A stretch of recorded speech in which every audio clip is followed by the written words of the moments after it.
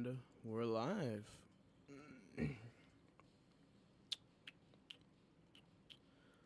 Welcome to the stream and back to endurance racing at Monza. So, we made the mistake yesterday twice that we didn't change drivers, so we've figured that out, and we're gonna try again. So make sure in for another hour at Monza. Green light, go, go, go. I don't want practice. I thought we skipped practice. I gotta redo it all? Oh, well, whatever. We should. Oh, here we go.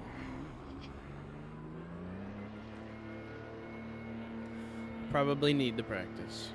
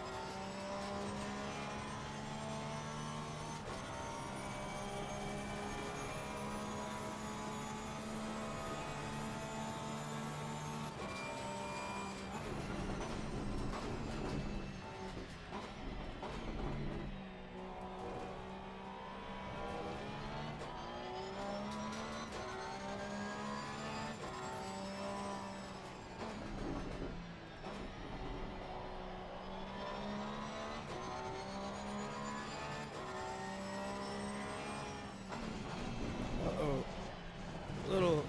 Little much.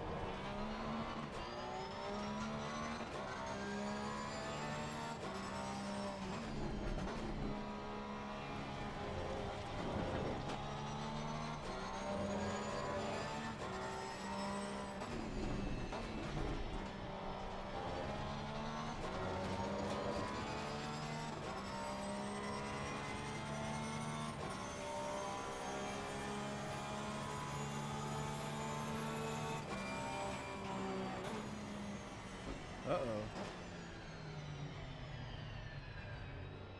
What happened down there? Oh, okay. Maybe the laptop just took a poop.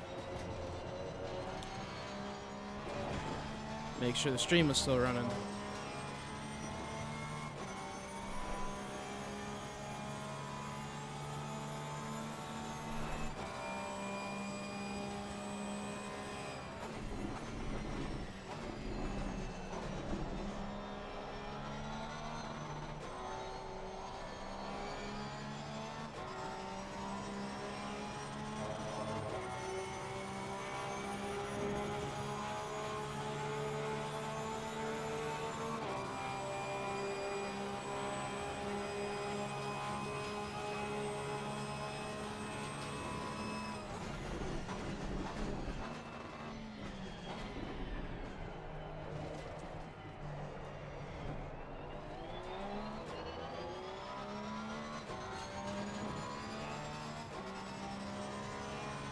Last lap of practice here.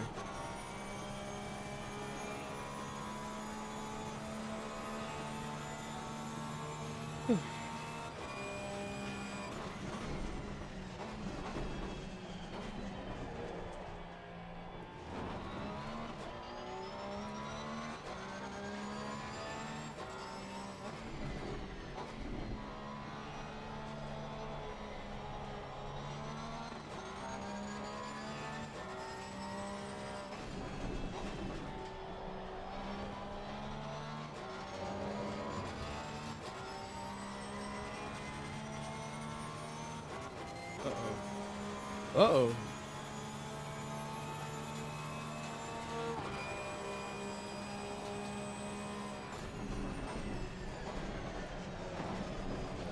Double uh-oh. Yeah.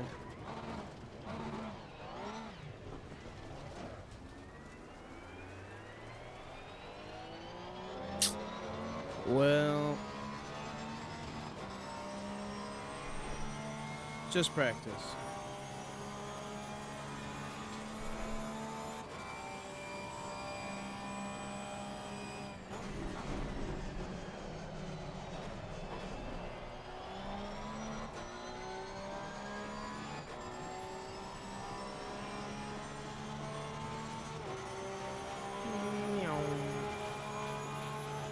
Session is now over. Right. It's probably a good thing we practice.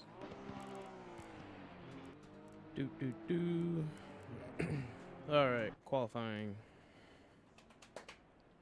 Now it matters. Now it matters a little bit.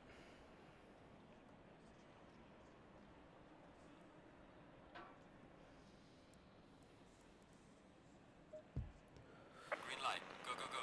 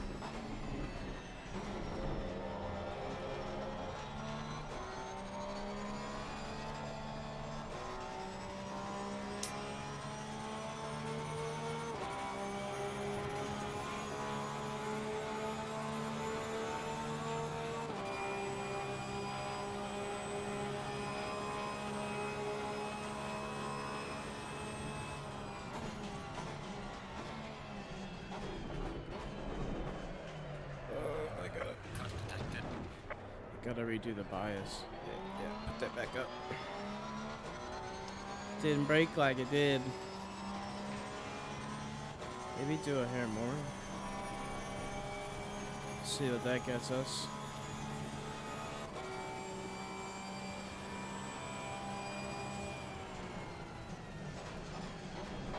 That's too much.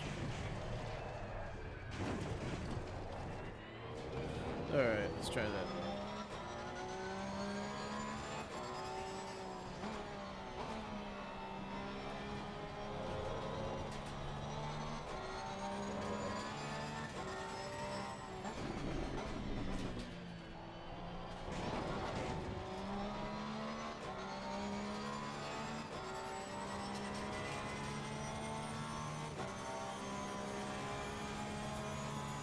Hey, what's up, Crash? Good morning.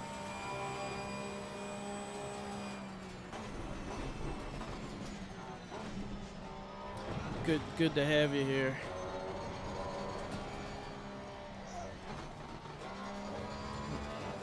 Yesterday was a nightmare, dude. We tried to do the endurance race in the career for the first time in Competizione, and I assumed because it auto changes your tires and refuels and does all that,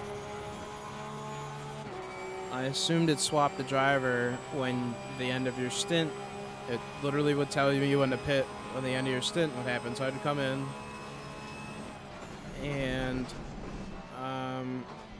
yeah, I got DQ'd after finishing first after 30 laps. And then on the second race, I was furious the whole time and started racing terribly. And I just quit after like 10 minutes left because I knew I wasn't going to get DQ'd because I didn't know how to swap drivers. So we've learned how to do that this morning. And we're going to try again. And hopefully we can qualify first again.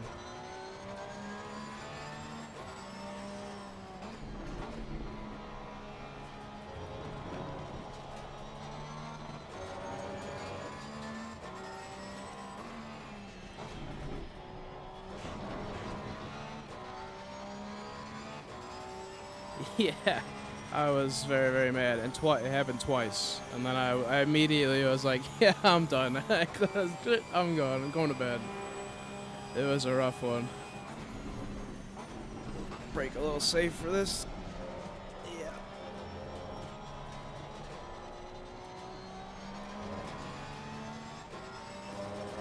Just need a lap here. I don't think we've gotten one yet. Nope.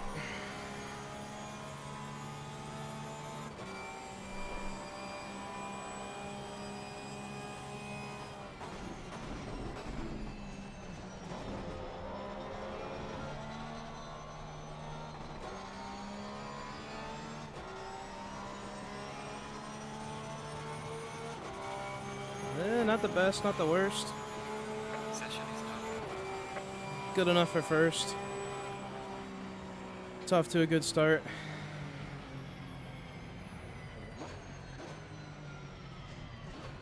Go ahead and end there. I don't feel like driving all the way around. We're gonna do that enough. All right, it was a 1:55.4. Good enough for 2 seconds ahead. Let's hit.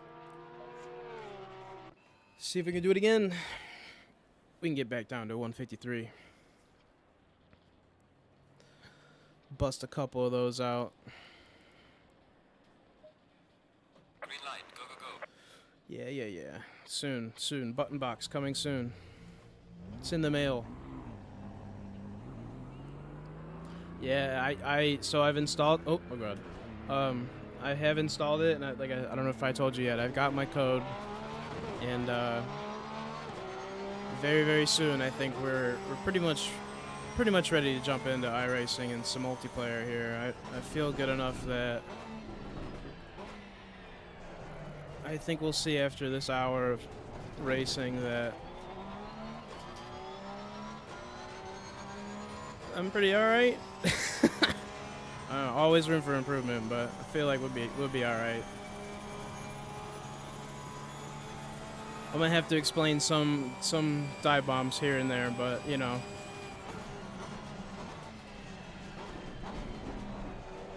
Just think, if you weren't in my way, it wouldn't be a dive bomb.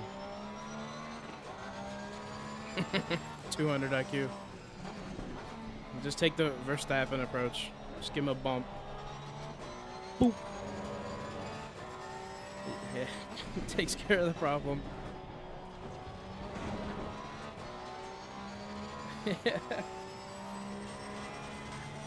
Yeah, I'm excited. Let's close our little pit. I figured, see, that was the main issue. I didn't know how to open the little pit window over here. And that caused me how to ruin a race. Or lose the race twice.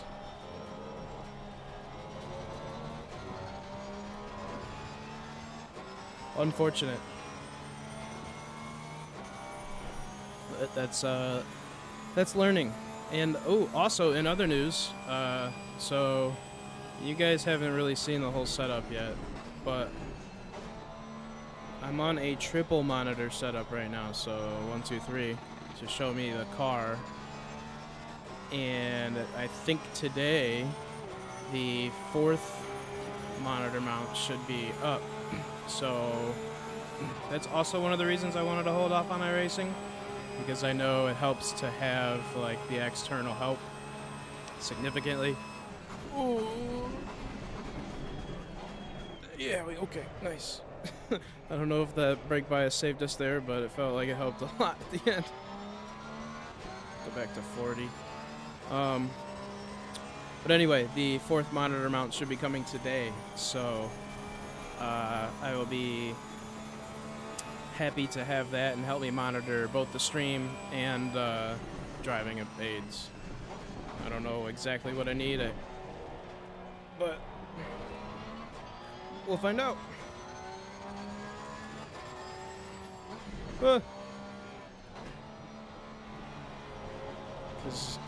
It's nice. I'm just running the stream manager off my laptop right now, so I have to keep looking down and like literally what would be in the passenger footwell. That's where stream chat is right now, which I'll manage. It's doable, and I'm happy to chat. But it will be right above me probably sooner than later, so that's gonna be a significant improvement, probably to my neck.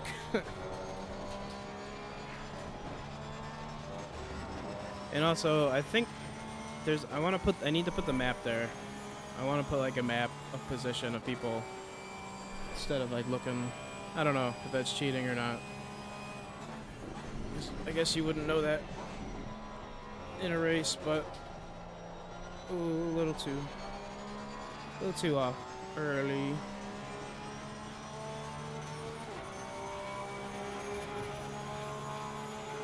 Race labs, okay. Nice, okay, so I need to look into race labs too.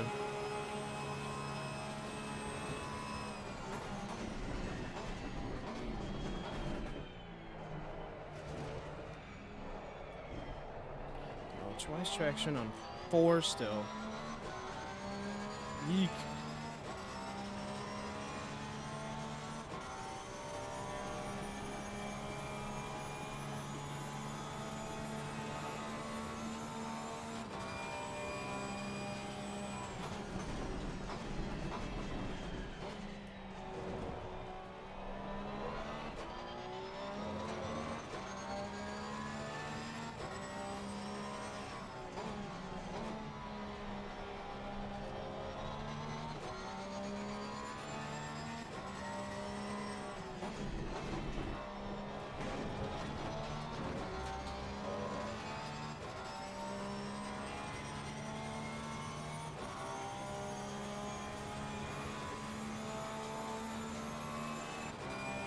Alright, we can do it.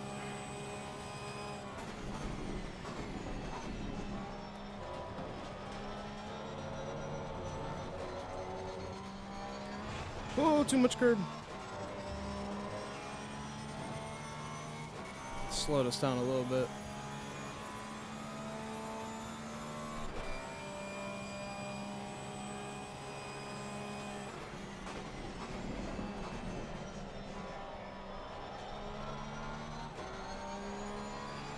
There we go.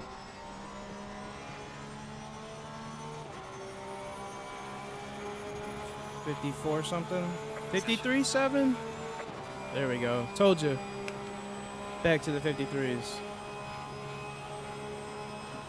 Just gotta remember to adjust that brake bias. It seems to help a lot.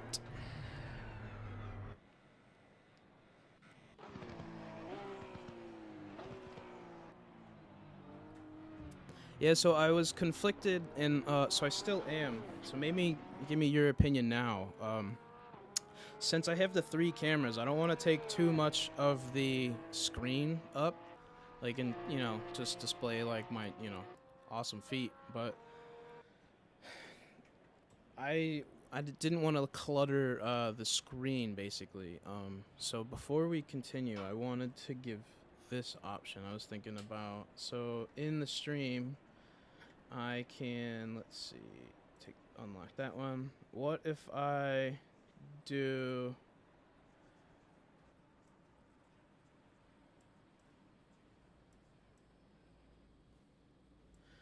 something like that? Is that, it'll take more of like the pillar up. I wonder if that's going to be any better for you. But like I said, I didn't want to clutter the screen with everything. And I know I do like the chat overlay on the screen because it's engaging. But let me know what you think of this. We're going to try it for this next qualifying, I guess, and see how that goes. And see if that makes a difference in better or worse. So yeah, so I think it's going to be a little less like intrusive over the screen, if that makes sense. Green light, go, go, go. So now that we're in the cockpit, it's like mostly going to just take up that A pillar, I think, right? Yeah, so I think that looks better. Oh, I gotta stop doing that.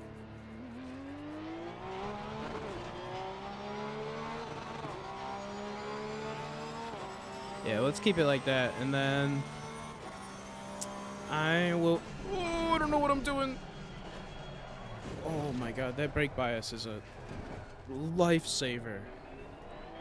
I'm glad I bound that one. All right. Whew.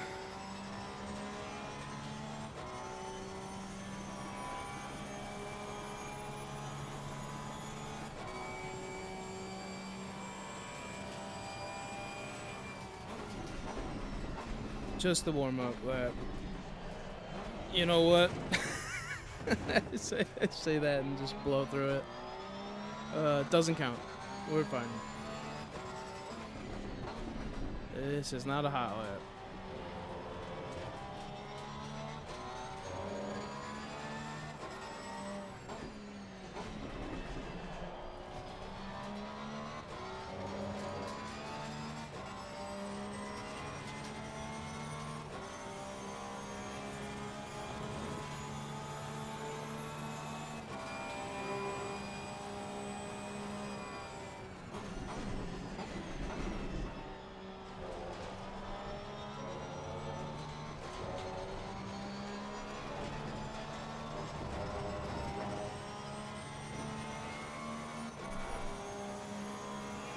Here we go, next one.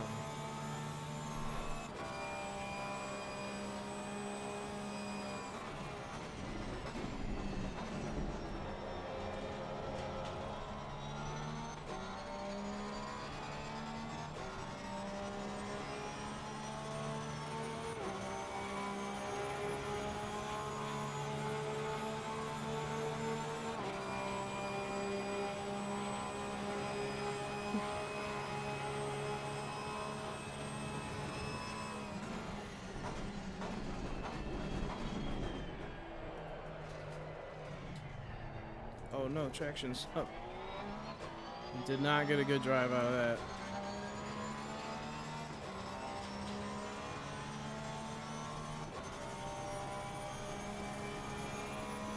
I just forget that it doesn't save our settings. I wonder if that's like my issue, or if just the game doesn't do that and you gotta do them every time.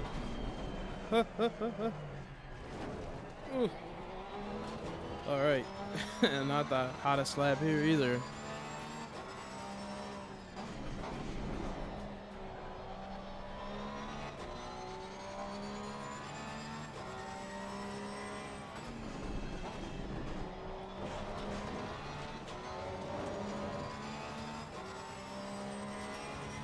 Get one more lap here.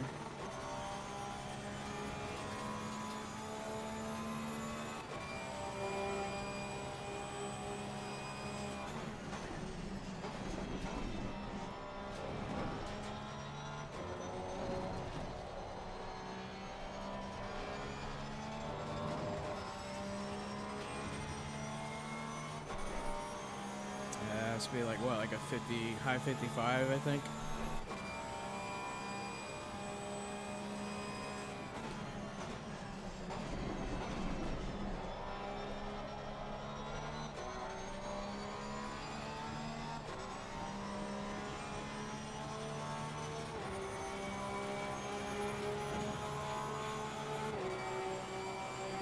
Mid 55. All right.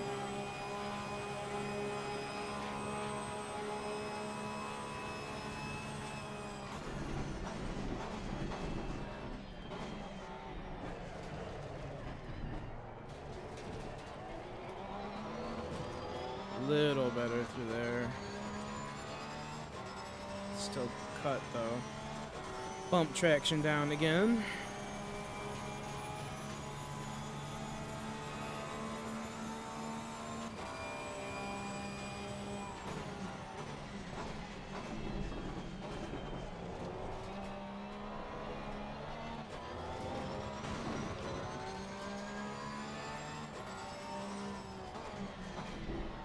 I gotta drive farther into there.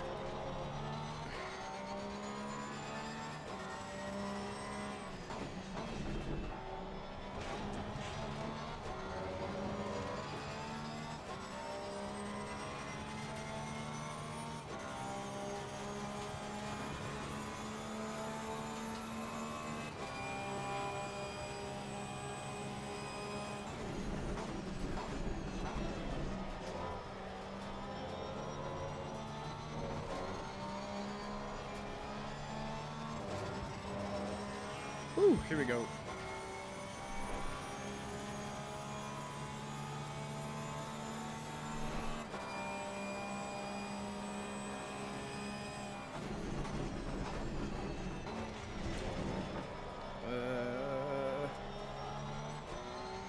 Yeah, not a good drive out.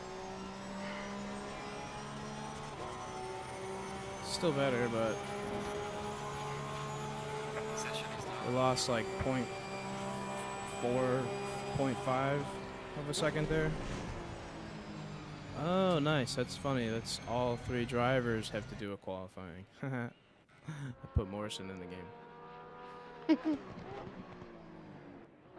That's funny. I see now. Starting to understand. So what was that? 55, 53, and a 54. Alright, let's see if we can do it for an hour straight. Oh.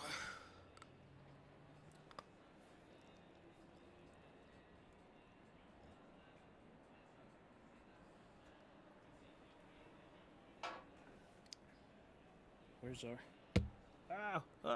hitting everything. Make sure that didn't throw the cameras out of whack. Looks like we're good.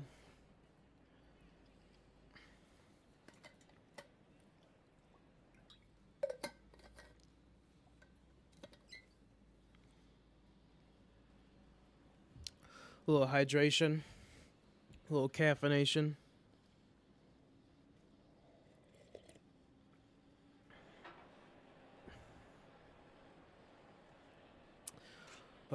All right. Let's check the rules here. 2 mandatory pit stops. 2 driver swaps. Tire changes.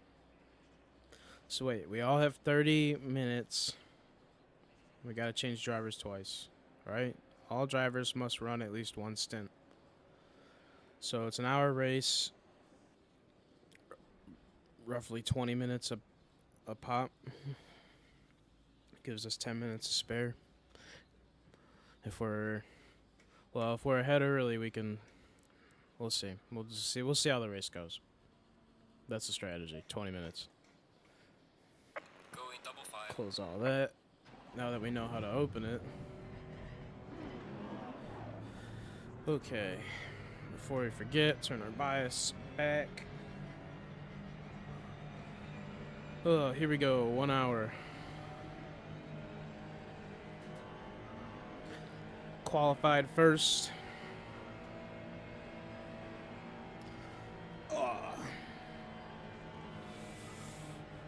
We can do it. Just gotta remember to swap drivers. Nice chill start here.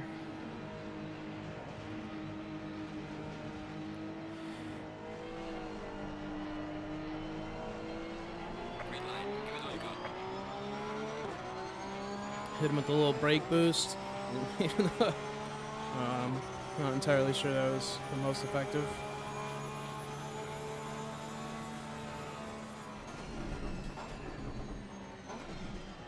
Car on the right. Yeah, I don't know why I'm taking it that slow. Ah! Friends, let's not all crash. Jesus. So he bumped me. I did slow down a little bit, but brakes were cold. They still are cold. See? Look. Whatever. This lap's a wash. Ugh.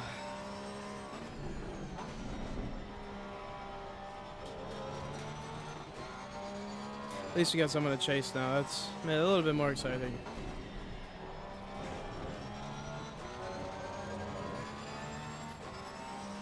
Yeah, cool. I got everything cold. He smacked into me. I don't know. I don't feel like that one was my fault. I'll take it, but I don't know.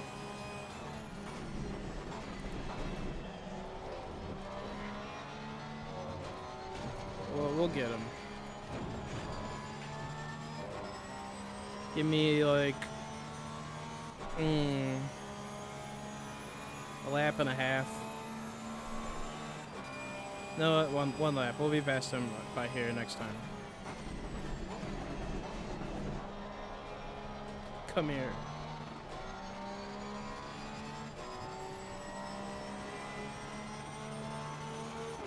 We're gonna get you.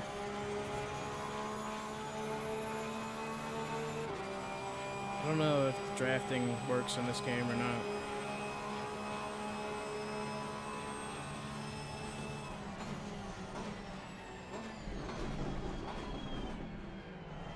Yeah, you slow down a lot.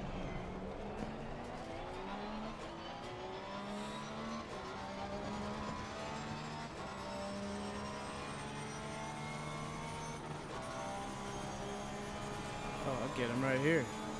Car on the right. Clear on the right.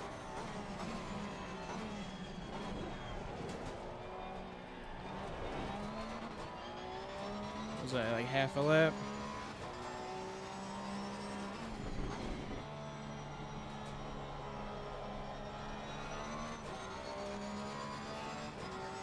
You gotta get that coffee in you.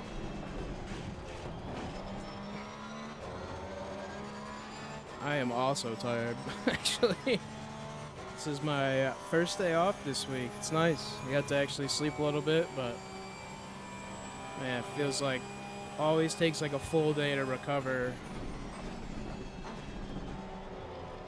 Like, sleep deprivation is a real thing. Nice. Yeah, it works just as good. We used to live off those in the body shop, man. Dudes would smash cases of them a day.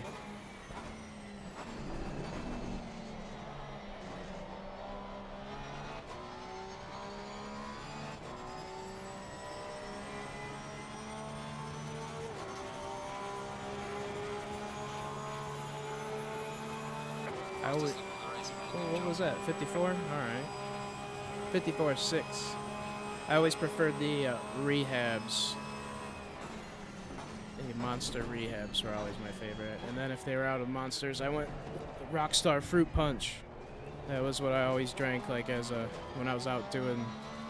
That was my cold weather drink, to be honest. Like snowboarding. If I had a Rockstar Fruit Punch, it was fine. Yeah, the yellow rehabs, man. I bought a case of them in high school, and yeah, I would say they melted my stomach, but yeah, I lived off those things for a couple years. It was very, very. I addicted to those rehabs. I like the yellow, and then the second best would be maybe the red, the Rojo.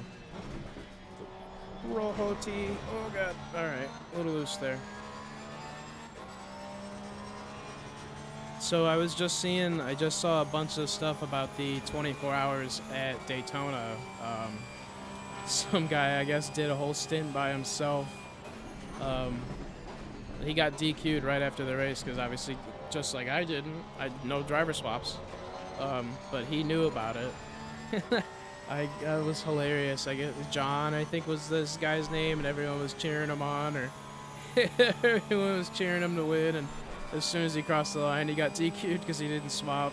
But 24 hours straight at Daytona is a wild feat. I mean, just even a couple hours is intense. Like, even if you split that up between 3 people, 24 hours is, 8-hour stints, 3 of you. So that's still serious work, and you'd get 30-second pit stop breaks here and there, but that's not even enough to hit the bathroom. Like, oh, little deep.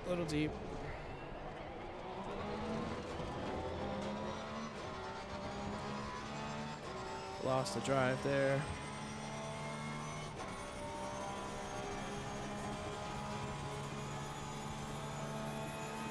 Yeah, like your eyes would strain for sure. Like, it already feels like I don't blink. I couldn't imagine for hours. You need some of them blue glasses or whatever, the gamer glasses that everyone was trying to sell some years back.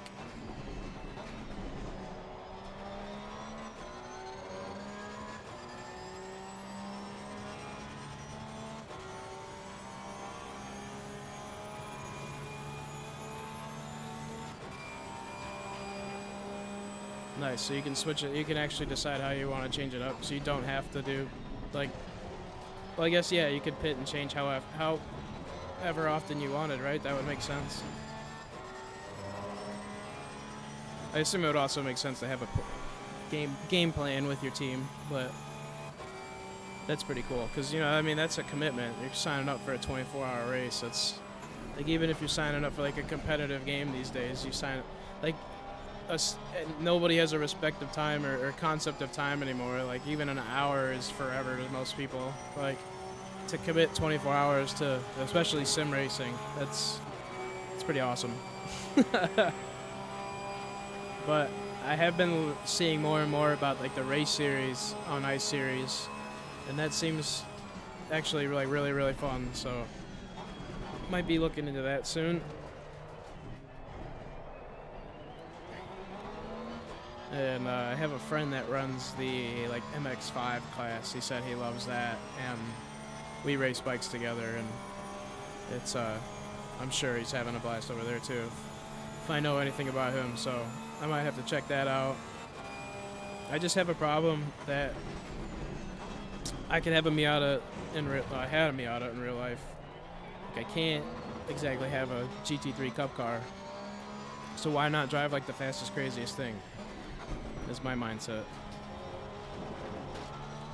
And then when you drive the slow stuff, you're like, oh, well, I mean, you'll definitely learn more about cars that have, like, there's something to that, but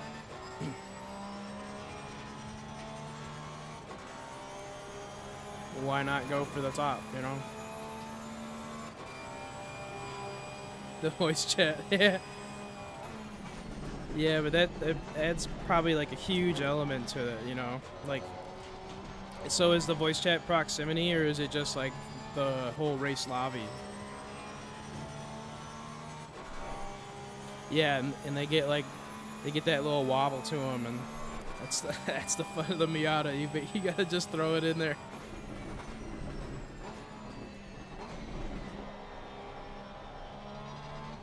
Nice, so it's the whole race lobby.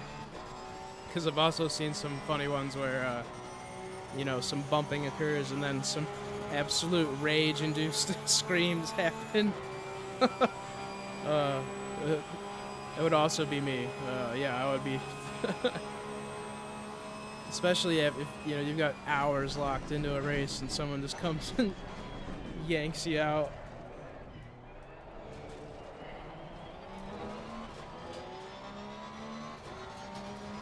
All right, a little better through there.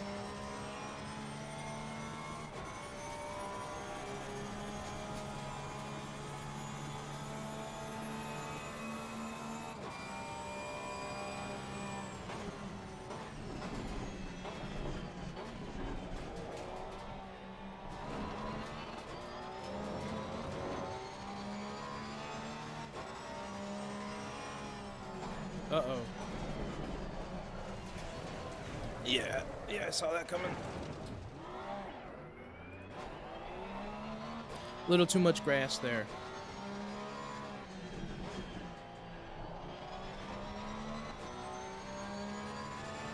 But we didn't spin out and lose like 40 seconds. That's huge.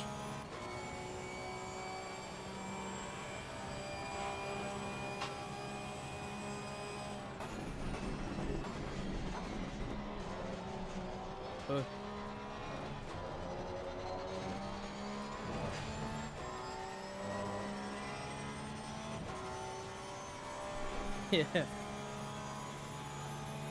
It's just a little smooch of the wall there.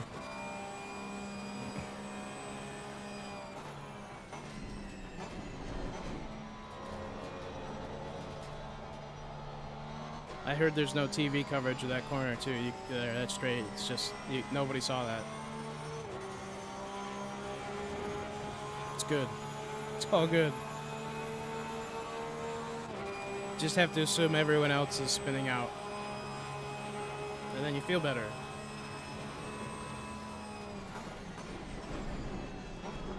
Oh god, oh god.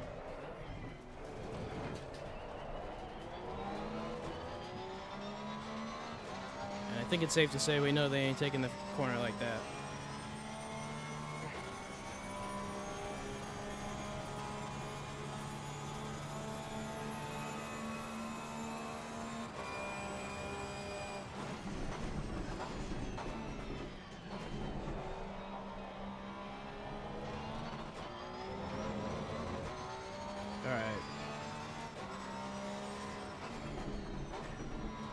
Let's just do a little maintenance here.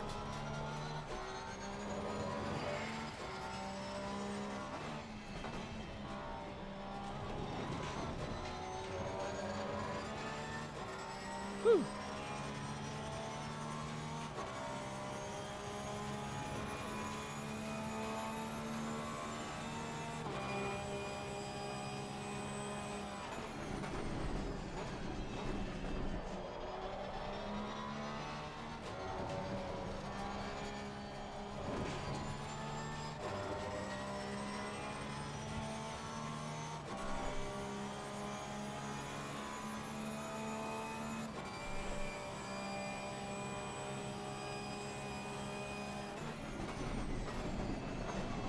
A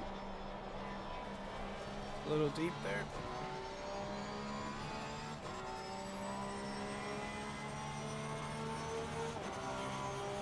Still faster. Fastest lap of the race. Great job. Not a 153 though.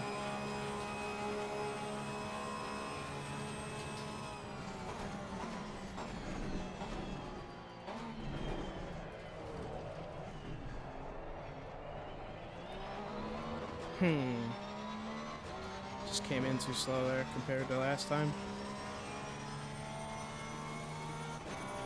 But you really gotta commit to that one. Don't know if it's worth locking it up there.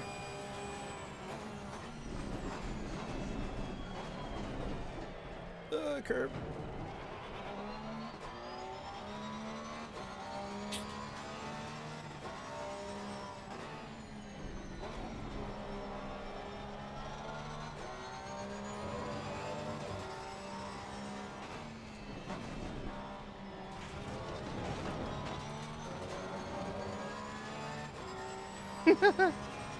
Yeah, I just gotta trust the brakes that I don't have to lock them up every time. The problem is when I know I can do it, that is when I screw it up the most. It's when I'm like, oh. That's when I'm like, oh, all right. It's like the Murphy's Law kicks in every time.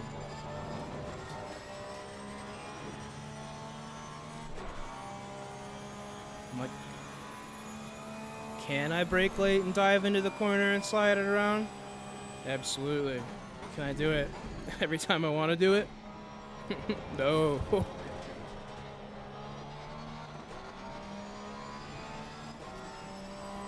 I guess that's why we're in single player still, right? Get a little bit more experience before we just dive on people, and because I'm assuming as soon as you get rid of the PCs, I mean, more people will be at a closer pace, and it would be a closer race with more interesting events occurring. Not that this is boring, but there's kind of really no action for the most part when you just qualify better and then do better. I assume the human element will add a lot more to the table. For the better, for the worse. Oh, it's deep, that's deep. Yeah. Slow down.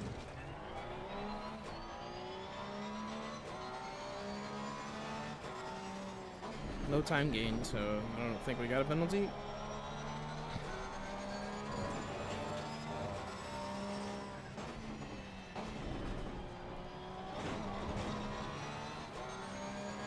So not so good. Coming up on the pit window anyway here. If we want to do 20 minutes per driver. And like, only problem is we don't really have a crazy lead.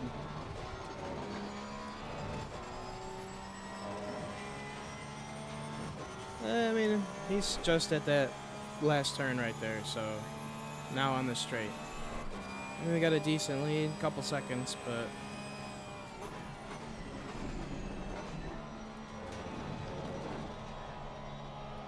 let's see what we can do in 2 minutes. So this is this lap and then pit on the next.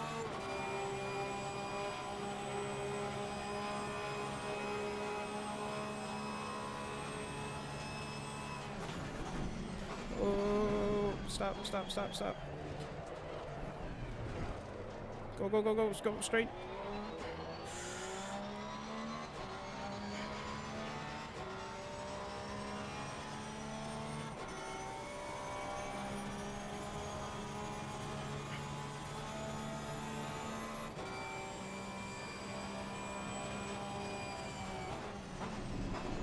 Let's make sure we hit this one.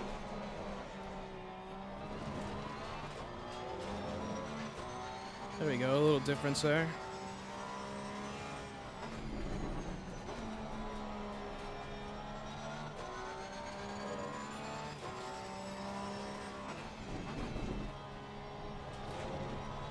Hey. Let's run it. Looks like we're about to lap somebody.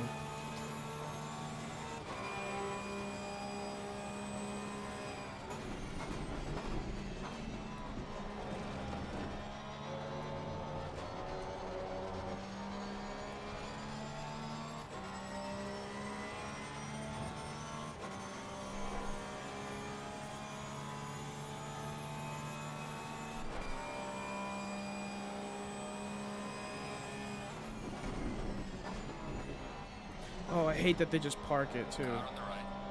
Clear on the right. That one wasn't that bad, but man, they put it in the worst spots. When they get blue flag, they just right in your way. There's the 153. Now he can pit in.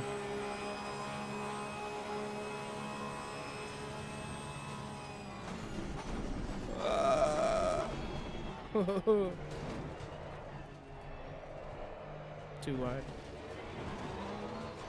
Too wide. Got on it too early.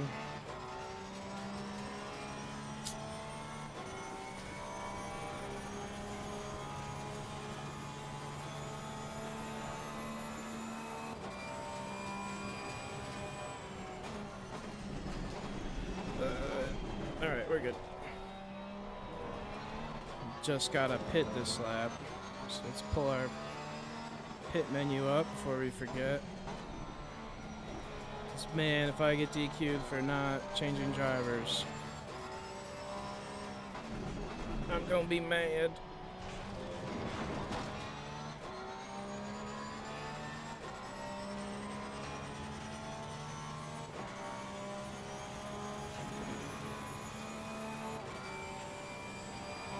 Go ahead and change. Alright, we're good.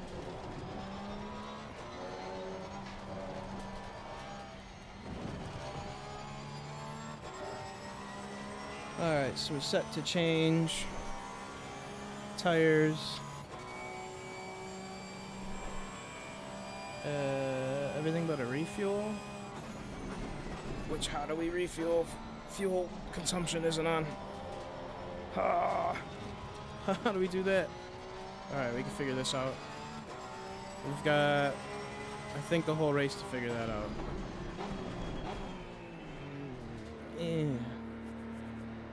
Okay, so how do we refuel? Hit fuel to add. Okay, we got fuel. Sorry. Alright, we're adding fuel. Just a couple gallons. Because, I don't know if that'll affect the weight or not. Alright, yeah, turn off. At least we didn't take his knees out this time.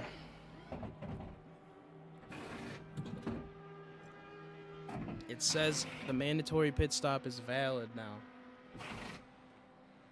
I think we might have figured it out.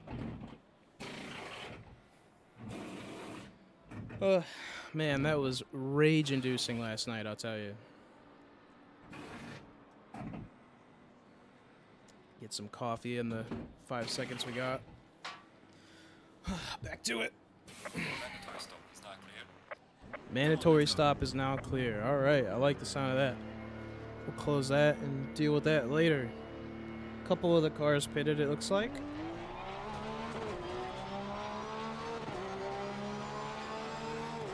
So, we should be good. Yeah, look, we got more fuel now.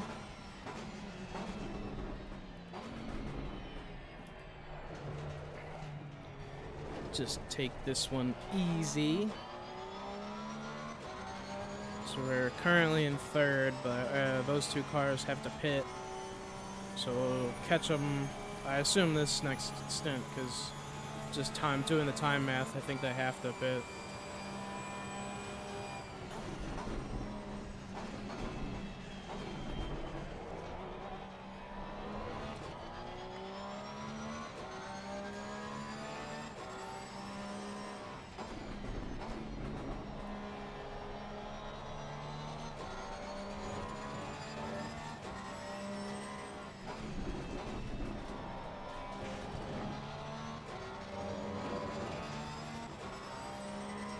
Uh-oh.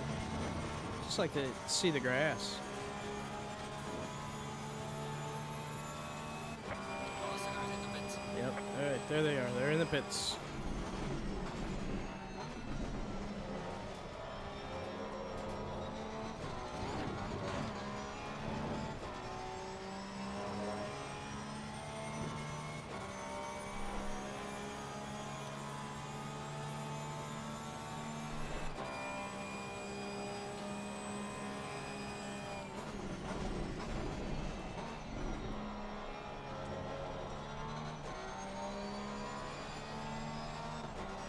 Hey.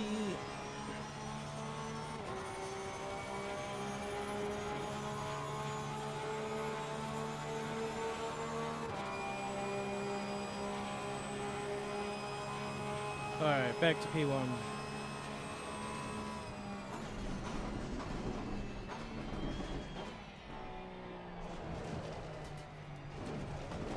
So I assume our bias and yeah, everything's the same.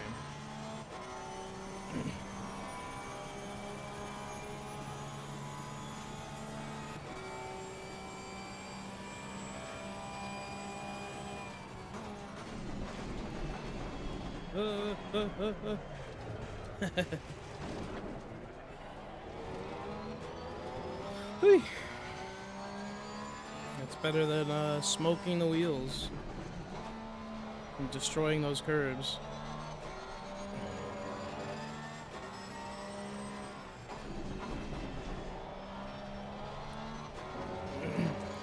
Next lap it is then. You gotta get that 153. So far we're at a 153.8 is our best.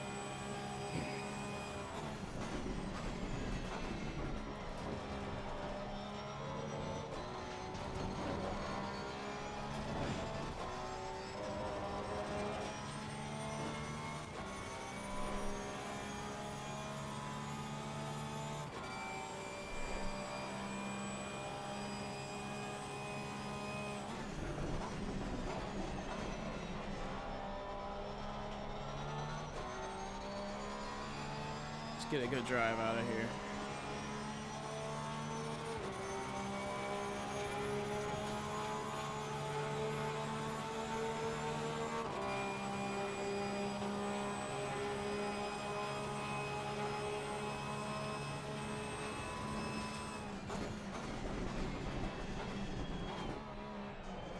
Oh yeah, yeah.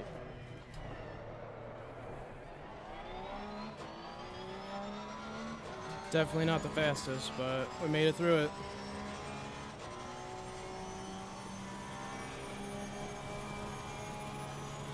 Just gotta make sure we brake for this corner, so maybe at like the one.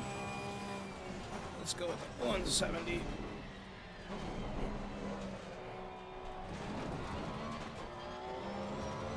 Still a little too much curb.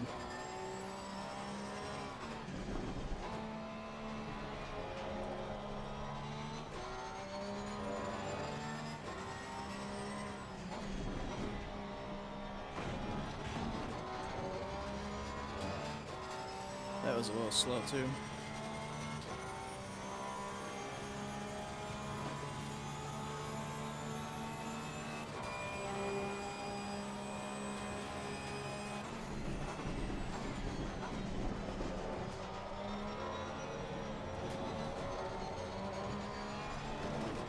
There we go. That might have made up for it, as long as we don't blow in this last corner here.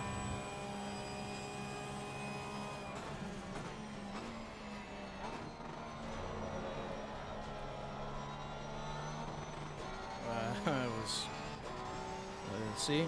As long as we don't do it, and then I'll do that exact thing. 53.9.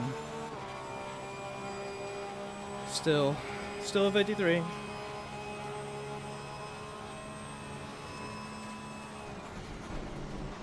Oh, yeah, that was, yeah, I knew that was a, yeah. If you're gonna brake that late, you gotta stay left and then turn in later. Huh. You see, I know these things, but it's usually only after.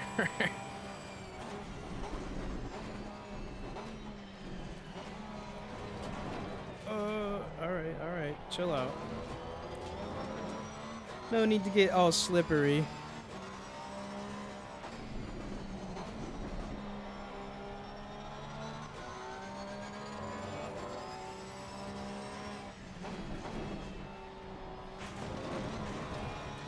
big cut.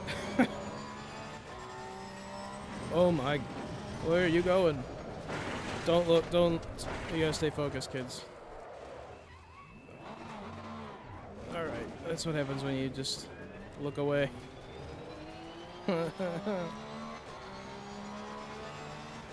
Don't stream and drive. It's dangerous.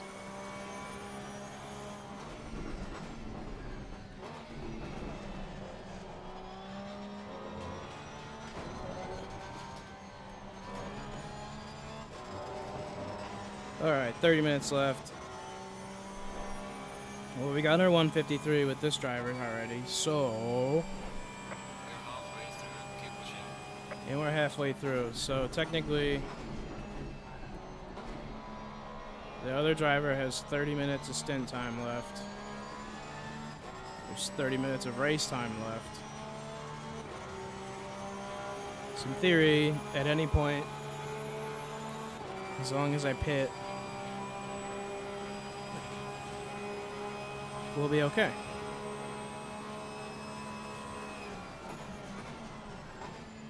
Let's go ahead and...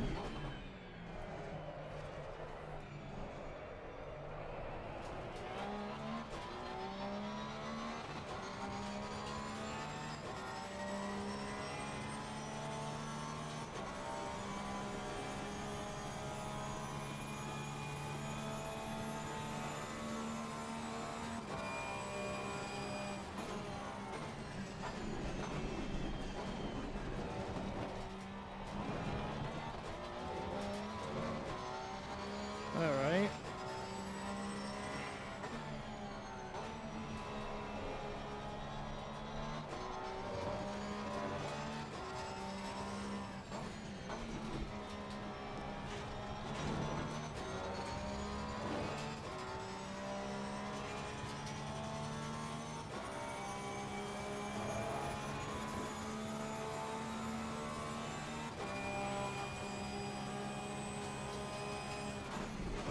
Okay.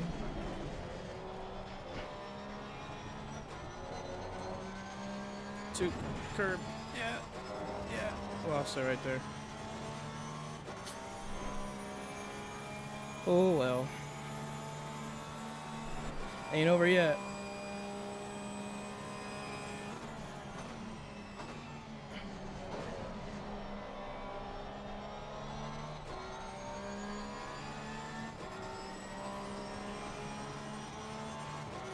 Let's go. Come on. Drive. 153.8. 865. We're off by 0.03 from our personal best. Too much steering. Okay. Thank you. As I immediately bosh the next one. I guess we're still clean. We didn't cut, right? So we're only... Maybe we can make up half a second and do it again. How? I don't know. Not like this. Yeah, not like that.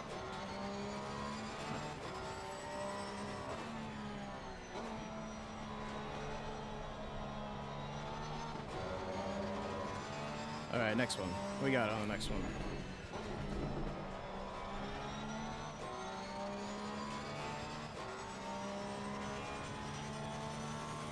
And we are approaching pit time. Let's see, I think do one more hot lap.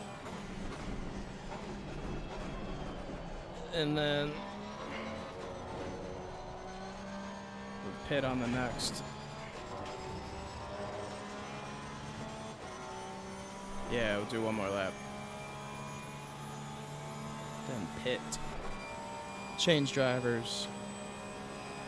Add some fuel. I wonder if the fuel weight is actually making a difference.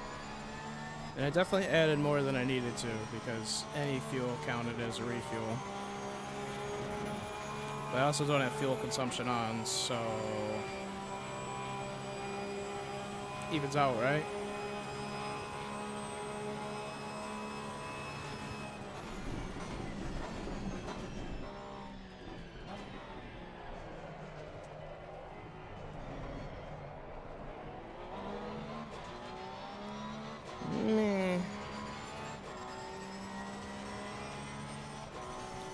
clean, slow, but clean. Which I guess this far in first is all we truly need, but where's the fun in that?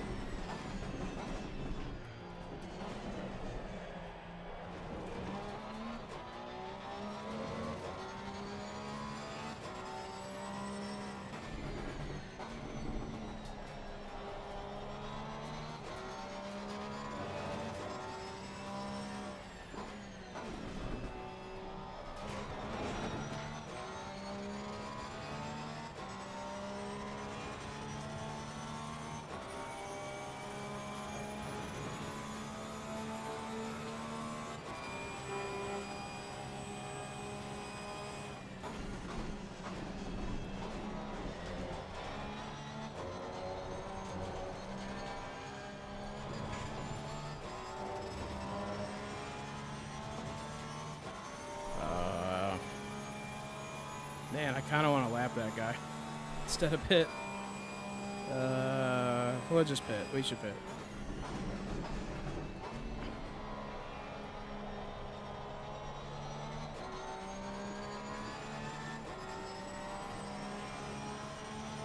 I lied. I totally lied.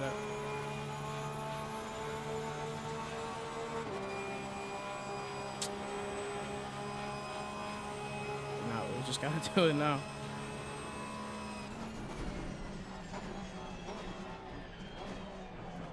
Oh, hello. Oh, what are you? What I mean? They just parked it. Literally, just stopped. He just stopped. Oh, I should have pitted. Oh, that's funny. That was worth it. You know what?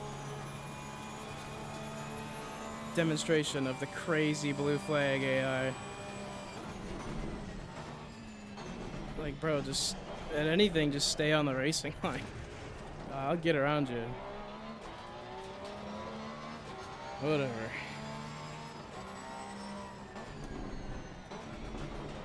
I did catch him at like the worst timing. I could have just spaced it out, but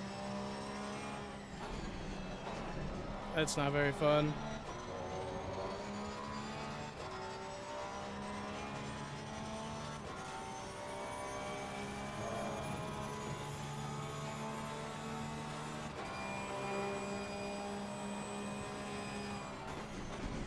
Now we pit for sure.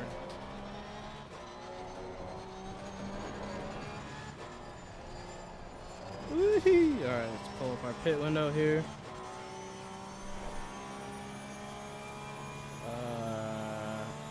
Right, we gotta change. Oh no. Oh god. We're gonna have time in pit lane to mess around. Hold on. Just get to pit lane.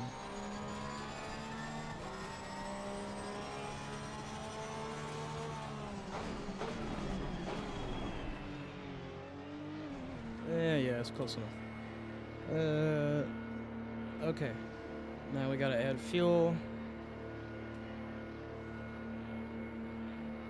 Valid. Alright.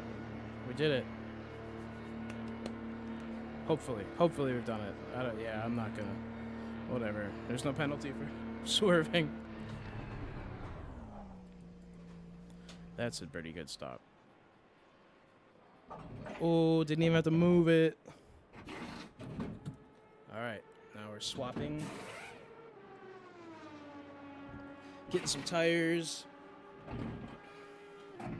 Swapping drivers, hopefully hitting the second mandatory pit stop.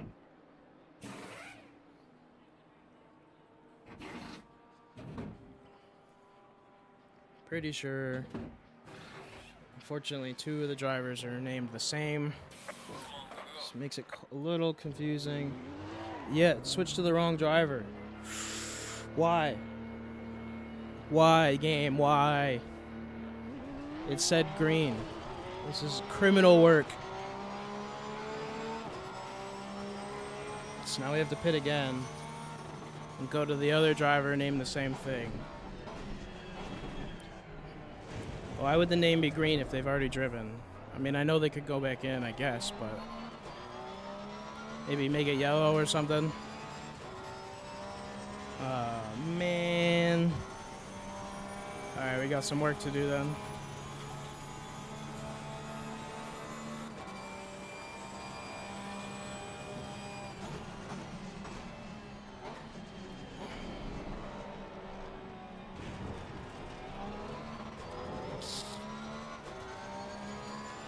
Wasn't entirely sure if that was... Yeah, I guess nobody's gonna be blue flagged here.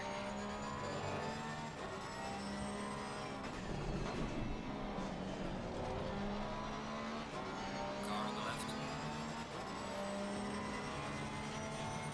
Clear on the left. Alright, there's 6th. So they still have to pit. But we're gonna have to pit again as well. Oh, it's too much. Yeah, okay. No race math. Just drive. Just drive. So, wait, back to race math. We still need to change drivers to make this a real race and not get qualified, which I swear to God.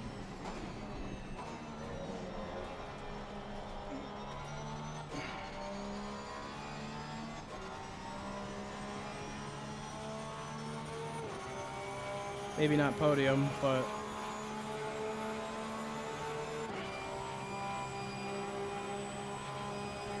I need to edit my race team to change the driver names. That's self-sabotage. And he's only got 6 minutes left, so we've got to go soon. Just trying to see if we can catch another place here.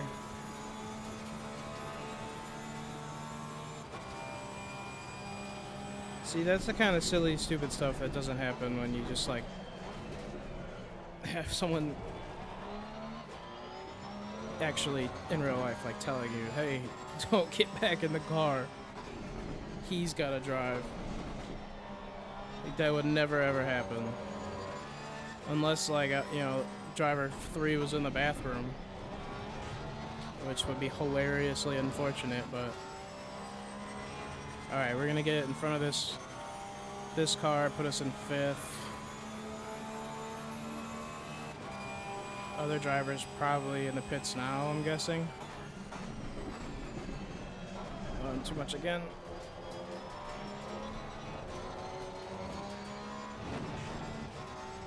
Alright, well there's... See another car way up there.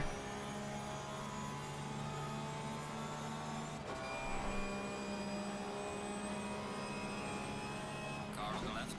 Clear on the left.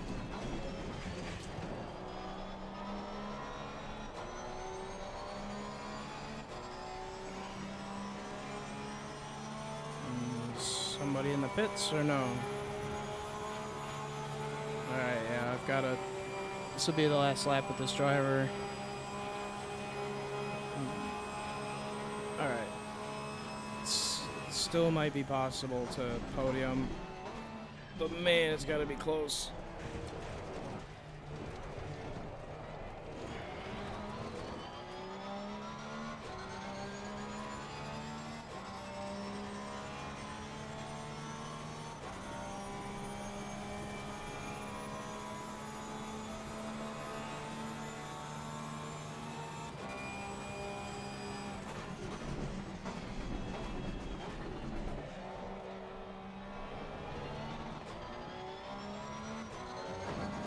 We could catch that car. We could do it.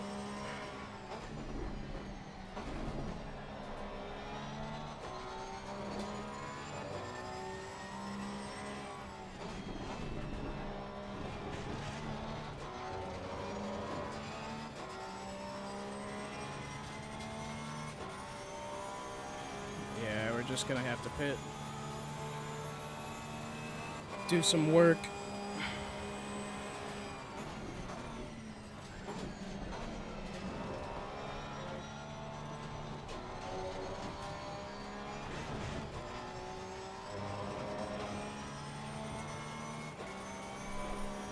Yeah, I guess I could just keep going, but this driver's got one more lap in him.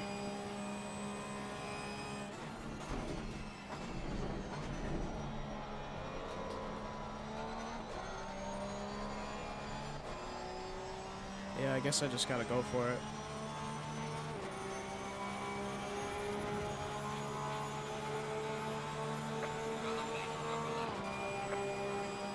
Yeah, we gotta go for it. We'll just pit on this lap.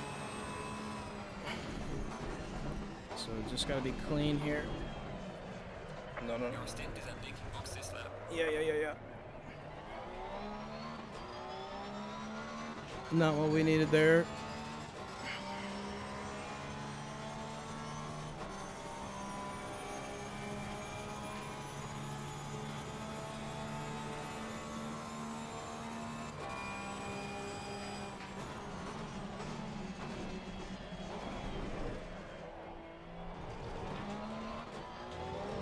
Come here, car.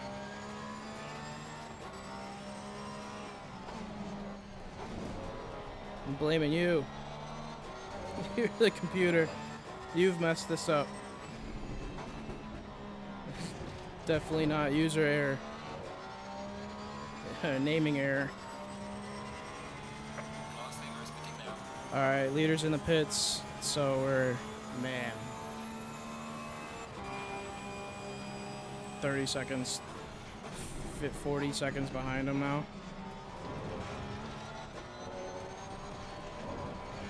So we gotta still pit. So I gotta see if I have to change tires, because I've already changed them. So I wonder if I can just swap drivers. Car on the left. Leader on the left. Get out of here, bud. Get. That's your fault. I don't care at this point. I've got work to do. Yeah, there's no limit. Whatever. Okay, so can we just not change tires? Can we just change drivers? Yeah, okay. I think we just got it to a driver change, but I'm interested to see if it'll still take 30 seconds or not. There's a chance it doesn't. Probably takes 30 seconds.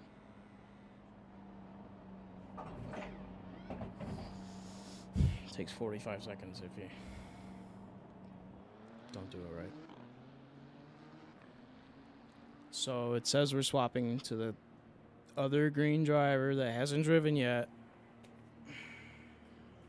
But now we're severely behind in the race. In fourth, but yeah, not where we wanted to be. Come on, go. Alright, we are now on the last driver. And we got passed in the pits. So I think that's mandatory pits done, and we should be good. Alright. Let's podium. I'll take a podium. What are you gonna do, man? Why are you just stopped? Car on the right. Clear on the right. Get out of here. Last leader is in the pits. Leaders in the pits again. Okay, so that'll give us... Yeah, we'll be around like the back straight when he gets out. It's still a lot of work. Stop it. Yeah, that ain't it. That's not how we're gonna do the work either. Not like this. Not like this. I hit the button. Jesus, buddy. I'm sorry. Yeah, you take the position. Put traction on. Why? There's a slow car behind. So stupid. Oh, man. First the driver not swapping. Again. This should have been a first place finish.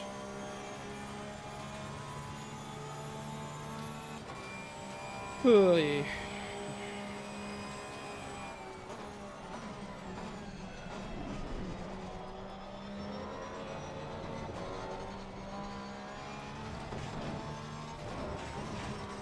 Yep. The lap is already kaput. That's fine.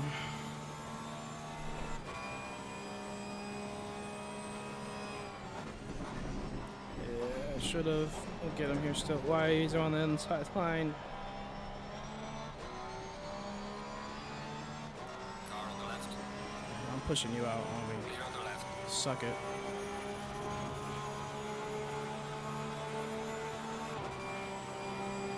Alright. Got 10 minutes to put some serious work in here.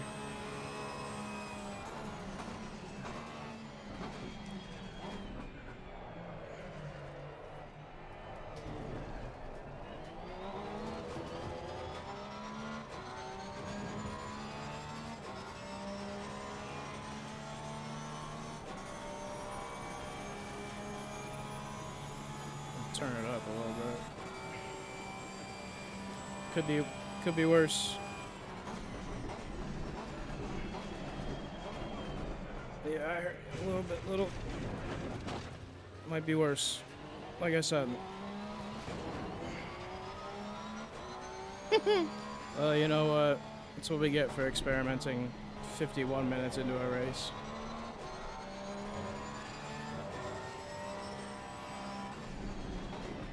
Car on the left. Clear on the left. Car on the left. Clear on the left.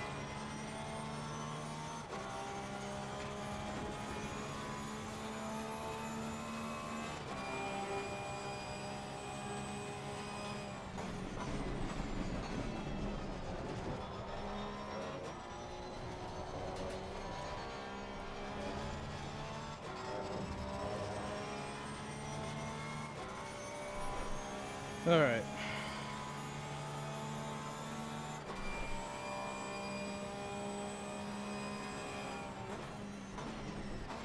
Let's just go back to clean 153s here.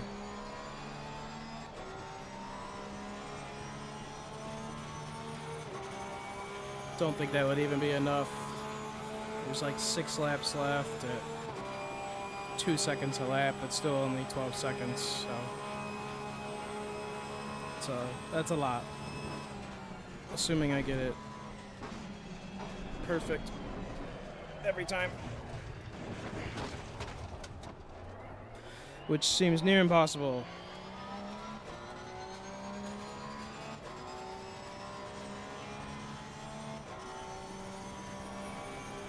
Still just mad about the driver swap.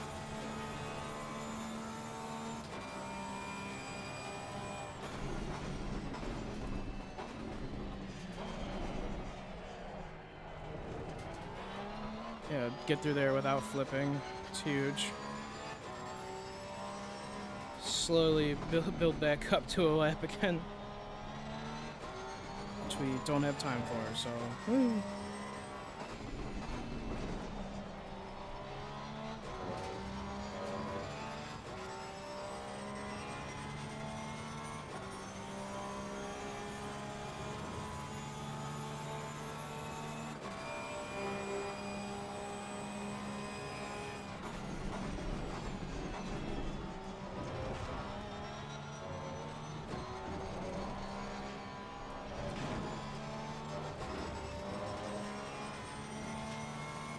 Alright, see at least one car at the end of this straight, so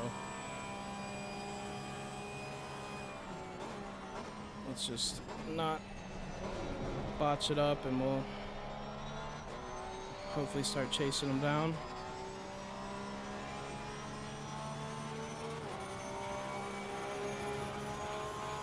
Yeah, it's still far away.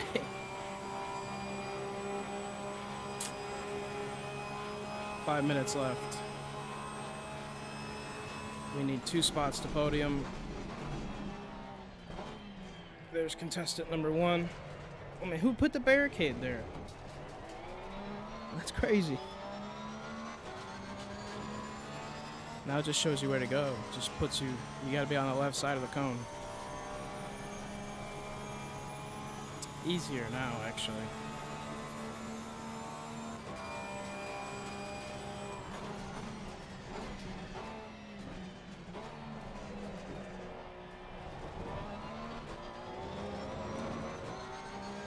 Come here.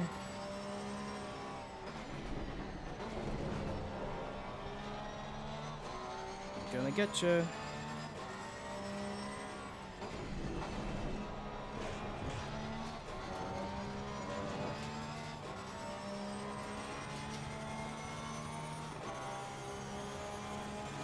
Wait, that'll put us in third right there. That's third. That's P3.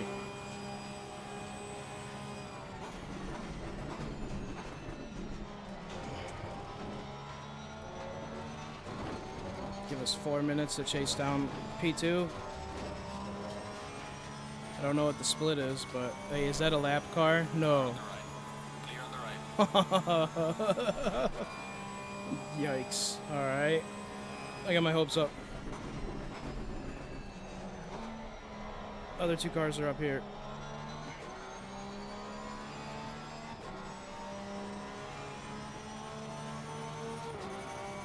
Way up there. So 153, barely, but hey. Some work to do.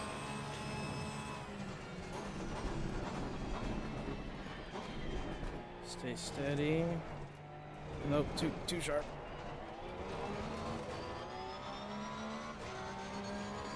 Not the worst.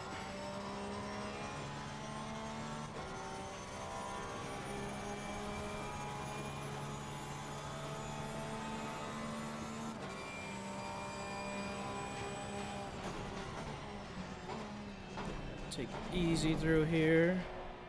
Nice and smooth. Drive in here. Well, not quite. Drive out.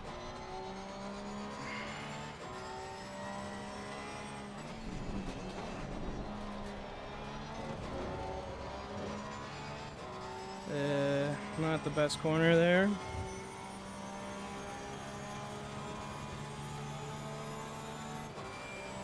There's gotta be some cars soon.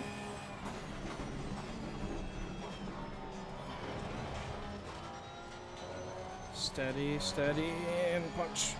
Punch it! Alright, see a car. He's... Alright, we can... I think that's P3.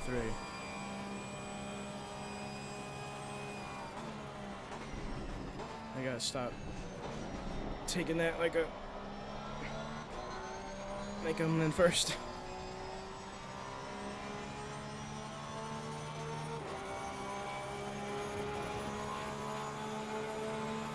.7. That's what I need. Just a couple 153s. We got what, 2 laps left.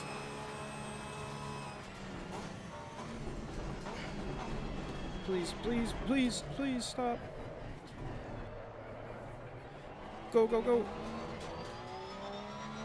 All right.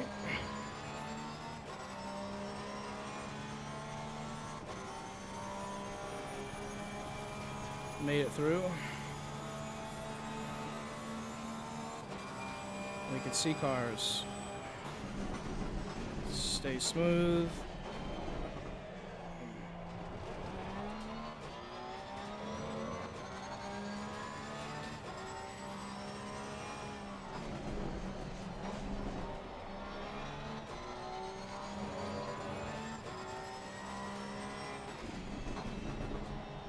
Oh, too much, too much. Okay, leader's on the final lap now. Give it what you can. Leader just crossed the final lap, so there ain't no way we're gonna make that much time up. I think that's P3. So we're gonna go for that. And if it's not, I get it. The extra pit stop really screwed me. Yeah, this isn't even P3, I don't think. I think this is another lapping customer. Yep.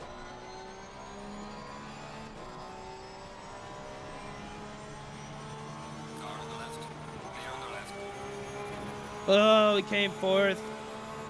Man, if we're like 32 seconds behind, 35 seconds, That's the entire pit stop accounted for.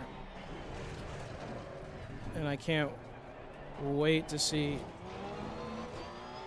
the difference times, because I guess it was my error, but at least now I know I'm not restarting this one. Fourth is fine. We can't win them all, but so stupid. We should have absolutely changed to the right drivers like it said it was doing. Whatever. No penalty. Yeah, that's right.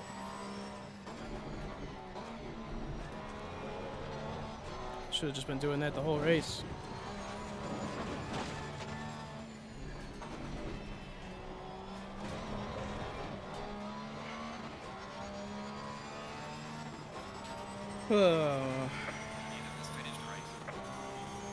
So yeah, let's see.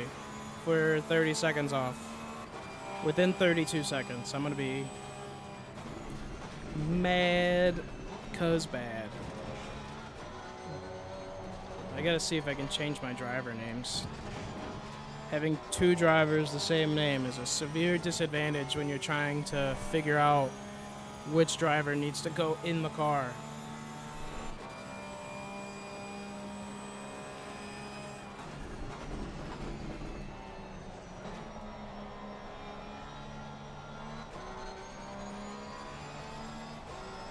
A little wide. Oh, look at that! That's neat. Should have been for me, but that's neat. Oh, they got it down here too. 31 seconds. Absolute. Oh, man. Crazy. Whatever.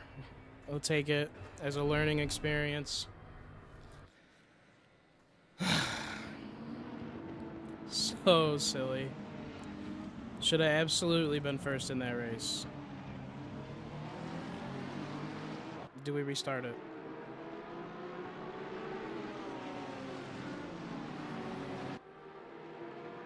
Yeah, almost. We almost made the podium. Welcome to the stream, man. Thanks for joining us. We are currently debating if I should restart that because rather new to endurance racing, and yesterday I raged out because I didn't know I was responsible for changing drivers. The game changes your tires and everything else for you. I guess it doesn't add fuel, which we've learned today as well. But I thought it changed drivers, so do I restart to go for first? Because without that extra pit stop, we definitely would have smoked them. But then we have to do another hour of Monza, which is fine, but I don't know. Do we continue or do we stay?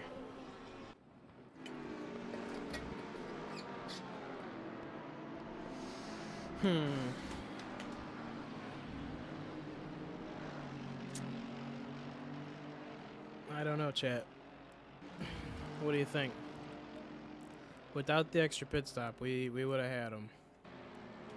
But we could go see a different track and settle for fourth and get off Monza, which, yeah, it's a full AI endurance. This is the career from Assetto Corsa. So you know what? We'll just continue. It's single player. It doesn't matter anyway. So the only thing I'm scared of. Okay, Silverstone. All right, let's change tracks here. So yes, we are. Let's do some.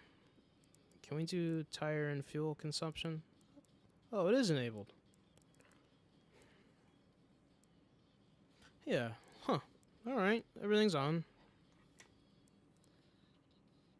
Yeah. So this was. I made a deal. I didn't want to join multiplayer yet because, I don't know. I'm rather new to sim racing, and I was concerned about smashing into everybody. We are proving that we're getting to the point where I think we're about ready to join in, but it also depends on the track and the car.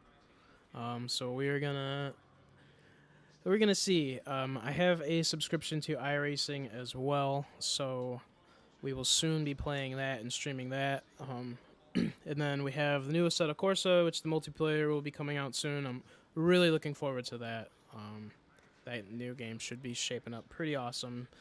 I'm going to wait to play it again until another patch comes out because it's a little buggy and it's just not optimized great and it doesn't make me feel good. Green light, green light. So Go, go, go. we're going to go ahead and stick with the older games, get some more drive time in, close our little pit menu. You know what?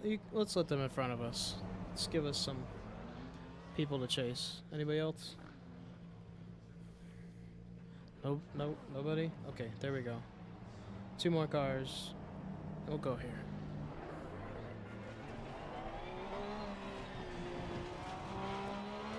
So, 5-minute practice session, 3 qualifiers, then the endurance race, which I'm hoping isn't actually 3 hours.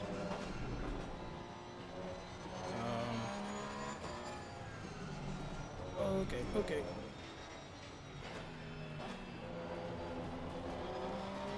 It's been a while since I've been here. Let's see if we can get our bearings straight. Clear on the left.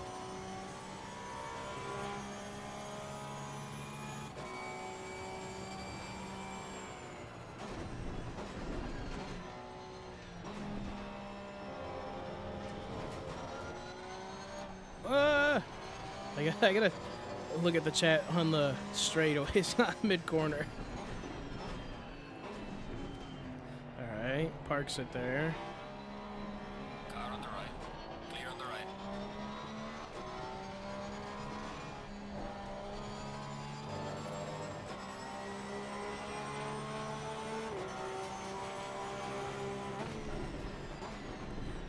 right. So I actually do not have a lot of seat time in Assetto Corsa 1.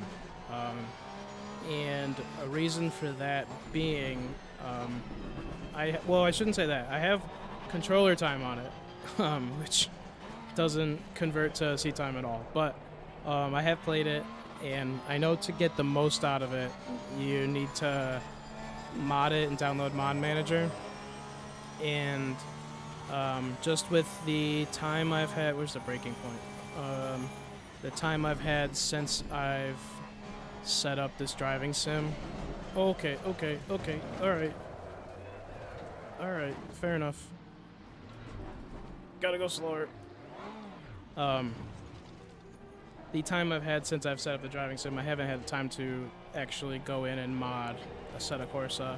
And not that it's unplayable in its vanilla form, but I think it's agreeable that it's much better with mods. So I just haven't had the free time to really get into it, but I need to. And I was debating with Assetto Corsa coming out, or Evo, sorry. Evo coming out. Like, should I even bother getting back into it? I know it's going to take a while for the mods to develop for Evo, but with the... Jeez, that's a huge curb. Alright.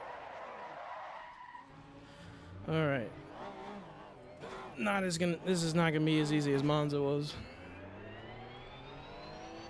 Yeah, just between work,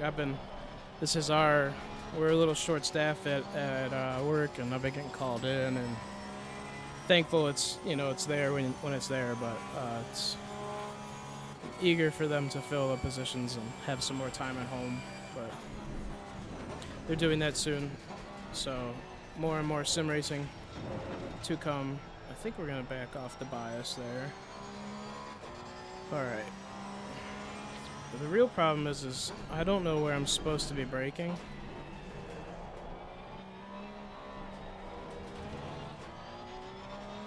And that's an issue.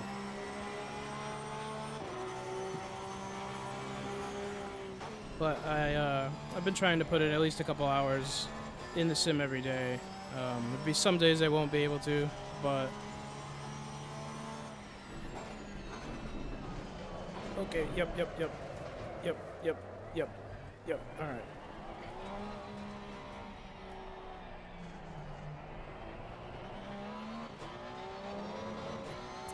I'm pretty sure we're not going to be qualifying first on this lap.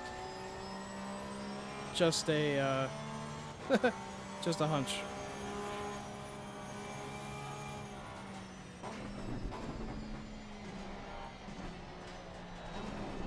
Yeah, that Titan's crazy. That radius just... Alright. That's why we're in practice, right? So that's pit lane. That's going to be important to know as well. Session is now over. Thank you, thank you. So I had a long story short, as a kid I had the Logitech G29, and while it was awesome, I loved it as a kid, and then I don't know for whatever reason I stopped using it, and grew out of it, or I stopped playing racing games for a minute, or whatever, life. I always wanted a real sim like I have now, and it's always been a huge goal for me. And for years now, I've talked myself out of it almost every winter, and I finally had the opportunity to do it, and in my opinion, do it right. After building and buying everything, I learned that maybe I didn't get the top tier of everything, but not that I wanted the top tier and could afford the top tier. This is a very dauntingly financial hobby, but I'm very, very happy. This is the Fanatec, DD Plus, and I'm so happy I went with it, and it's been nothing but amazing. And I kind of tried to go everything.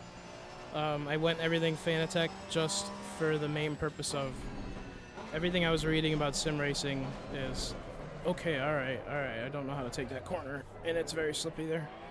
I didn't want a lot of connectivity issues, and I was worried that with this brand wheel and this shifter and these pedals from different companies that I'd have to run 5 different softwares and just overcomplicate things to get it to work. And I still have problems here and there, which I think is unavoidable. All right, that's the decreasing radius turn. Here and there, but it's been honestly pretty hop in and drive setup, and I've been super happy about that. And this has been the best. Where's the pit? Okay, the limiter's right there. All right, might as well drive it in. Yeah, I think they really did do a great job in the newer stuff they've released. Not that the old stuff was bad, but the technology's getting to the point where they're really good. But there's a lot of stuff in that, like, I don't know, it's like 1,000 US price point. Like, that was a little far. There's a lot of competitive things and a lot of cheaper things that can do a really good job. So, but yeah, keeping it all in one ecosystem was important to me, just because I wanted the least amount of issues possible. And I really wanted to run VR at some point, but again, I think I've talked myself out of it just because it's more setup and hassle than it's really worth sometimes. So we have to settle for this, unfortunately. The triples, though, are phenomenal, and they're aligned pretty good. Like, I'd say 95%, 98%, not 100%. There's still some gaps and some differences, but I have to pull everything off and lower and redo everything anyway with different face amounts. So just gonna wait and do that relatively soon. Once everything gets here, we're still waiting for a couple things, but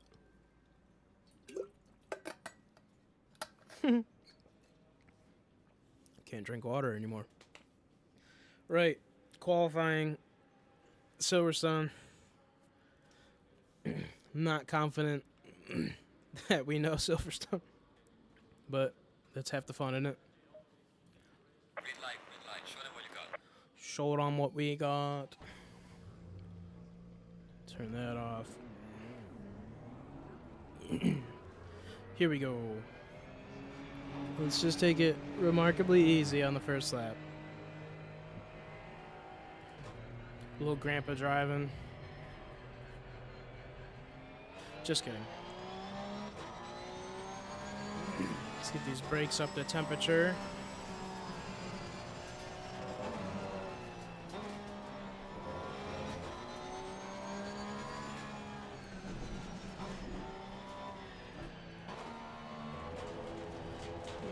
Definitely not first.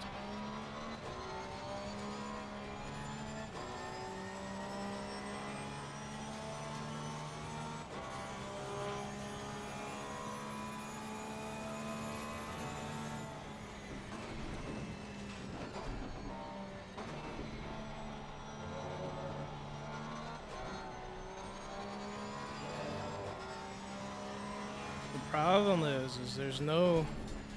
I really am a fan of my braking markers that tell me my distance.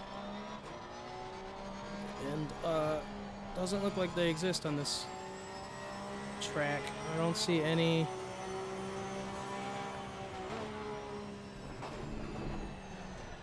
I think the turn that I suck at's coming up. Let's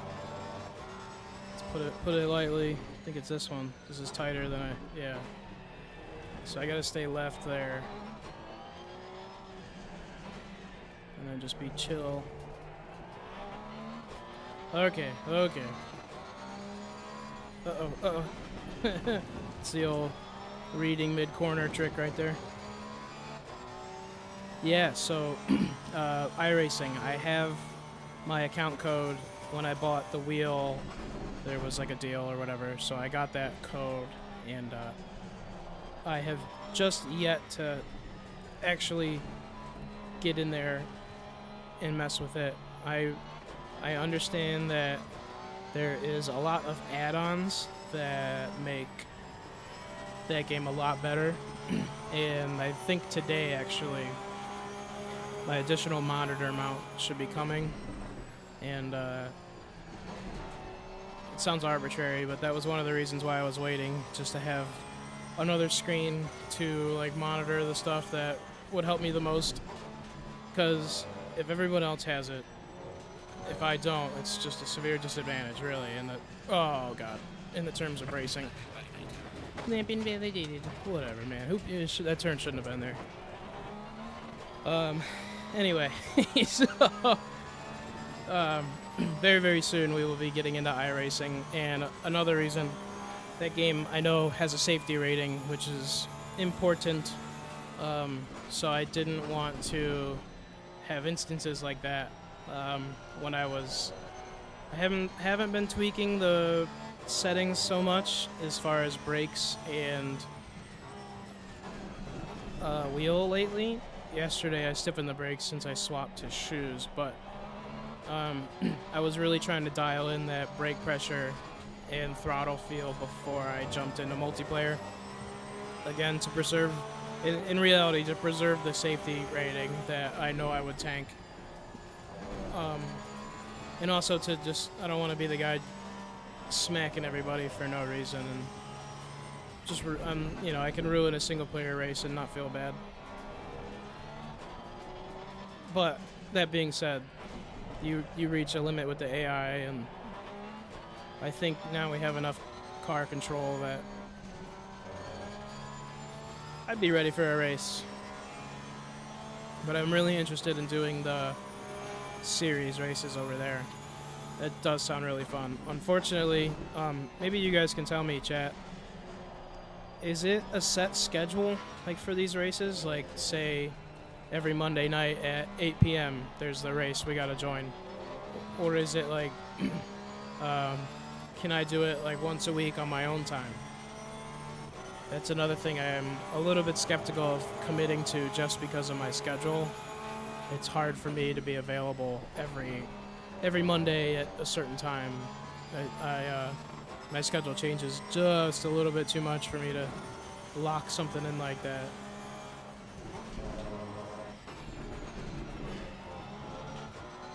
Okay, so we don't have a lap. We're still not gonna. Okay, we got it.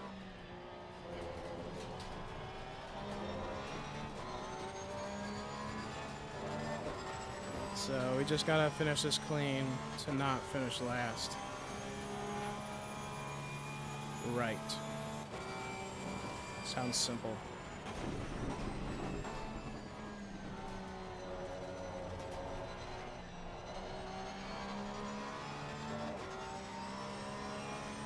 This is a tight S-turn.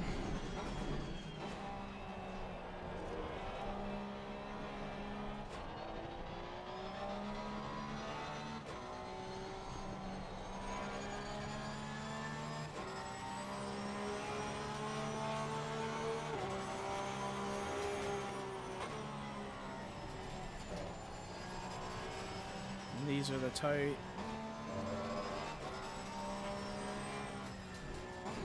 Down the first here. Whoa, that's a slippery corner.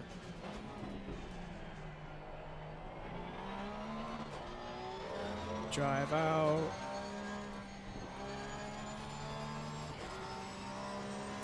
I think this is a left-hander. Oh, geez. Yeah, it's that big left-hander. Okay. Now.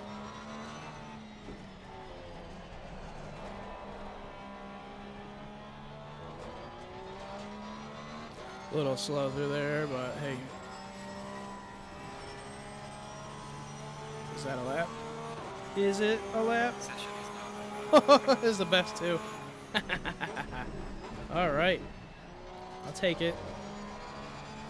So apparently, turns out we can go slower than we think we can. Woohoo! Hey, thanks, Crash. We'll go 9 out of 10. You know, never be perfect, right? Woo! All right, I feel like we're remembering turns now, which is a great sign. In the old Fast Cats 911, it's our racing team. Right, so 210, up by a second. Might be a little closer. Oh, okay. So iRacing's 24/7. See, that's a huge plus for me. Like I said, my schedule is too. I don't want to breathe in there. Too chaotic to commit to something every week at a certain time.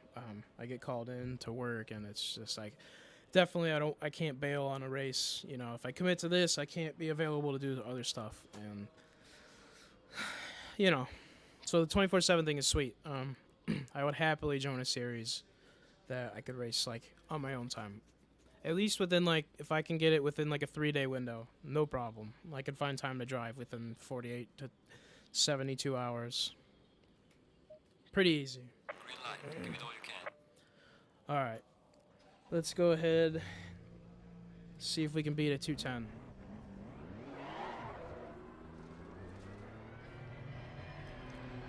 Let's go ahead. Yeah, let's bump it up to 20. Bump our traction down a little bit, see where it starts cutting. And let's go.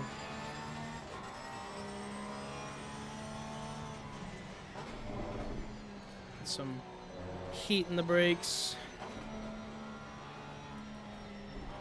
I gotta be careful there, that's a devious turn. I see a good shortcut through that grass. Let me tell you.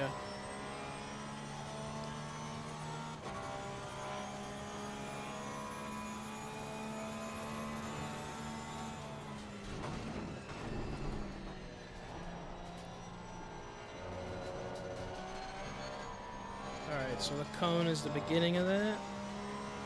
Assuming that the cone stays there.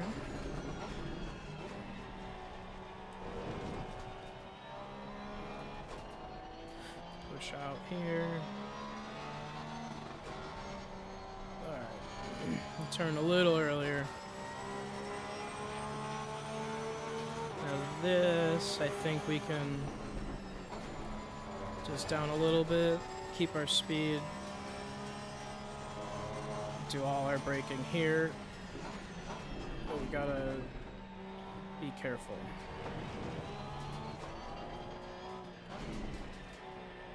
And then this is a tight.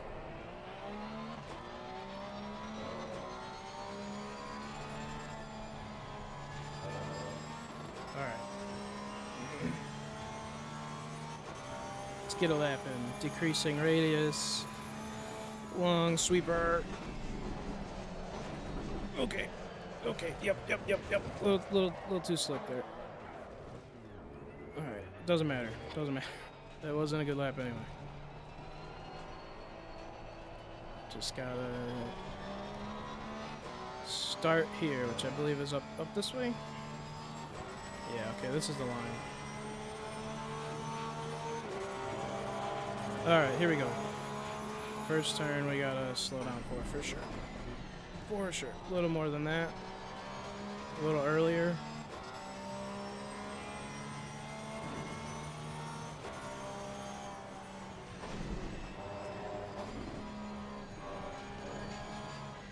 It's our friendly, hateful turn right here.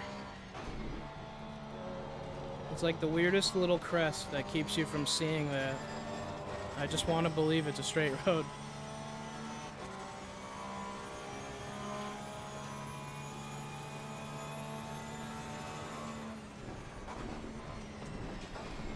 Nice. So they have... Alright, so it really sounds like I need to get in iRacing. So it's just basically the end of it.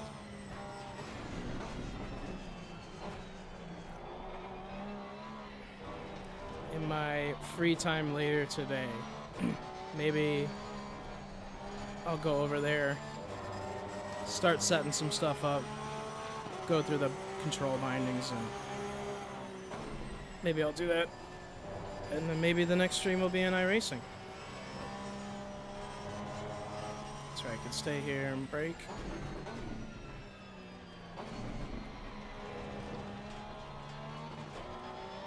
It's tight anyway, you're not gonna just drive out. Okay. Clip the apex here. Yep. Right.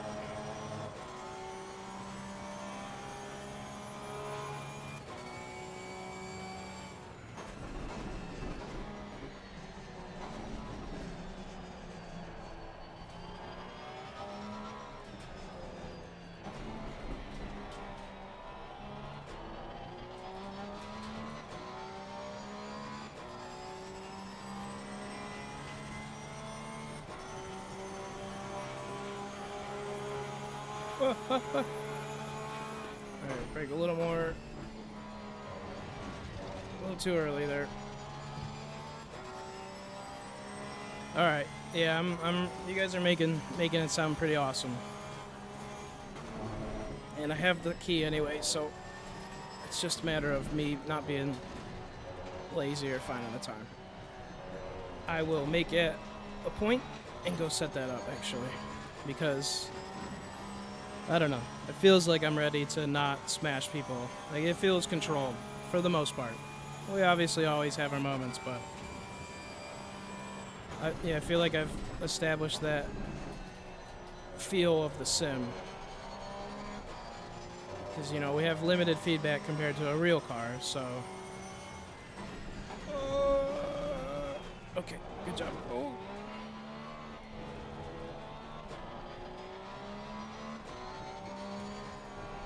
Too wide.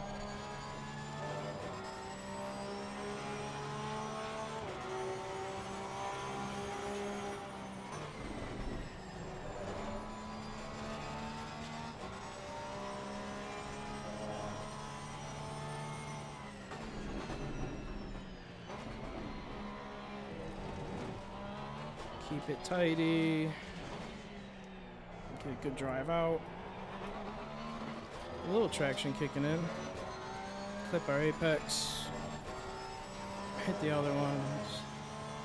Stay right. Alright, we're gonna try and stay to the right here and cut in later.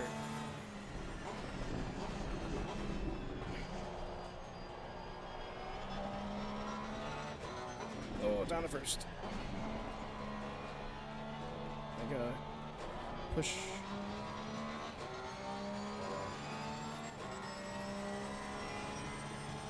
Clip that.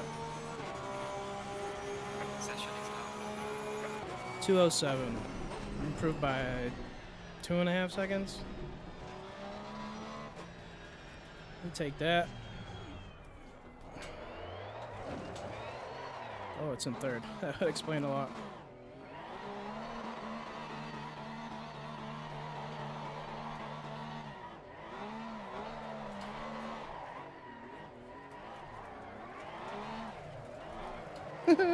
Okay. Alright, off the track. Let's let Mr. GTR go by. Alright.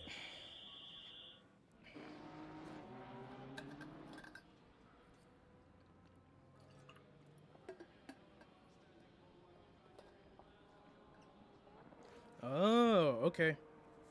So, in iRacing, you actually have to buy what car you want to use. This I did not know. So, like going into it, you almost have to know what you want to drive, yeah? Or does it take like you buy the car and then whatever car that series would fit into? Oh.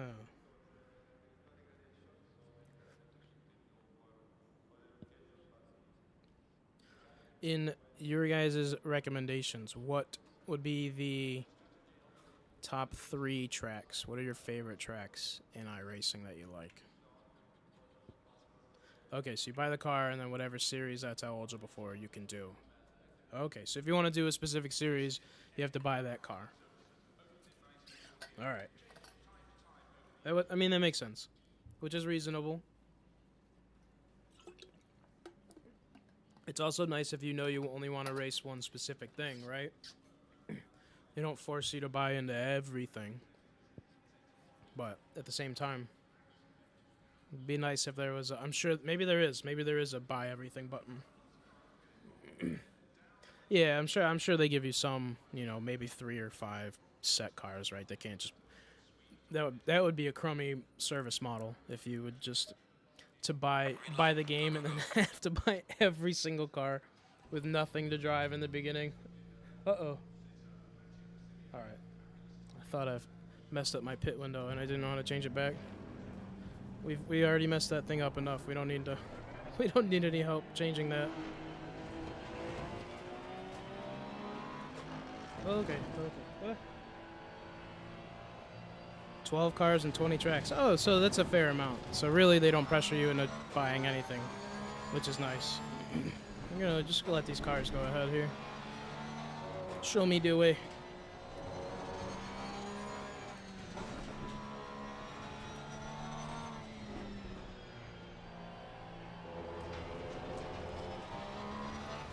Either way, even if you're wrong, they give you some tracks, some cars, which is more than enough, Like realistically, it's better to probably limit the cars so you can actually focus on driving one instead of like hopping around and changing your feel up every 2 seconds.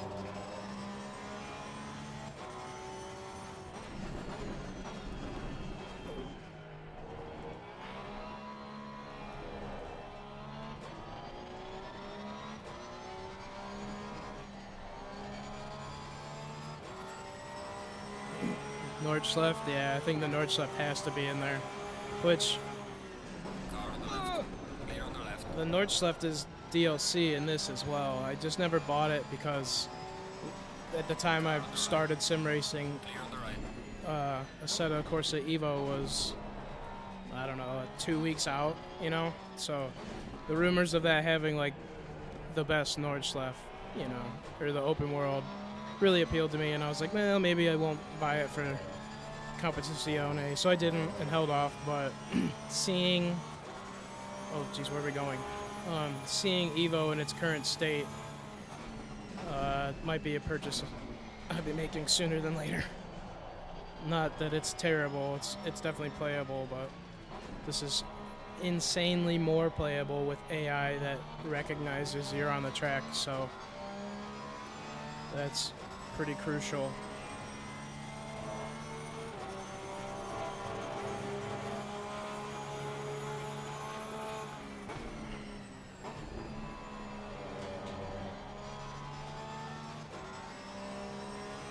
Oh, that's cool. So the track's a constant place, but what drives on it just changes week to week. So like no matter what car you'd have an opportunity to drive at the Nordschleife, like maybe once a month, or I don't know, maybe it rotates faster than that.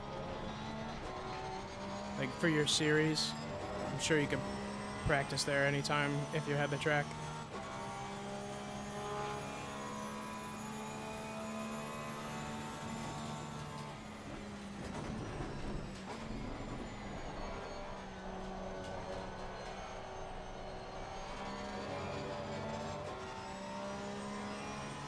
All right.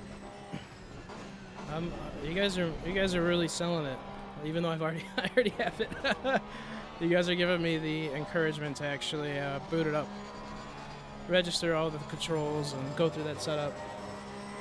Because right, that is also a small barrier for every new game. It stinks trying to get all your stuff to work right the first time and set my field of view and.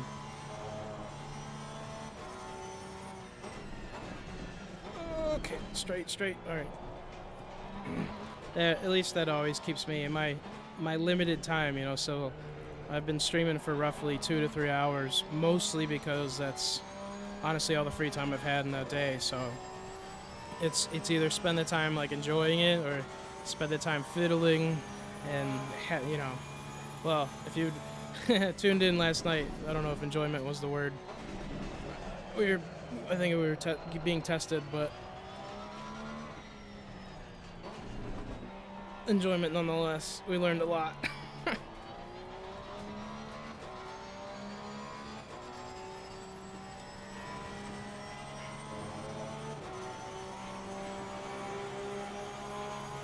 So yeah, I've been seeing a ton of the NASCAR iRacing clips and videos, and in typical fashion. So my whole life, I wouldn't say I hated NASCAR, but I was always like, all right, yeah, they're going in the left turn. Oh, cool. Like, what kind of crazy skill is that? And, you know, I mean, I know there's driver skill involved. But, you know, there was always the joke, like, oh, wow, it's very exciting. I went to a NASCAR race. It was the return at, what was it, Nashville Speedway? They just, maybe 3 or 5 years ago. 3 years ago. They returned to Nashville or something, and after being in a race in person, I was like, all right, I get it. Like, this is more than going left. That's, speaking of going left, there goes our lap. We got a 208 though. Whatever. So after seeing one in person, I've been like, all right, and then now that the iRacing stuff's in my feed, yeah. It's taken my interest, because even watching some of those clips in NASCAR is just awesome. Like watching the whole field, you know, you're 20 cars deep, everyone's going crazy fast, and knowing how really close to spinning out everyone is all the time is entertaining nonetheless, I'm sure. Lead to interesting moments. iRacing, yeah. I saw a meme the other day. It was in the New Year's in 2025. You'll be able to fight the guy who wrecked you in iRacing. The new report system will let you go fist fight him.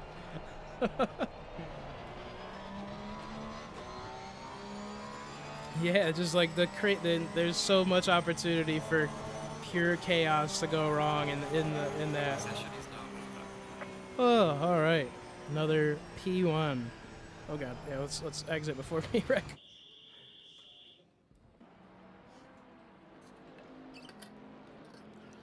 Okay, let's see. We got a. Where's our cursor at here? Hello. Qualifying 1. It was a 210. We improved to a 207. Averaged at a 208. The math checks out. Yeah. The cat doesn't work. The 208.9 was our combined average.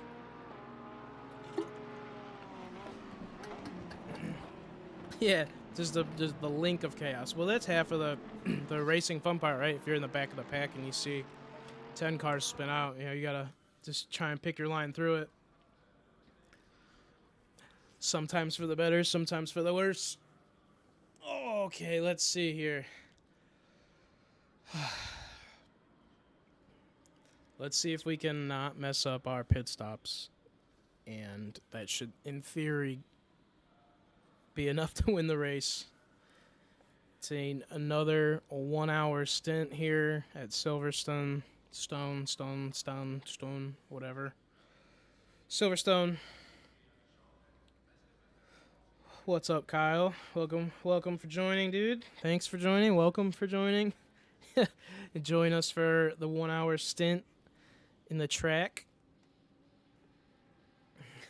Duck diff dive. If you could dodge a car, you could dodge a wrench. Oh geez, we're not facing straight at all.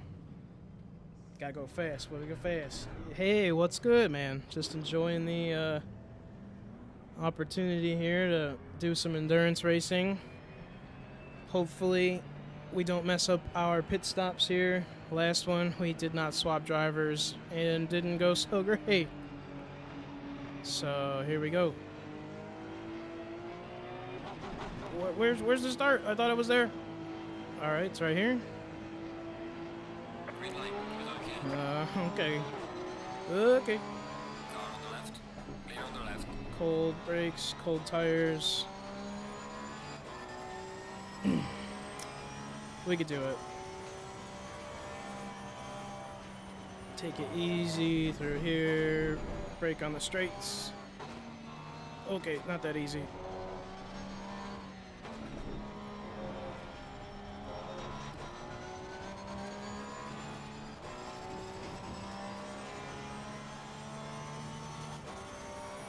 Welcome to Silverstone. Your destination for the next 53 minute 53. I guess I'm going 6 minutes short.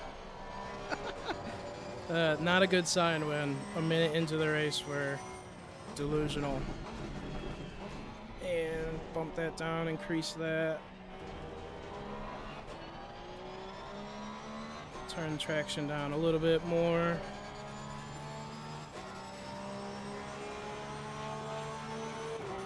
Man, buddy, give it some time. I had to stop playing because Evo, it works for me, but works is I would say it runs at best. Okay, straight. It's very buggy right now, and it's so poorly optimized. I wouldn't doubt that it's just having a time on your computer, you know. So that's why we're back in Competizione. Just taking a break because we're gonna give them some time to iron out the kinks before I get fed up with the game. Oh, no. Okay.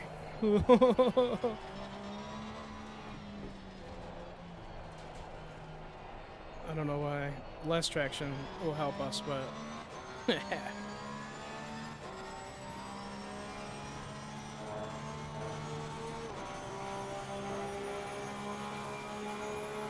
a little better for you.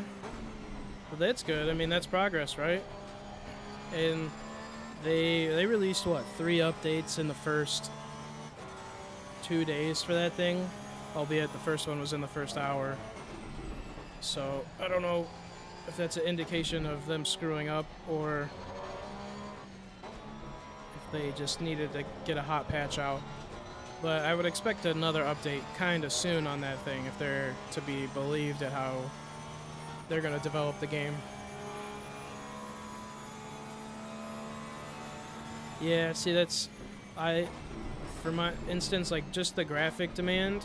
Oh, third here. Like my computer, as you can see, runs this game just fine, and everything's high or ultra, and does great. No hiccups, no nothing. We have no problems, and it's great.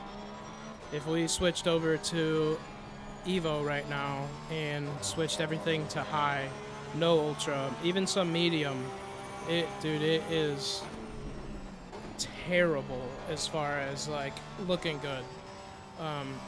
The feel's there sometimes, but it's just not. I wouldn't expect it to to be great, and right, they were honest about the early access part, so unfortunately we got to give them the benefit of the doubt that they were pretty upfront with it not being finished, which I'm cool with. They gave it to us at a discount, and if it works perfect later, whenever their final release is, then we consider it a win, right? We got the game marginally cheaper than it would have been,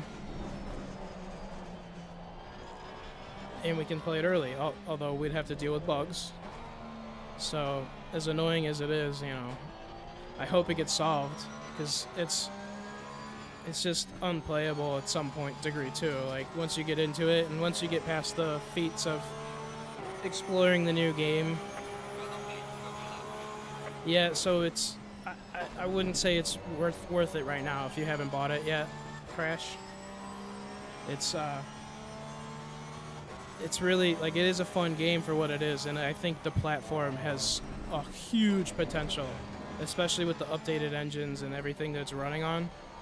They do it great, and like even the tires have another like temperature section. It's like there's a lot more like technical stuff on behind the scenes they're working on, and I think once they polish that up, then it will be absolutely worth buying. But I mean, if I was watching my stream and like, I wouldn't have bought it based on what I saw 100%. Just purely by, the feel of some cars are there, the feel of other ones aren't. I think we've managed to determine some of the brakes like don't even brake in the rear. Like some of the cars don't brake in the rear at all, and like even putting the brake bias to it doesn't help. So I think there's just too many quirks right now for it to be like, oh, I'm gonna buy this game and be happy. It's like buy it, and I think the devs are honestly trying to hear our feedback and determine like what needs improved. But even without the rest of the, I don't know, we'll call them graphical glitches. If it was graphically perfect and the AI was still how the AI is, I wouldn't play it. The AI is so crazy and bad. Oh, stay to the right here. At this moment, like I know you couldn't. Apparently you can't just direct model whatever AI this game had. But I mean, they don't take into account that you're on the track, which as a sim racing objective, like competent competition is half of the game, right? Yeah, so, right, as long as they just don't do the F1. Oh, as I eat too much curb there.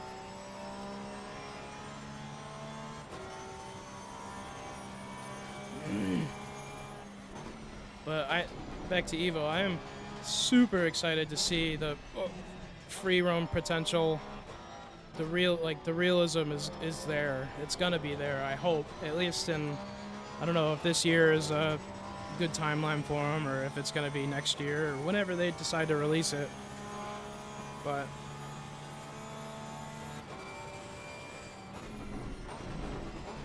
yeah, so that's what I mean. And if I was a developer too, it's the smartest thing you can do is I think what they did, release it early access for a certain time, understand that you're only your core community is really going to buy it, right?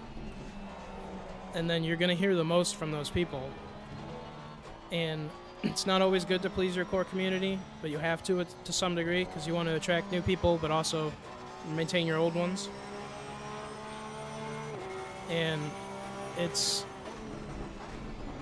just, I think it's part of it. Like, it's smarter to, I don't know, pre-test the game, and then you get direct feedback from the people that you would want to like hear the most about. They're going to be the loudest voices, right? Your core community. So we'll see. I mean, let's see what they turn into and see how much feedback they listen to. There's a lot of, I think, prominent people playing the game that they probably have their eyes on. So see what they. Okay. All right, we're good. We'll see what comes of it. Like I said, I'll be most excited for when the open world stuff comes out, which I think is next summer, or next summer, June, July. So we're still a couple months away, but it'll go faster than we think, and we're gonna get, I would assume, more updates before that one.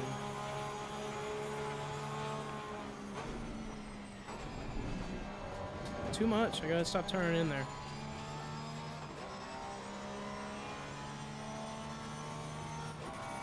Yeah, so if you could drive there in real life, if it's very close, I mean, yeah, why would you play the game, yeah? Just take some hot laps around the Nordschleife on your way home. Well, that sounds like more like a weekend trip, but either way, take the long way. So I think that'll be cool for at least people, brings up a good point, like people local in the area. I wonder how, because they said they used LiDAR to map it. So I wonder, it's got to be pretty close to like 1-to-1, right? It'll be interesting to see how much of a video game it feels like compared to real life.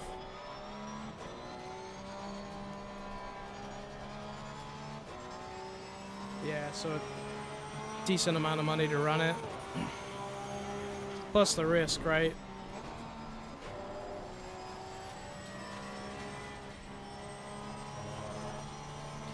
Hold on, I've seen another message up there.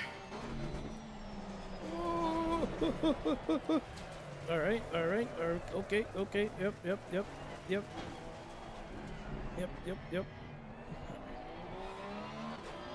It's a close race, apparently. Car on the right. Sorry, buddy.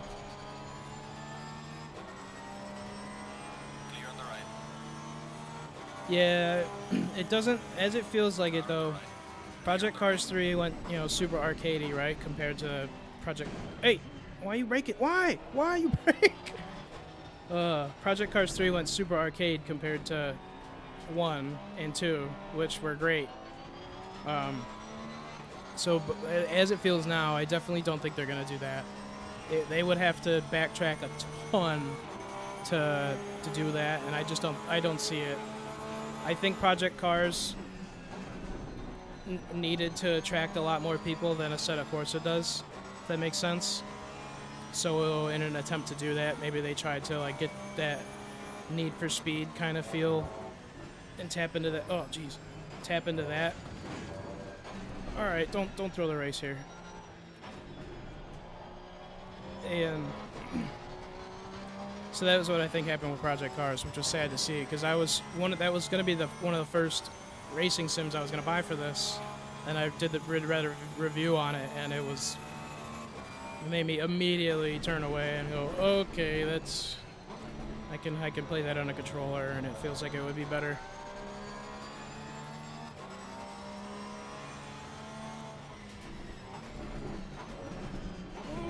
Okay. Don't attack the curbs here.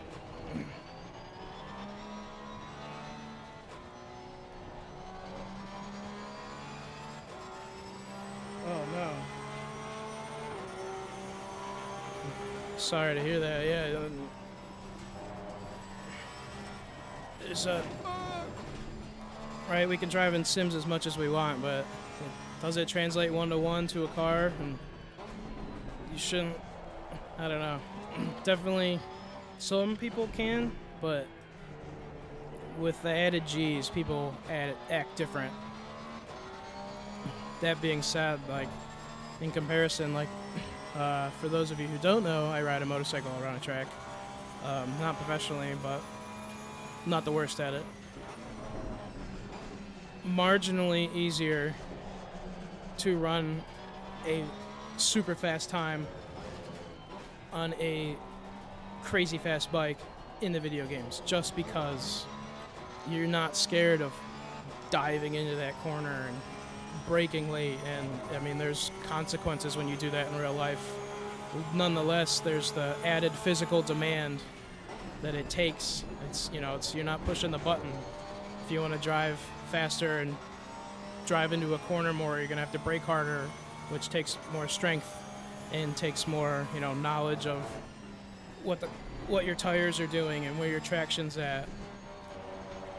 It's a whole other game of focus that there's another dimension of focus. You have to focus on the G's and what you're doing in real, just adds to it. It's a lot. And okay.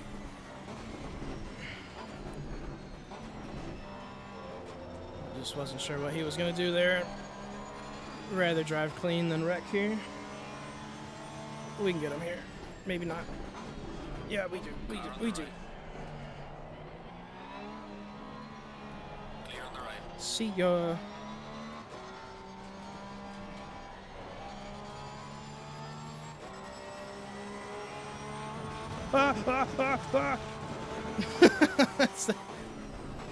Oh man, I'm really excited once I move that chat monitor.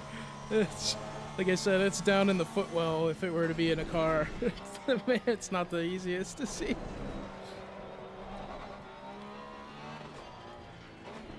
Man, I would like to see some of that motorcycle sim stuff. If I had to guess, it would be like, right, Logitech's almost one of the quickest to like gauge a market.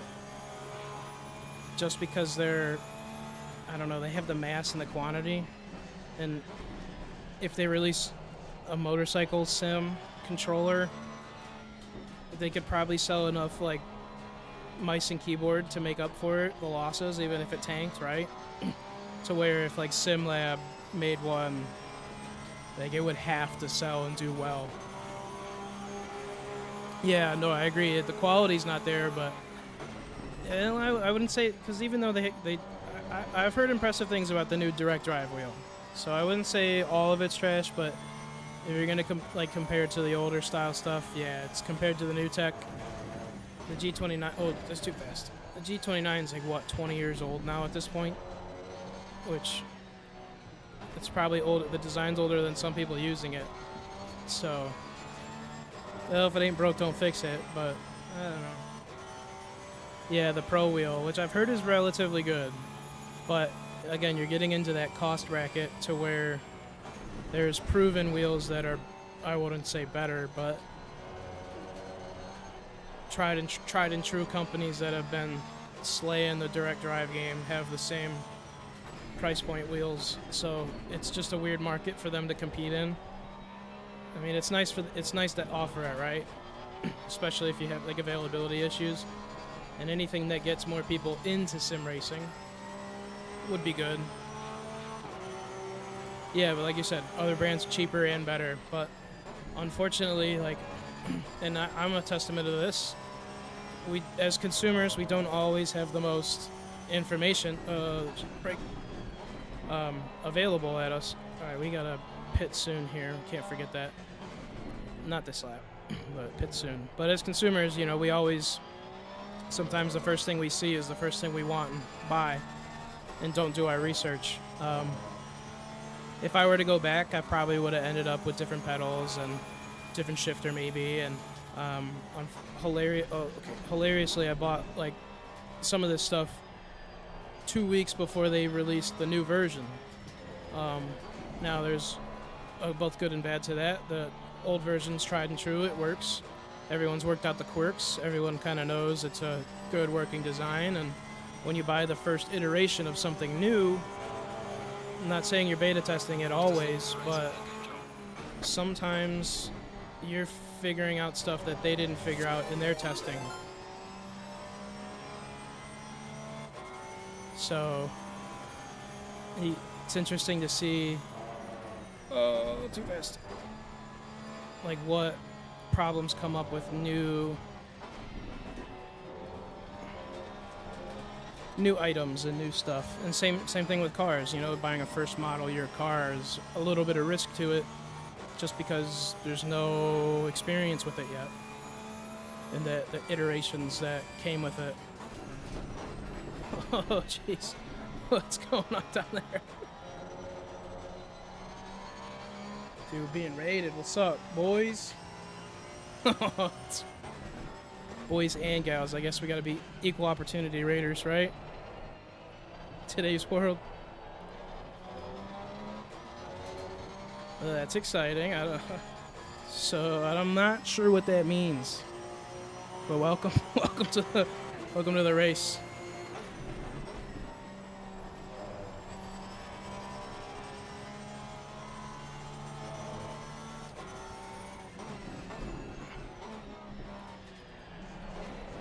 no, okay, all right.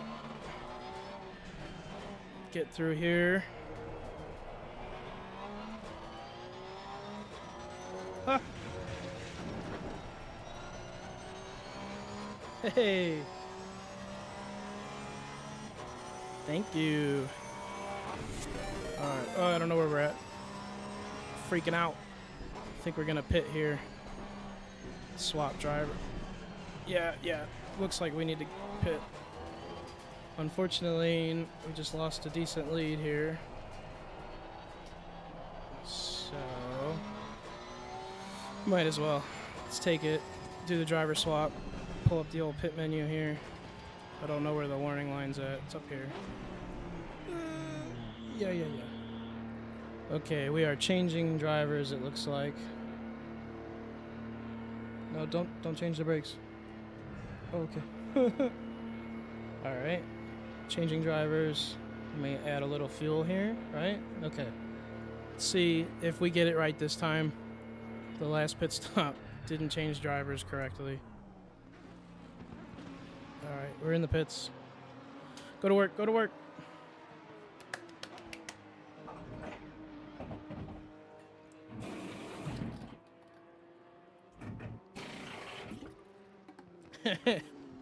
That's right, equal rights, equal fights.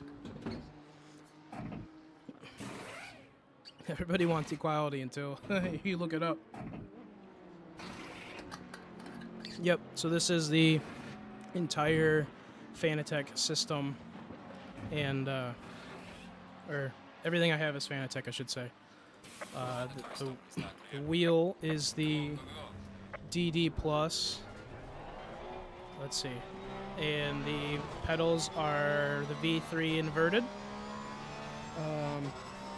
Okay, we've done the swap. We are on the correct driver. Huge. So now we just gotta make up some time here. Double check it on the straight here. V3 inverted pedals, the version 1.5 shifter, the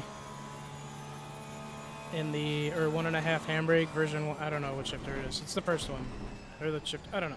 I don't know. I'm gonna make this turn first. It's the older style handbrake. They just released a new one. I don't have the new stuff. Car on the left. Clear on the left. But this is a 15 Newton meter wheel, and it's more than enough. Very, very happy with it. Close. Okay, I guess we're not closing that window. Tried to close the pit window, and I don't know what I'm doing. But the 15 Newton meters of this wheel is definitely enough. And I was really debating on getting, I think it's the podium wheel. The podium, okay, straight. The podium wheel is like 20 Newton meters or something. Man, that's a lot. 15's enough for most 90% of people, I would say. This is a track racer frame. This is a TR160. I was between the TR160 and the TR120. The TR120 would do everything I wanted to do, and it would be totally fine. For this, all the equipment that's on it now, it could support the wheel, it could support everything else, modular, everything's great. But the reason I went with the 160 is just the future-proofing, you would say. I don't necessarily want a motion rig, but I don't necessarily not want one either. So if I ever decide to go motion down the line, this rig I feel like would be a slightly sturdier base, and for the price difference between the 120 and the 160, it was like $100 more at the time, so I got the 160 for future proofing. Let's see here.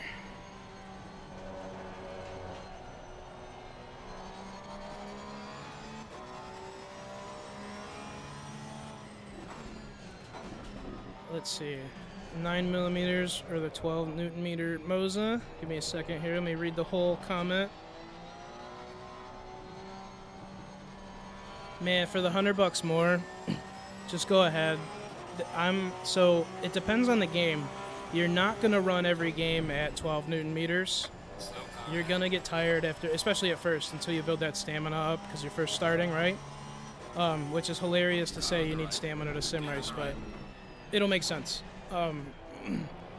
The extra couple Newton meters of feedback, because the wheel is your main source of feedback, right? You can get some from your pedals, some from your shifter, but you get your main vibration in every sense from the wheel. For $100, that value of feedback goes significantly up, right? Like 9 Newton meters to 12 Newton meters doesn't sound like a lot, but that's like a 30% upgrade for a marginal fee once you get into the price, right? $100 is still a lot. I don't mean to knock that at all, but it's for the money. I always think it's probably worth it, right? And they sell, I don't know if Monza has the boost kits or not, but the fact that there's always a boost kit available to boost that wheel up means that people buy the soft wheel or the lower wheel, and then they're always wanting more, right? So that's, you got to look at that. Like every company kind of offers that for a reason.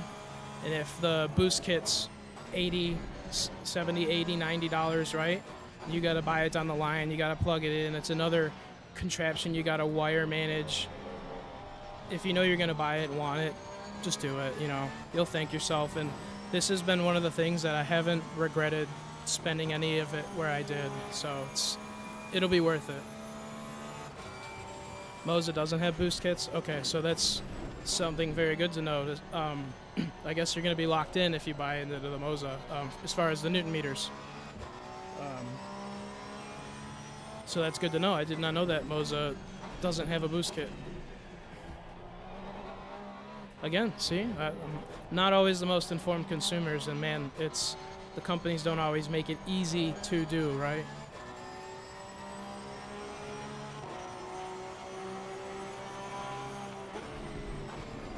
Ah.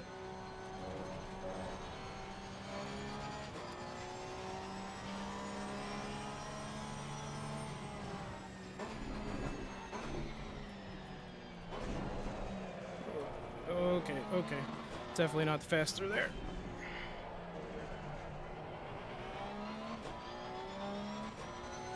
Clip apex, push it out. Stay right.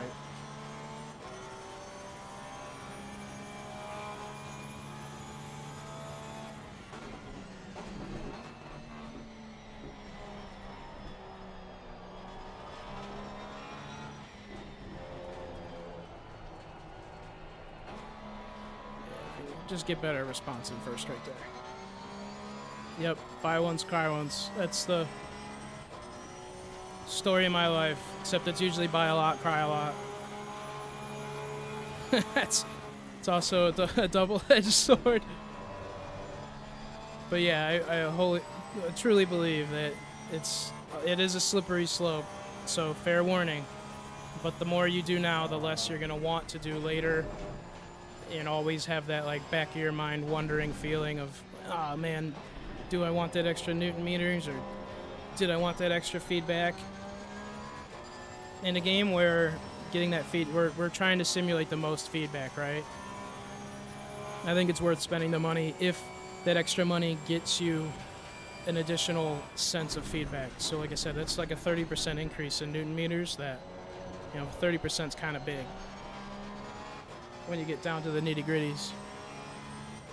Yeah, and especially you don't want to be upgrading wheels every month, every 2 months, because you want that one and you want this one. I think it's definitely worth getting it. And to put in perspective, I think 12 is that sweet spot. There's some cars in some games I like driving at like 14, 15, just for the pure like challenge of it, right? But 10 minutes in, you're tired. So I think honestly for me, I think right now I'm at 12. I'm running at like 12.5 Newton meters, which is good. It's like that. It gives you a ton of feedback, but it's not so stressful it feels like you're driving without power steering.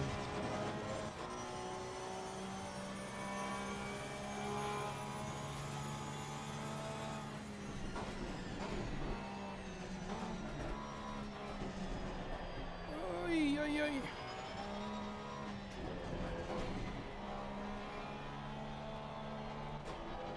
Shoot out there. Nice.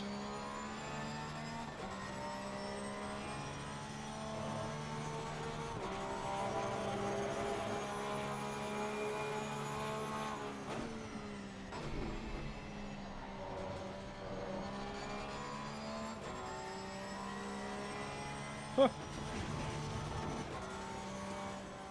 Yeah, and see, like, there's a ton of ecosystems you can buy into, right?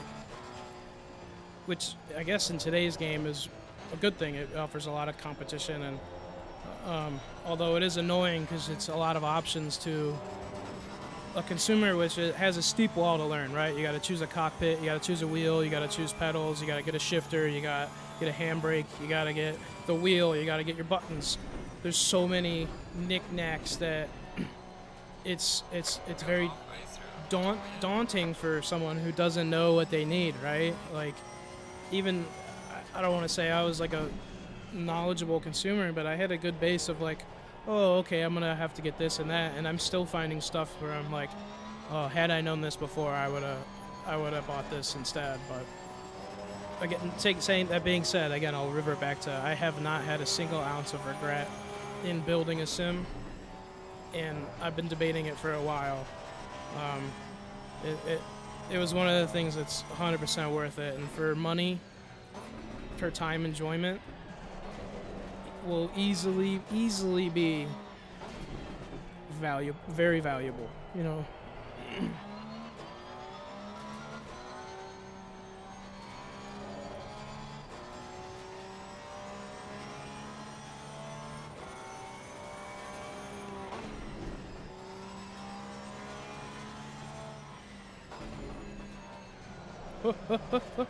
Oh, okay, save that. Trying to reach at mid-corner again.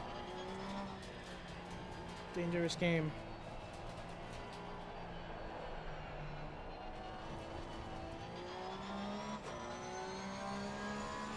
Ah! Alright. Focus. I gotta focus. Yeah, 15 Newton meters on the rally games with how much wheel work you have to do, right? Like this game would be a game you could run at a higher percentage because you're not really shuffling, you're not working, right? Compared to rally racing. And yeah, well, as I say, I'm just as I go off the track here. Right. That's about par for the course. It's a lot of work depending on what sanction of racing you're going to be doing. So depending on what game you're going to be doing, and you know you're going to be rallying, right? Like 9 Newton meters might be plenty for you. And it's all personal preference too, right? Like our opinions are, you know, they're ours. So based off you know you best. If you're going to be the type of person that's going to have that always linger feeling of, oh man, should I have the extra Newton meters? I'm that type of person, so to me, I'll just put that one to bed and have it, and then if I don't need it, it's nice to have, and the headroom's nice, but just it depends on how much future proofing you're gonna do. Like, I may never outgrow this wheelbase, assuming it works, which good and bad, right? New tech comes out. Oh man, I'm really losing it here.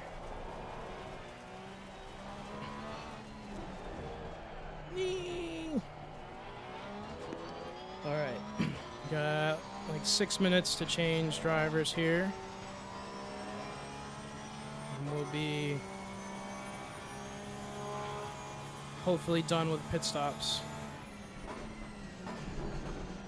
Just gotta start driving smooth again.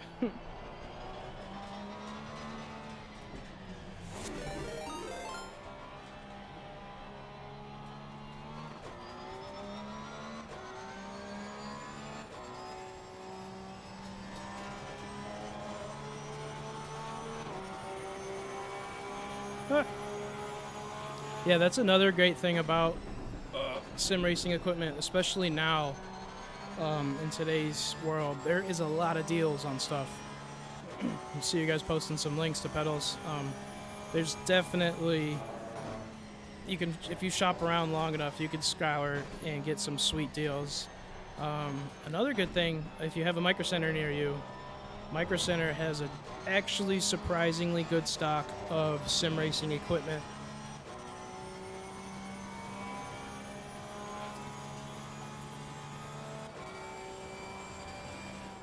Yeah, Micro Center's unbeatable, right? If you know, you know. But unfortunately, it's a crime they're not everywhere. They should be.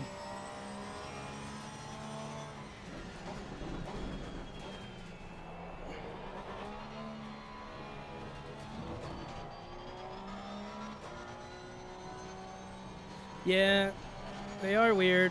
Fanatec and Corsair bought them, so it could go you could go two ways, really, right?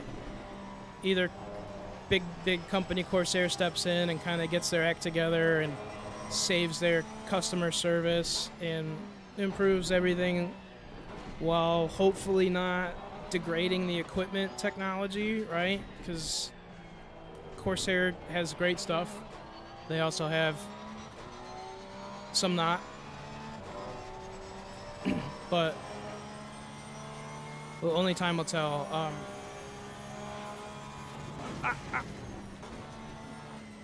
I've heard a lot of good stuff about SimMagic, and that their whole ecosystem actually. And what I don't know. See, again, I've already bought and researched, and I still don't know. Simicube or there's like, I think they're really known for the active pedals or whatever. I'm not saying that that's in the price range, because the pedals cost about as much as a real sim does. It's the whole sim. But I've heard great things about them as well.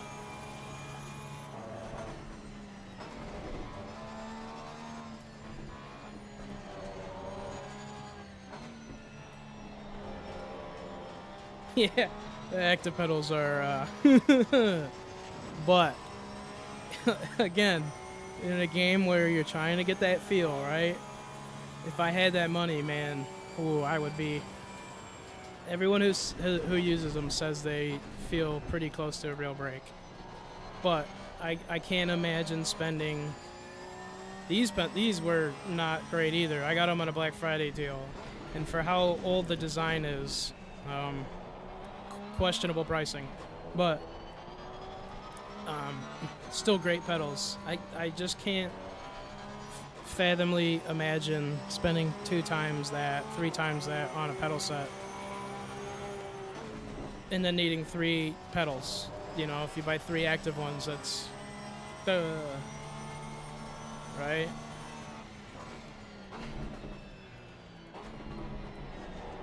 Yeah, so these have there is a little vibrator, you'd call it.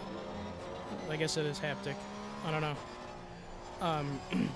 In the brake and the gas pedal. So in theory, when I lose traction, the pedals shake and kind of let you know, or when you lock up the brakes, they give you a little weeble wobble. Some games works, some games it doesn't, right? It has to have like that coded into the game. And it's awesome when it works. The rally game, Dirt Rally 2.0, they do it really well, and you can really feel when you're sliding. I don't use SimHub, but you're not the first person to tell me that. And I think due to my basically being, I would still consider myself pretty new to the sim game, right? Only like really for a month now, 3 weeks have I had this up and running, and haven't had the most amount of time to actually be in it and figure out the quirks of what software to run, which this and that. But I need to. So SimHub and Race Labs, I know, are 2 you need to look into.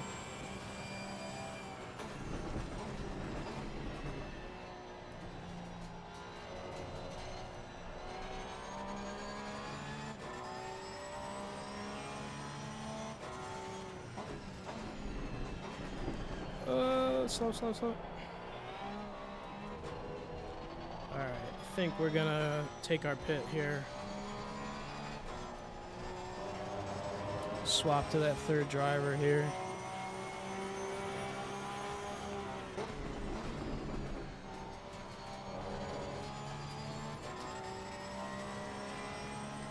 As long as we don't blow past the pit entrance, which we've done before. Big curb.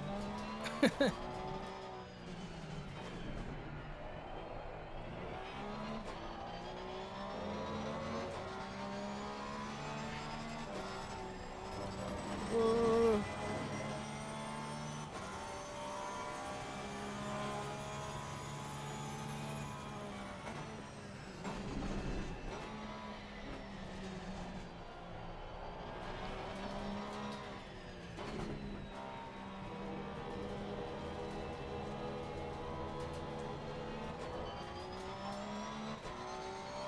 Let's get into the pits here.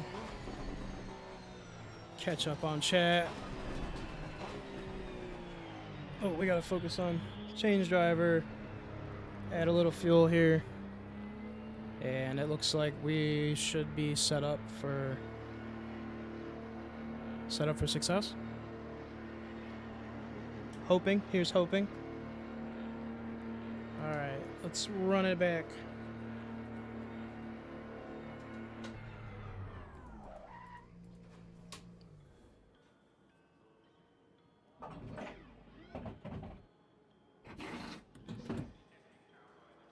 There is a lot of pedals to choose from. Like I said, it's almost overwhelming, right?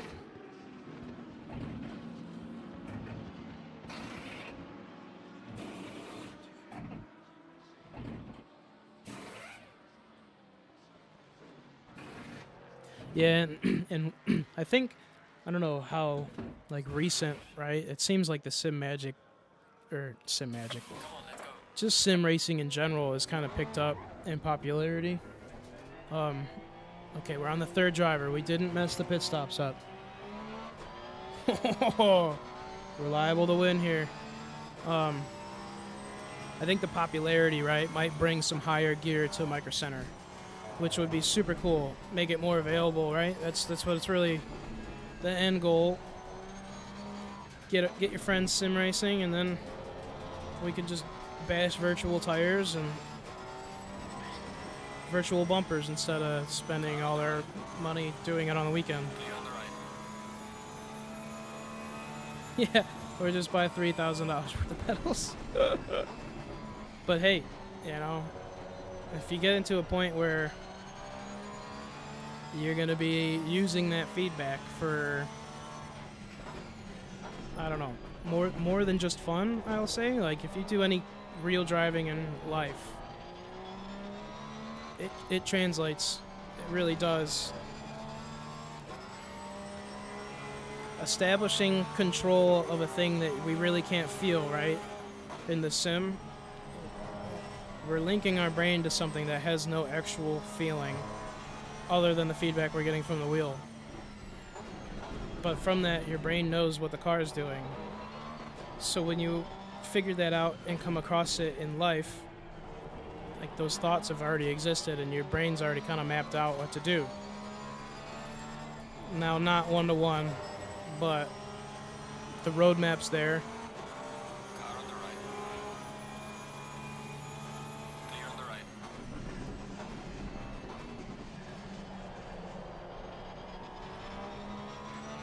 I will say, not the haptic or the SimiCube active pedals. And I'm gonna totally butcher the name of this. It's Husinkveld or something of that nature. Huesk some I don't know how to spell it either. That's probably why I don't know how to say it. But they look like they offer some pretty sweet pedals. A little on the pricier side for sure. But aesthetically, at least, if I were to buy another set of pedals tomorrow, if I wasn't to get, like, let's see, so after I bought these pedals, I was questioning myself if I should have gotten, like, I think they're the P2000s or something, or the Husingsfeld And in the end, I'm happy I stuck with this just for like I said, the ease of software use. But like I said, I don't know if it was the best for feeling and the best pedal I could have bought. Yeah, they look phenomenal too. The construction looks like they are crafted. That's not something that's like slapped together somewhere. Those look like they're very almost bespoke pedals.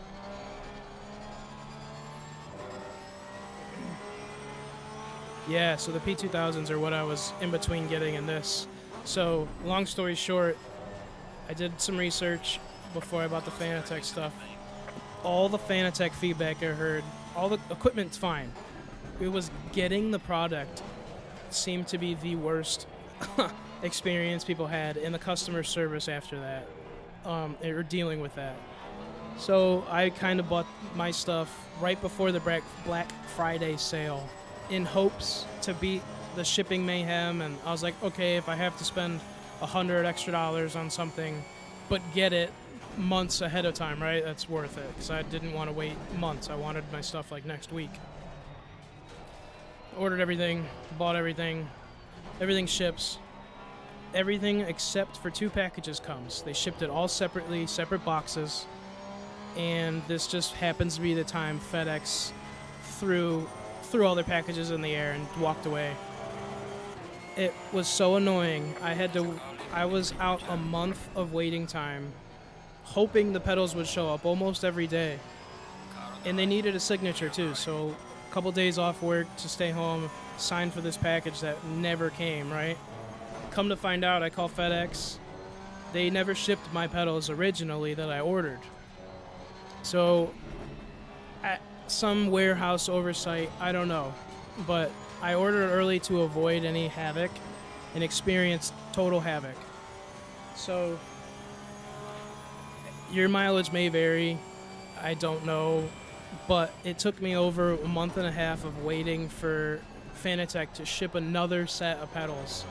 And to my advantage, I guess, they took them so long. I don't know if you remember, I said I ordered before Black Friday, maybe a couple weeks, and it took them longer to fulfill my order. I actually ordered them at the Black Friday sale price, and then had to cancel the original order of the pedals. So, all in all, it worked out. I got them for cheaper, but man, the headache wasn't worth it. I'll be honest, I just wanted every day I woke up just wanting my pedals. Like, I had the entire rest of my sim built, everything. It just didn't have pedals. And there's no downhill only tracks that I know about. The most frustrating thing. So I'm gonna go knock one off Fanatec for that. Their stuff has been great and it worked great. But just from the start, I had an interesting taste from the company.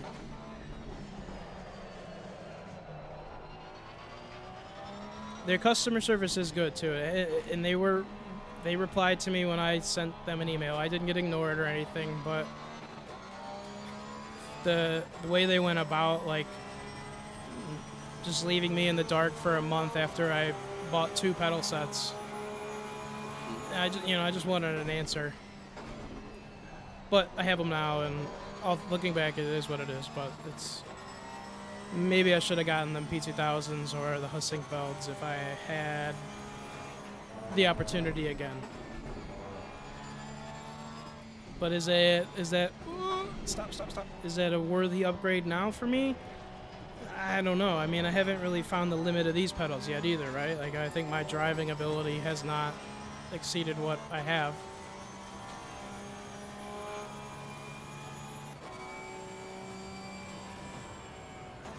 Interesting. So I've seen some Hussingfelds when I was considering them, they were on sale.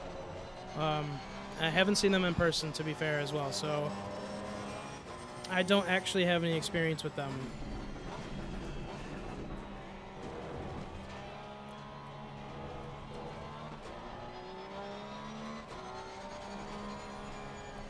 Hey.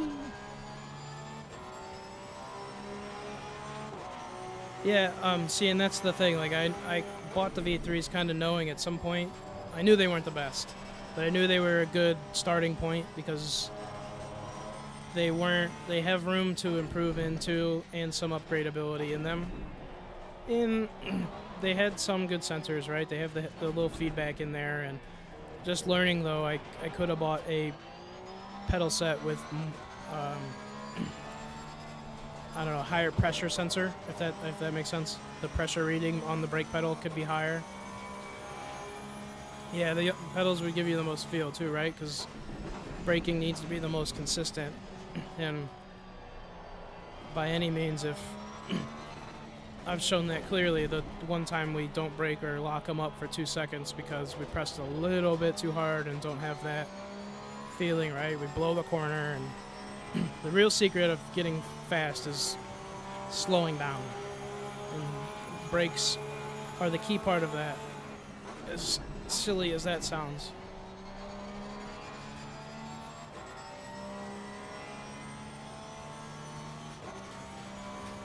Yeah, and then one of the things, I mean, I know it doesn't maybe net me any super benefit, right? But the inverted definitely adds a cool benefit, or cool factor to me. And you can definitely tell the difference on the brake pedal. It doesn't go down, it goes back like a pedal would. So to me, I don't know if you get that feeling. Obviously, maybe the active pedal goes back, but the invertedness, and well, I mean, there is you can invert the entire pedal set with cockpit mounting, but if the gas pedal was designed to be on the bottom, right, that's how it is on this, and only the other two are inverted. Oh geez, a little wide there. So the invertedness adds a little bit, I don't know if it adds slightly more realism, I'd say, but the feeling of pushing the pedal is the right way. It doesn't go down to the floor, it stays up.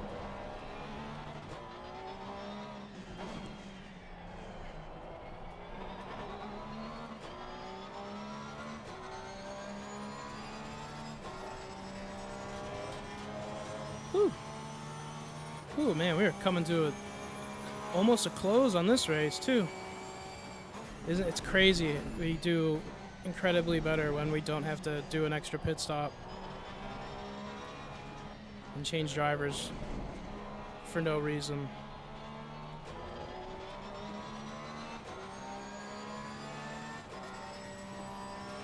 So, and that's the other thing, right? You gotta watch, and this is one of the reasons, the main reason I bought into Fanatec only and just went with all their stuff in the beginning, because I know you can plug it in and it's going to work, right? Simple as that. You can plug all the Fanatec stuff into Fanatec stuff, and they tell you it's going to work. And to their benefit, it does. And also you got to, oh, I did it again. Okay. Yeah, that's fine. It's fine. Right, you got to worry about all the connectivity issues of different hardware, different software. And it could be taxing on your computer if you have to run 3 other programs, right? You're running, and I'm not saying this is everyone's problem. It's kind of unique to some people. But if you're already, let's assume you're running a couple displays and you're already kind of maxing out everything your computer can do. Running a couple extra softwares is going to add up. You know, it's more processing power that's not in the game on your rig. So probably not super effective for everybody, but it's something to consider for some. But again, I think pure ease, right, is what we all want in the end. None of us want to sit down to sim race and then troubleshoot our controllers for an hour before we get in the game. Stop it. Okay.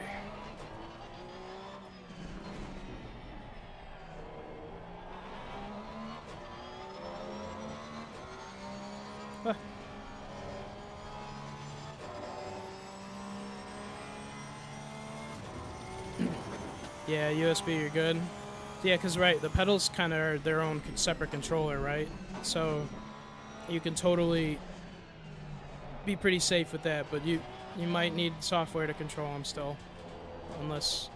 Well, no, yeah, you probably would.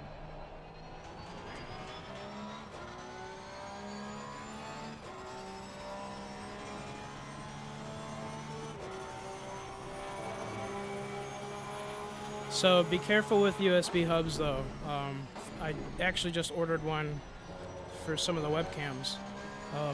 And I was gonna start plugging in some of the sim equipment into the sim or the USB hub. It's 3.0 hub, right? USB powered. Be careful. If you buy a USB hub to run your wheel and everything, try and get one that's powered separately from like a 12-volt wall outlet. I've heard a lot of people have connectivity issues if you use a USB powered plug-in hub, right? And then mid-race, your wheel goes, your steer, everything you have plugged into it goes for some reason. So if you can afford it on your USB hubs on your computer, I think it's a good idea to have the wheel and the pedals at least directly tied into the computer and not on a hub. But if you're going to use a hub and you have to use the hub, I think trying to get a powered one is the secret, not just relying on straight USB power.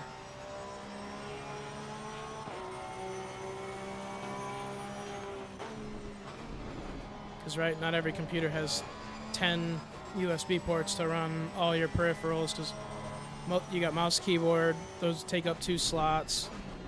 You got your wheel, which takes up a slot. You got your pedals, which takes up a slot, so all depending on your motherboard, and I assume most people aren't sim racing on, like, you know, an old Pentium processor, but I'm sure it's out there. Huh.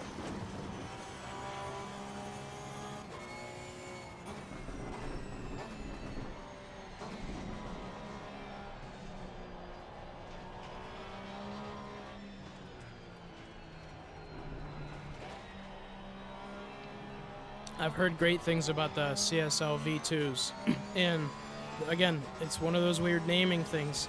I think the CSL Elite V2s are a totally newer design than the V3s. Even though, you know, V2 less than V3, I get it, but don't quote me on it or look it up. I'm pretty sure the CSL Elites are the newer pedals with like better sensors. Or better pressure sensors or something. I remember reading something about that. Although you can't get them inverted, which, like I said, I think for me was a selling point.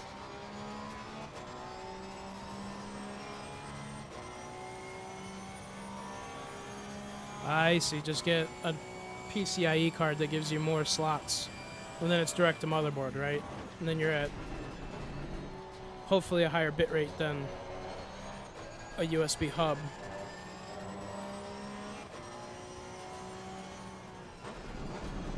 Car on the right. Clear on the right. See? We're learning. This is good to know, because I might need a hub sooner than later.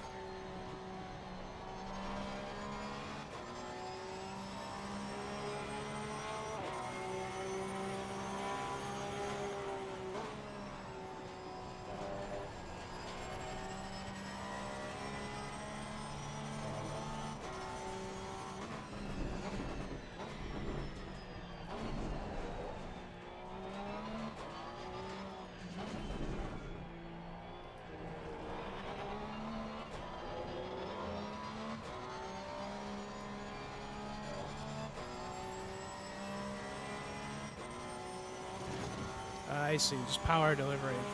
Which, yeah, I mean, yeah, that's why I think, I don't know.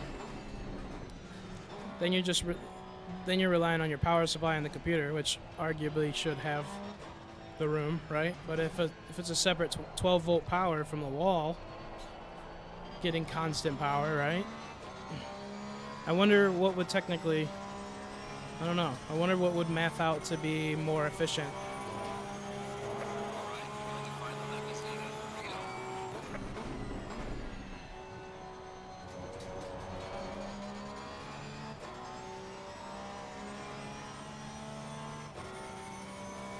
I guess I've never even thought about getting a PCIe card to expand USB slots. That might actually be better.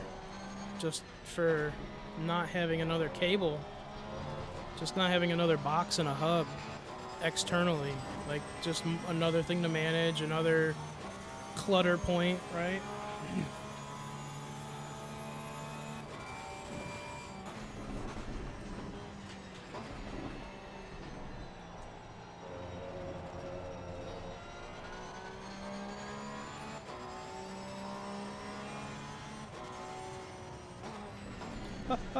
Slow, slow, stop, stop. 30 seconds left. So I think we've done it. This might be P1 here, assuming we don't get disqualified.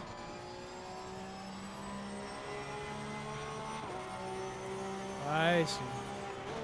It's interference too you have to worry about, especially with VR. See, that's another thing with VR, like we were talking about a little bit earlier. Like, one less thing to set up, right?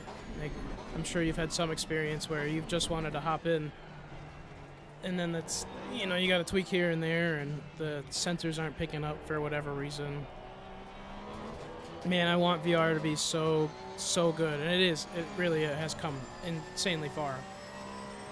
But I mean, like, the ease of just like, oh, putting the headset on and you're in, boom, is as easy as you can sit in front of monitors. Which, it's definitely getting there and improved a lot.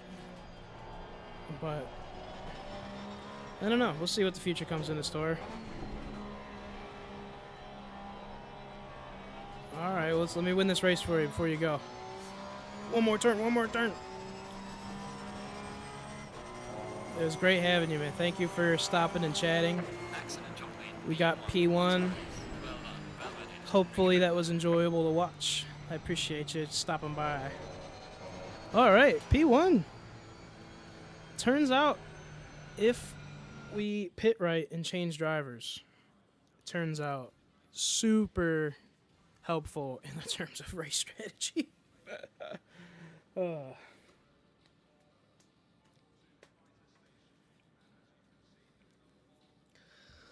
Okay. Yeah, and like, hopefully, let's get some water after that. After today, I will have a easier to read chat display and be more interactive and less wrecky once we're actually racing. But there we go, man. That is P1 in our second endurance race in the career mode.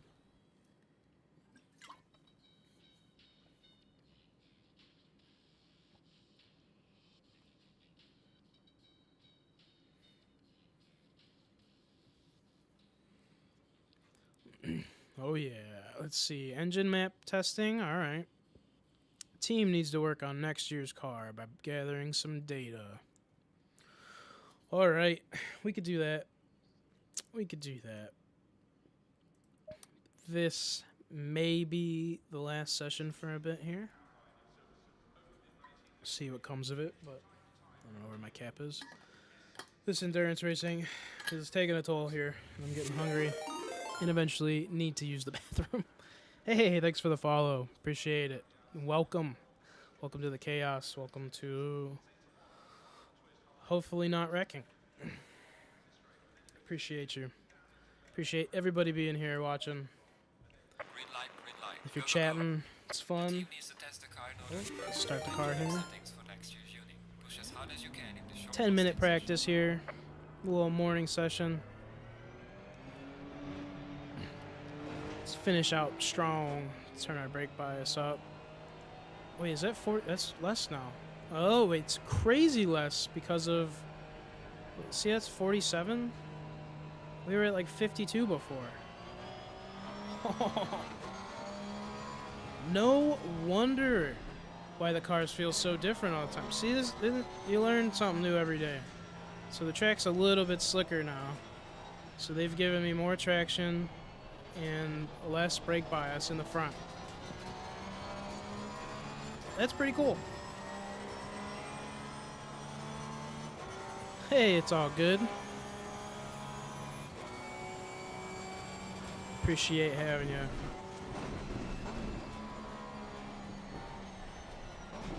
I will tell you guys have made the endurance race a lot better, I will say. sitting here by yourself for an hour. Much better to have you guys chatting around, learning all sorts of stuff. Right? Doing all sorts of new sim equipment. Learned that P2000s might be a good upgrade still. Hey man, thanks for that. We're still new to this and still figuring out a lot, so there's a lot I don't know, a lot we're looking to learn. Every stream we're trying to improve one thing, and maybe driving should be the number one as we push off track. But it has been an absolute blast, this one. Let's go ahead and get a little spicier.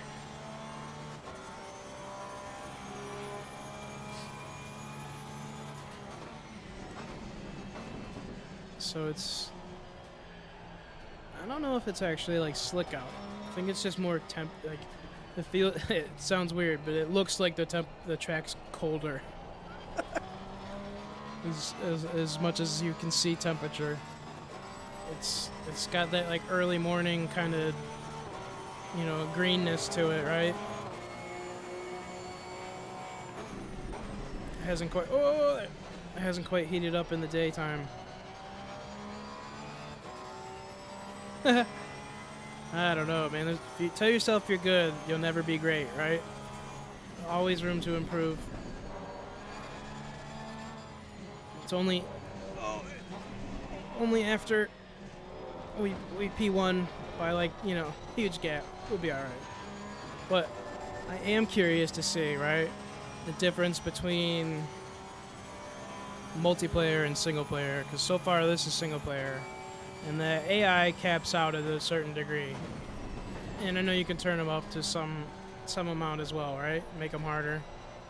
But the human element, they don't give you the dives and the defense of actual racing. Like, that would be a huge, 3 cars would have went by right there if we were multiplayer, right?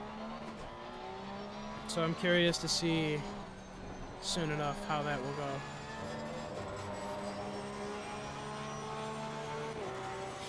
Yeah, no kidding. I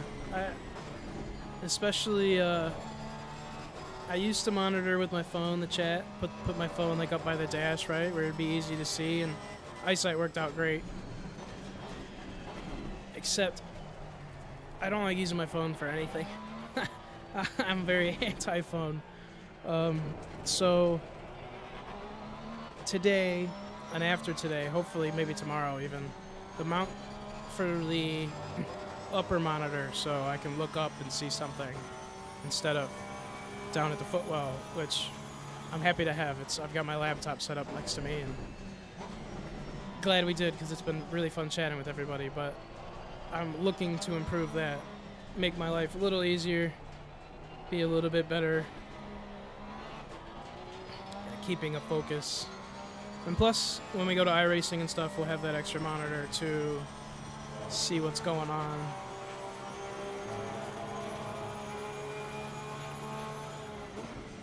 Oh, slow down. All right. Let's go up to like 50. 50.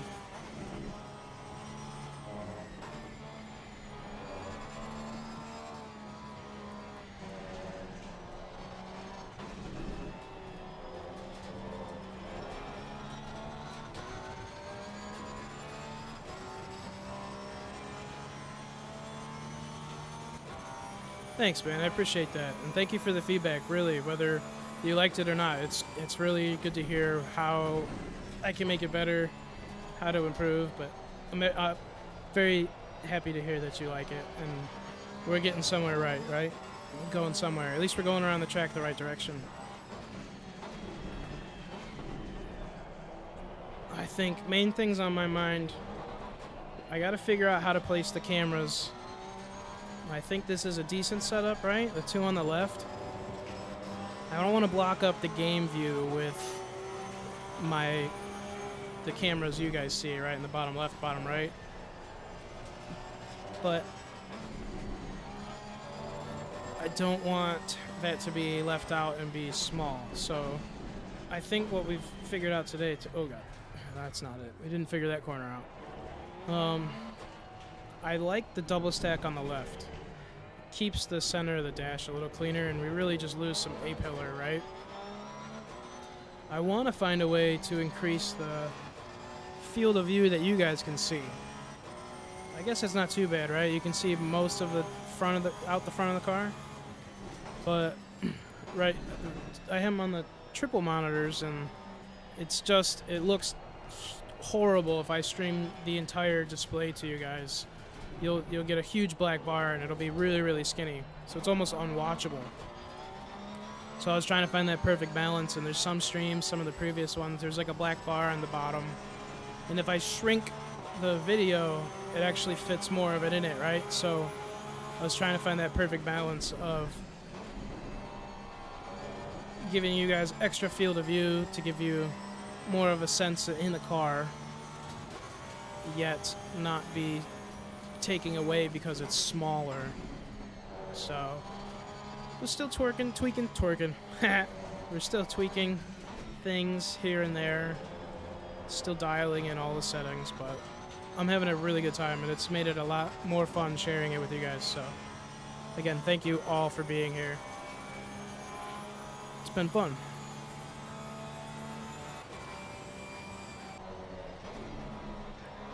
A little slow there. Yes, I'm twerking. We got the feet cam, we got twerk cam. Hey, we're a stream deck away from having an OnlyFans.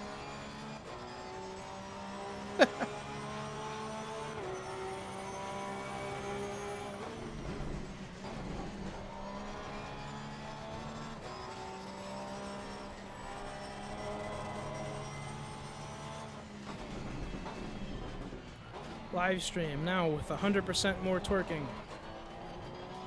That'd get some views, wouldn't it? Oh, there's a big curb. Big curb, big twerk.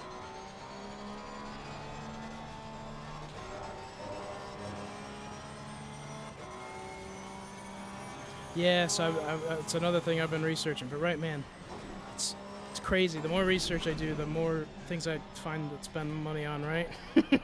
So coming in the mail, I've already got a button box, so we'll actually be able to do start, stop, have dials for our traction and everything like that. So I'm really looking forward to a button box. And then one of the huge aspects that draws for me to get a stream deck is just more cameras, right? Switch it up. So being able to hit a button and change scenes would be huge. The iRacing plugins, I actually don't even know what they are, but no way. Crash. We gotta talk, buddy.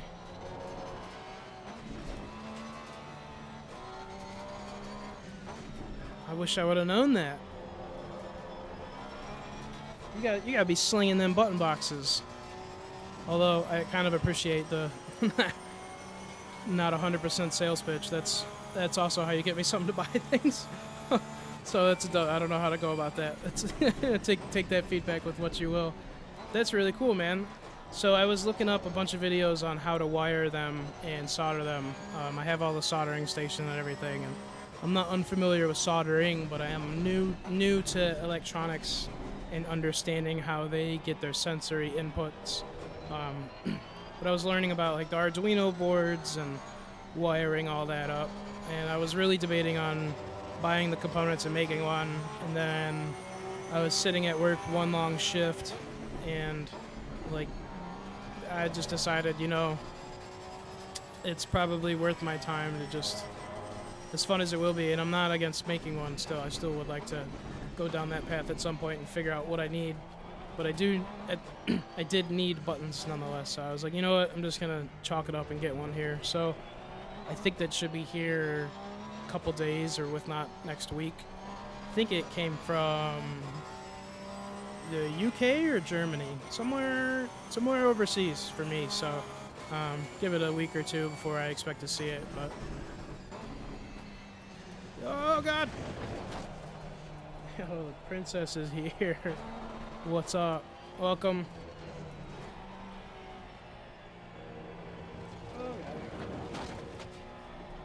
Oh,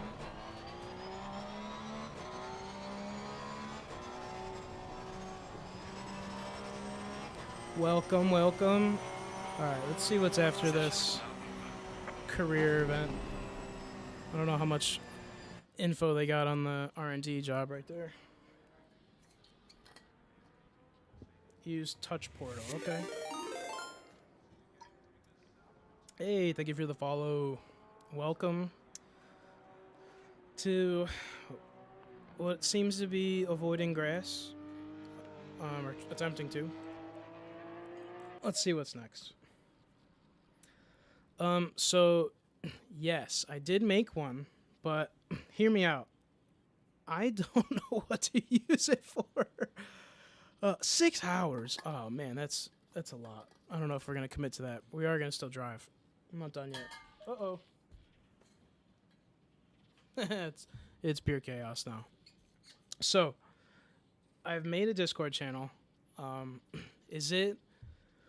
What am I supposed to, as a streamer who doesn't know what to do with it? What is the purpose of me having that? That's probably a silly question, but you know what? Can we drive a multiplayer? Let's. Oh gee, why this isn't? Why can't you just give me the same car selection I had before, right? Give me a Porsche. Oh, we can't. Why would you let me choose it then?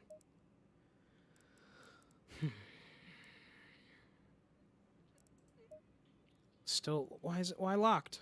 Why? Well, I don't know what to do. This one not locked. Do we just drive this instead? Why? Do we have this one? Okay. Okay. Confirm that, right? I don't know what we're signing up for. This is I don't know about this.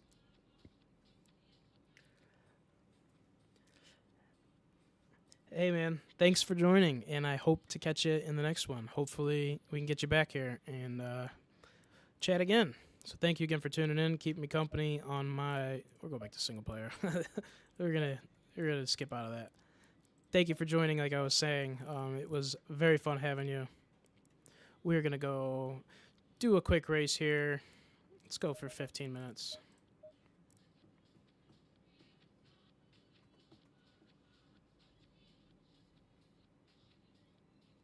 Ah, I see. So it's more of just like a hub for all of us to communicate.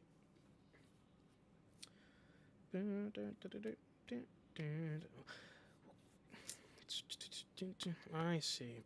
All right. So now that I know that, I will. So like I said, I made the channel, and I know you guys won't be able to see it over on stream here. But Discord's up. It's over here. I just wasn't entirely sure how I was supposed to be using it, if that makes sense. So, and again, maybe that will help because my schedule is so chaotic. It's gonna be hard for me. I can't set like every Monday through Friday or pick a day at 10 a.m. I guess I've went into it a little bit, but it's hard for me. Let's bump these scale up. I can't commit to a time frame like that just because of my job. Good and bad. But I want to be able to give you guys like a time period that you'll know I'll most likely be here and to check back. But maybe using the Discord for like a heads up would be a super pro here. All right, let's pick a track. Chat, we got any preferences? Any track preferences that we'd like to see? I still need to buy a couple, so I'm sorry. I'm sorry. I didn't buy them all because honestly I wasn't sure how much I'd play this game. Turns out one of my favorites.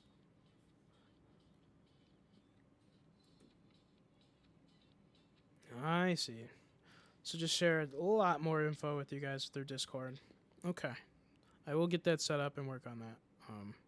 And I will be posting that as soon as I do. That way, because like I said, having you guys in communicating makes it infinitely better than being here alone. So, thank you again for being here.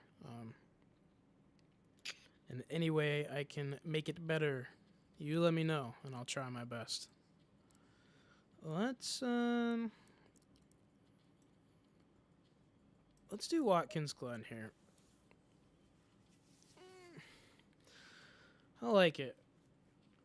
A little New York action. Let's do a little bit of the drive here. Let's see. See, I kind of like driving the 911 the best. But we have not been in the Ferrari yet. And man, look at that. That thing looks sweet. Oh, okay. Yeah. That's a good looking car.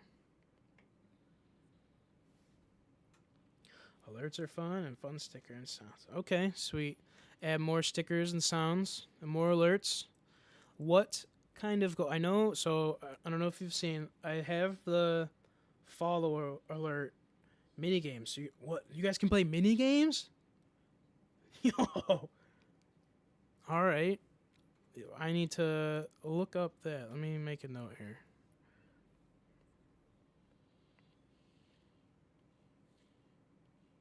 So like chat add-ons.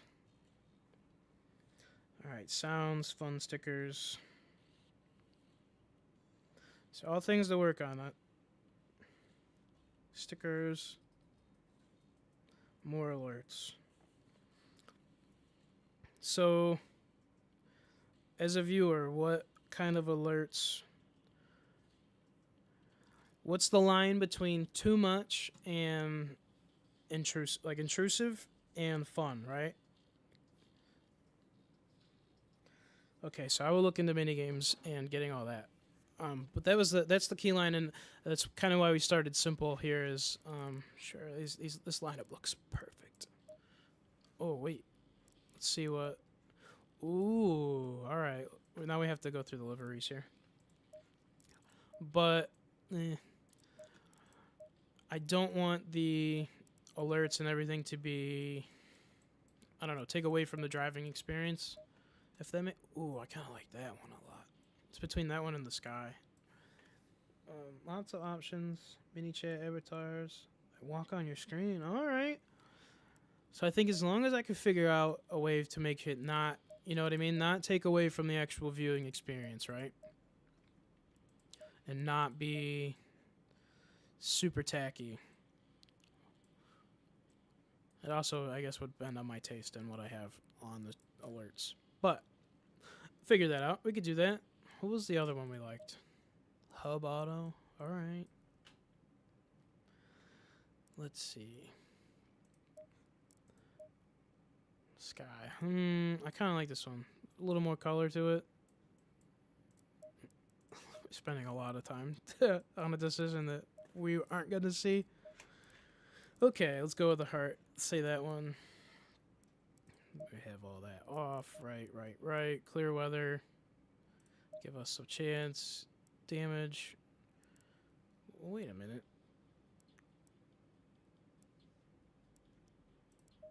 Enable.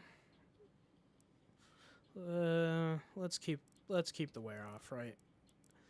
Let's just have some fun. I don't even think that's saved. Brake temperature enabled. We want that. We want to get used to that. All right, let's do a quick race. Oh, I forgot. It's not even practice. Screw it. We'll do it live. We're starting position. No, we can't start. That's cheating. Let's go like mid-pack. Let's go 13, mid-pack. Okay. So just make it like a lot more scenic. All right. Connect background lights to the chat. I know, so getting that fourth monitor will also help me have a clear. Oh my god, I can't tell if I'm sweating like crazy. Feels like it. Have a better view of the overlays and like what's happening on stream. Right now, it's just not in a good spot, just due to I haven't had that 4th monitor mount yet, but that is coming. All right, let's go ahead, hit our view settings here. Oh, not height. Let's go. Let's back it up. Back it up, Terry. That's seems a bit.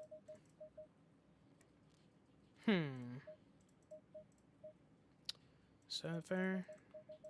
Seems too far, right? Let's go down. Pitch up. Right, head up. That's what we want.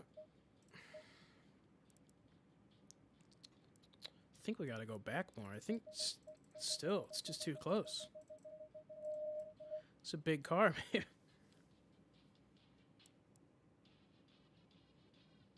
Ah.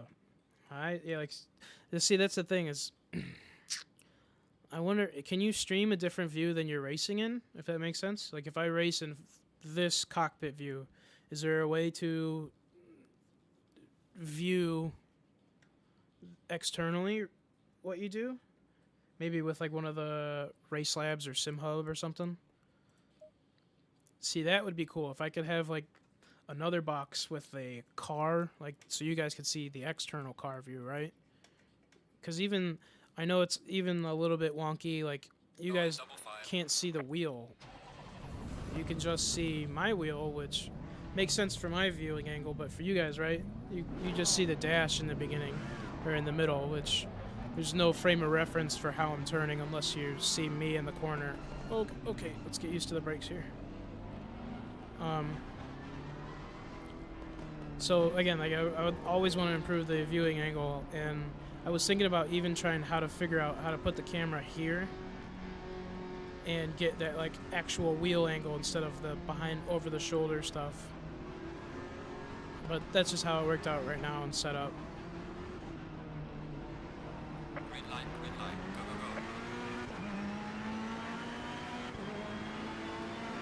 go. Okay, first time in the Ferrari, first race at Watkins Clear on Glen. the left. Car on the left. Clear on the left. Let's see what we can do. Car on the left. Clear on the left. Steering is much stiffer than the Porsche was. Jesus.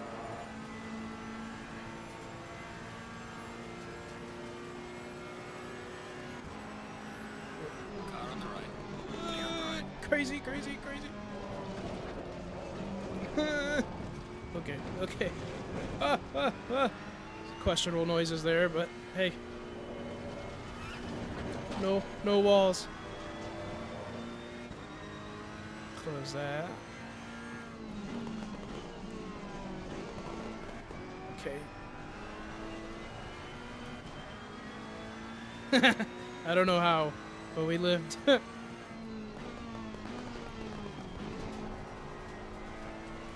little contact.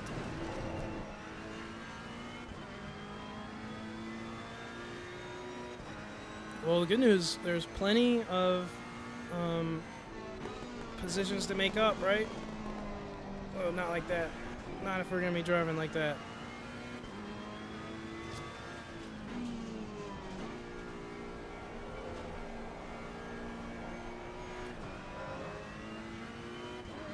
Alright, let's see.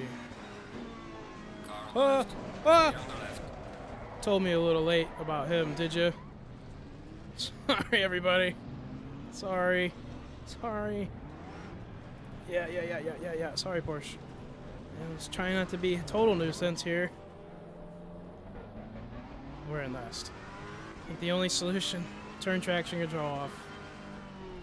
And absolutely sound it. That was our problem. Too much interference. Now we need less. Yeah, that'll help, for sure. Okay. Braked way too early.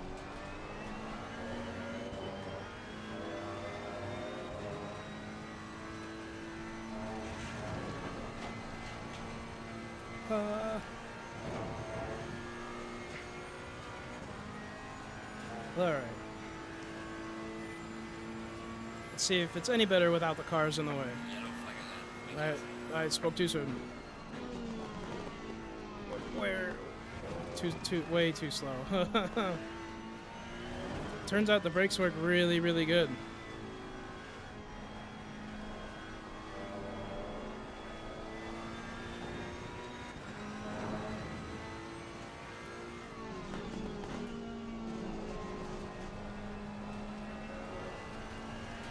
There we go. That's a better.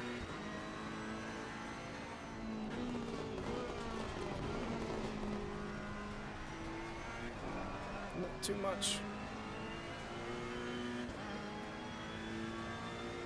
I mean, I guess we're still getting used to the car, right? Never driven the Ferrari before. Which I think is clear. Yeah, man, I really gotta trust these brakes more.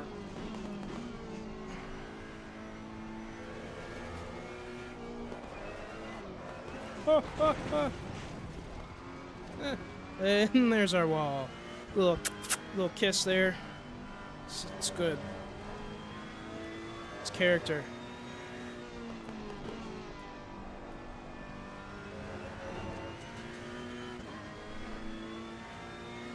Builds character. Let's go with the 200 board. Little understeer.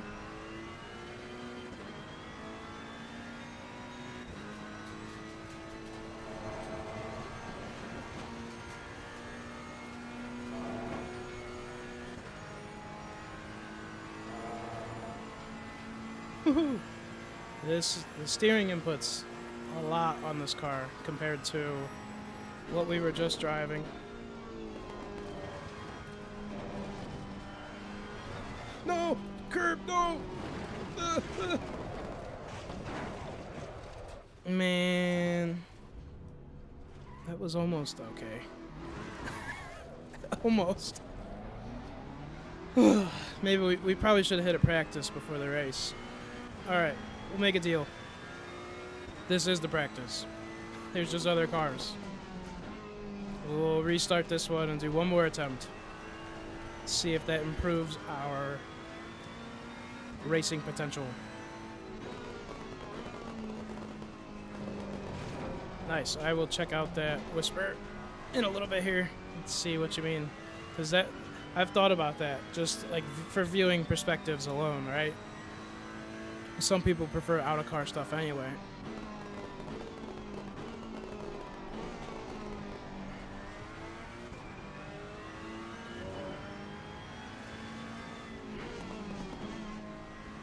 Oh.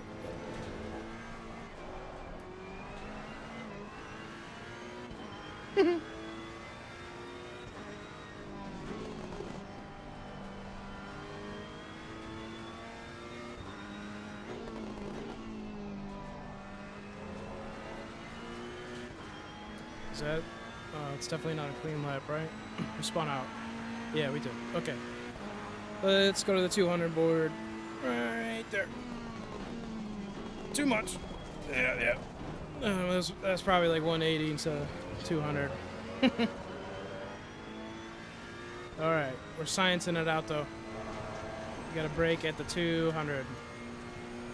Nothing less.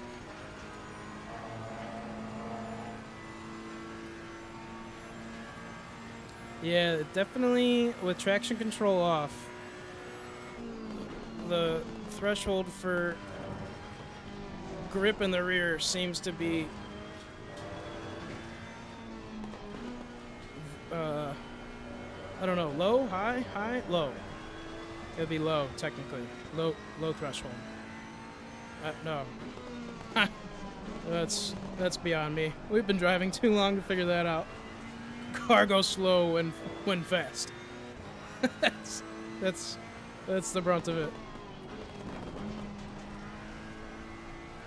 Me faster, car slower.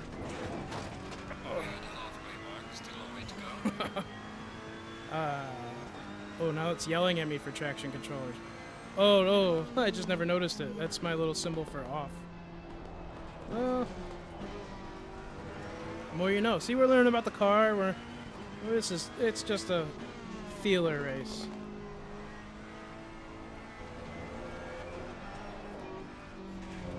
It's at camber, I think, coming like up over that hill, like just gives me a little bit less grip.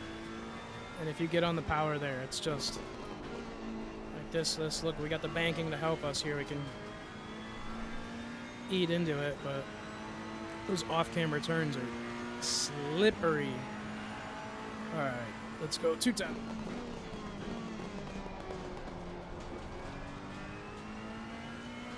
There's a little room for improvement there.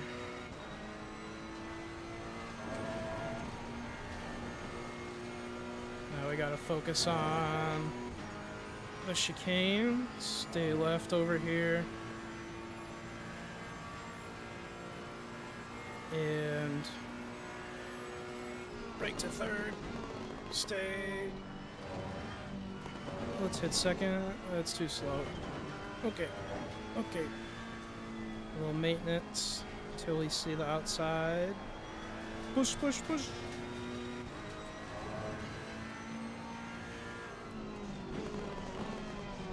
Too much. Brake too much there.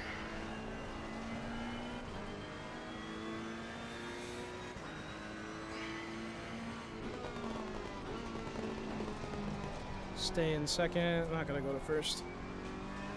There we go. No sliding that time.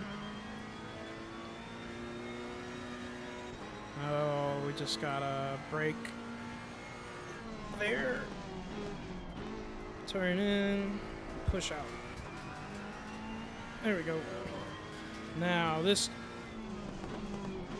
is maintenance. Maintenance. Go. There we go. Woo!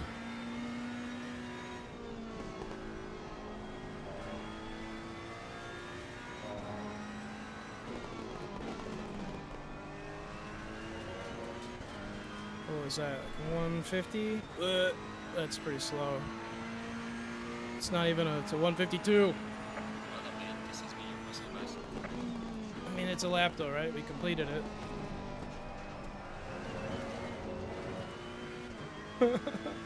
I'm in danger.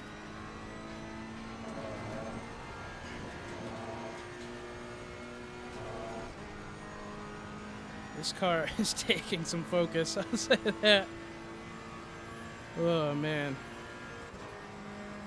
This is good though, we gotta switch it up. Can't just drive 911s forever. Stay in third. Okay. Now we chill. Now we don't.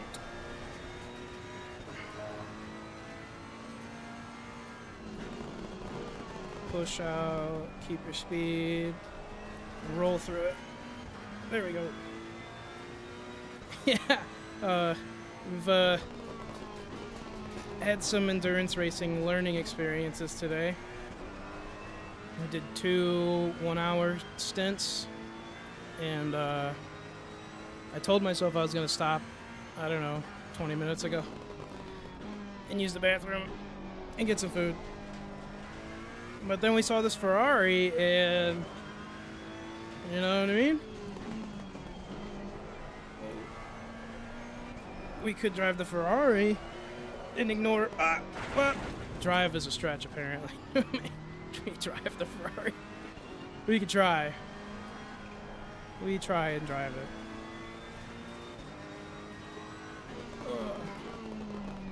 I've had a lot of fun streaming today. Not that we're still gonna do one more race. I wanna have more time in this car, right now. All right, let's go 210. Oh, too pushy. Apparently that's, if that's inbounds, we're good, man. I'm cool with that. It's free track. We're gonna use it. Just keep it pinned through here. Yeah, it's back to that. Streaming has been, I would be sitting here driving by myself, right? Adding the stream has been a significant I don't know, fun multiplier. You guys really do add a lot.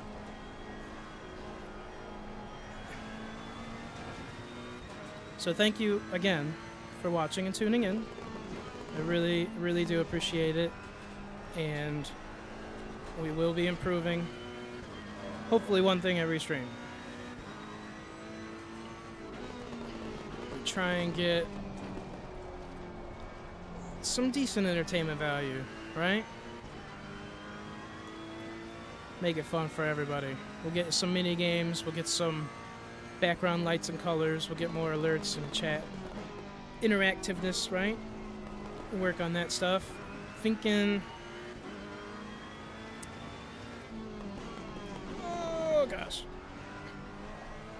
I don't think we've had any yet, but in this open area to my left here, sometimes there's some cats that like to hang out as well, so you can always come back and see. That's another thing, it reminds me. Stream Deck and screen swapping. There will be a cat cam at some point for if any of the cats come and sleep, want to hang out, we put them on stream. I think they're all midday napping in their own hiding holes now. They don't want to hear me scream at the AI for a couple hours, which I don't blame them. Those curves are for real. Right? Yeah, just a special cat cam. We just gotta trap the cats in a spot. We gotta get them to the spot. Normally I pull up my computer chair and that gets them. Sometimes some of them will sprawl out on the floor back there. So stay tuned. Cat cam coming soon-ish. We'll set it up eventually. Tons of ideas. We just need time. And that's it. Literally time. It'll happen. Just the race against time as always. Alright. Possible to spin out in second. Yes. Yes it is. Oh, we can't finish like this. There you go. There you go. There you go, car. There you go. You can do it. We can make it. Not the best, but we're gonna finish and try again.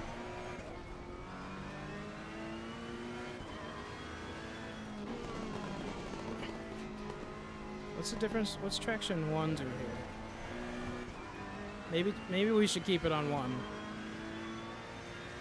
Just might help. It is there. We can use it, right? Alright, let's finish this and do it again. Yeah, we'll just coast. It's not over yet? You know what? We're just gonna restart now. We're just gonna... We've been going long enough. You know I can drive around to the pits. Promise I can. It's a little misjudgment. These things happen. All right. Ooh, that's a name. That is a name. Sorry, buddy. Yikes. Let's do this again. Hopefully the steering wheel's pointed straight. Always a danger after we're just spinning out. It seems straight. Okay. Whew. Here we go. Final 15-minute race of today. Let's go ahead and minimize that. Good luck, everybody. We should probably catch up to the pack here.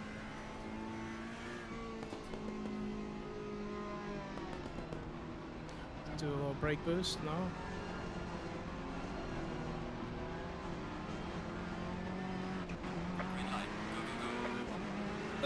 Why does everyone want the inside? Well, that's the outside, I guess, right? Sorry, buddy. Car on the left. Robin's Clear on the racing. left. Let's keep that on 1. Car on the left.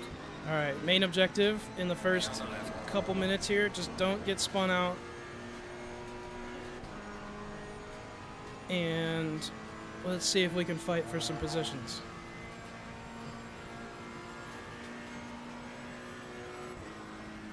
Let's see. Oh, they're crazy. I'm crazy. It was just a little outside. No, no, no, no! Come on. Oh, that's that's not spinning out. Yikes. All right, not off to the best. Start again here. Maybe seriously time to consider getting some food.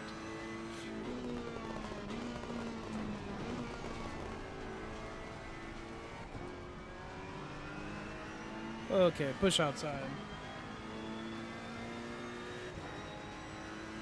Nice. Yeah, Bathurst is fun but daunting, right? Keeps your attention. It's not one of those you can like Car on the doze right. off anywhere. On the right. Ah, I'm getting pushed. Stop it. Clear on the right. That's right. Push you out.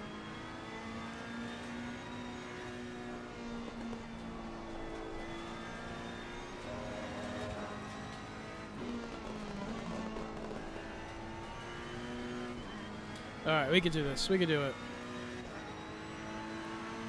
What's another 13 minutes?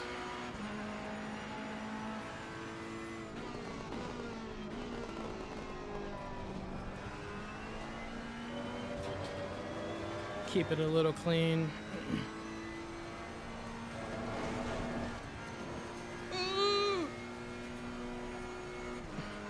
I like my ability to immediately ignore what I say and do the total opposite. I'll just drive clean and immediately in the grass. Oh, that's slick right there. Yikes.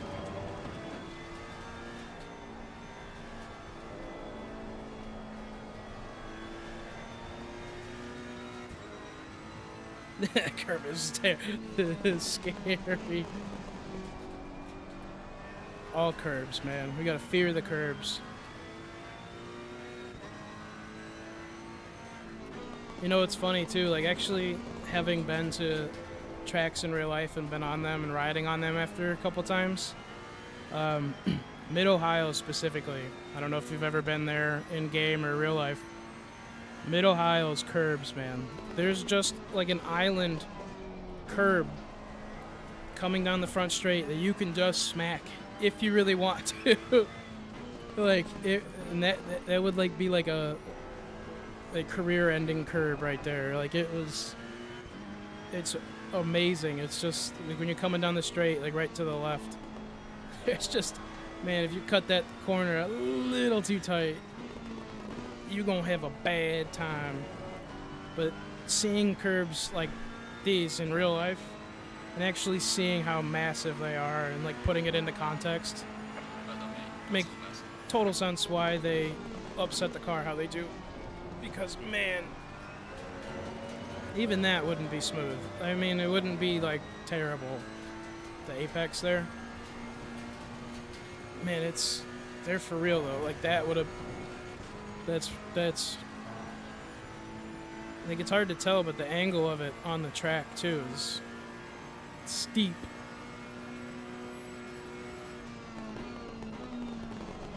Oh God! Okay. Oh.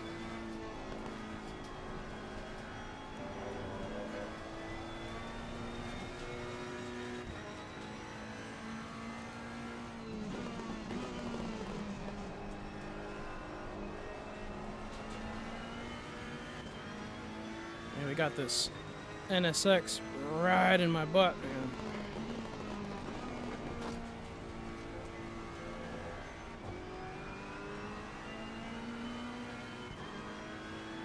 A couple coat browns.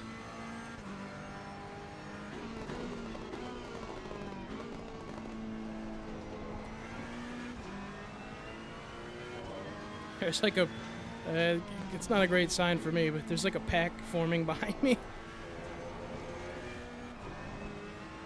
I don't feel like the split's getting that crazy, but maybe it is.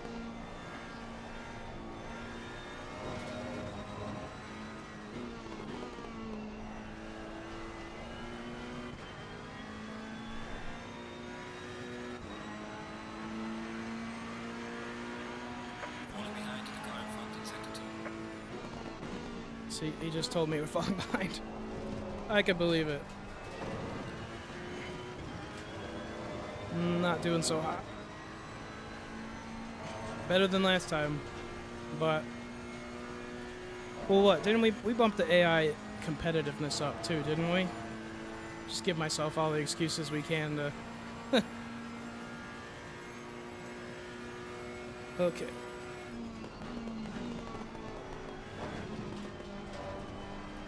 There we go. Stay tidy. Shave it right here, and then cut back on. Slower. It's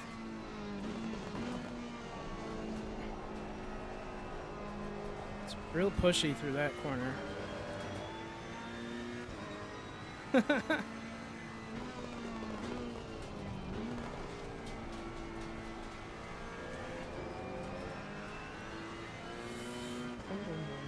think I did. I think we bumped him up a couple percent. Let's go more brakes in the front. Let's go less. Wait, is that warning me of an over... Does that say overboost when I rev too high? It does. Oh, that's cool.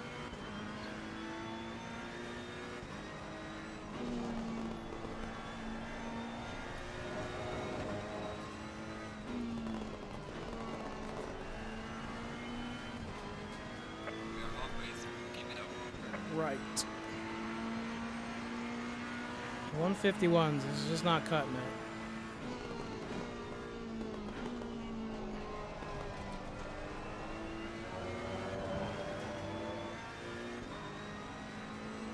I think I was getting, I don't know. I don't remember what I was running in. I ran this track in the BMW, the M6. I want to say I was getting like 148s, 147s.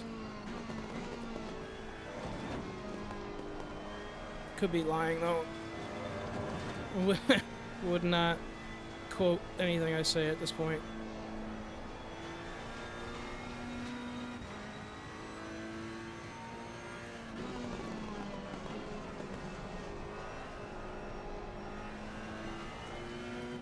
No, get off the grass. Oh, it just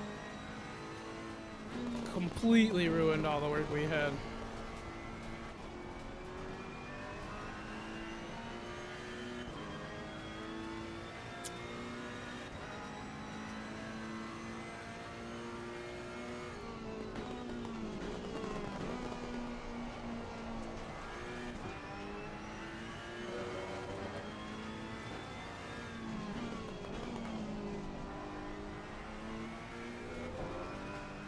Yeah.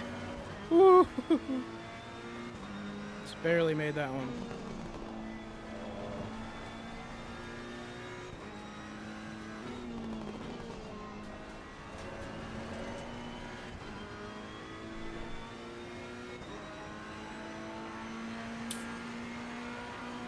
Losing time to the car in front in sector 2.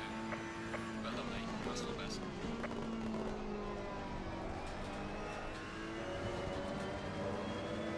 Yeah, I just can't get that first turn right.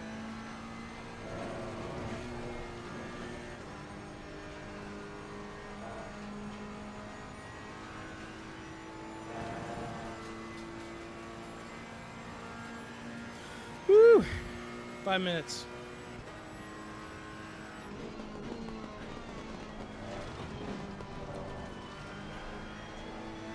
Power!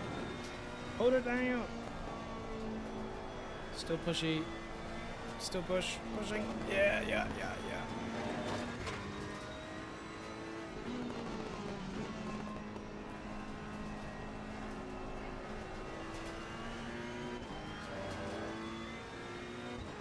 Whew.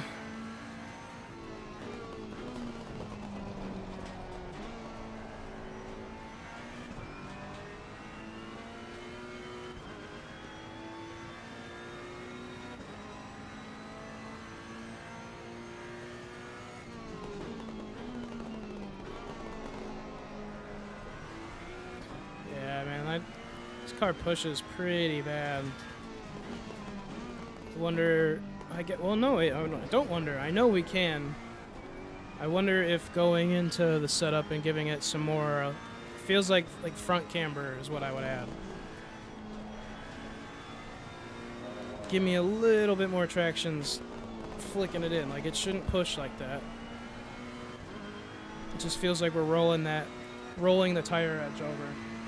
Yeah. The Ferrari makes the best lawnmower, I tell you. Car on the right.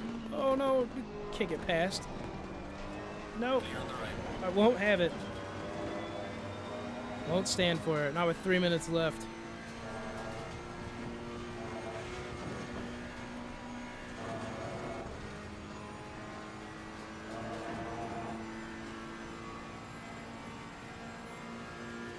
Yeah, it's pushing a lot in the front end.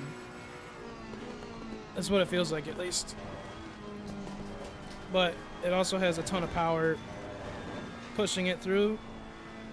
So I'm not saying that I could back off and maybe get more traction, but it feels like it's just, I would add some camber before backing off.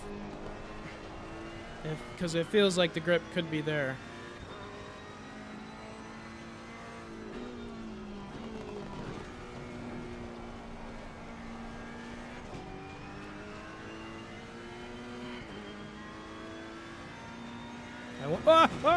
Lawnmower. That's right.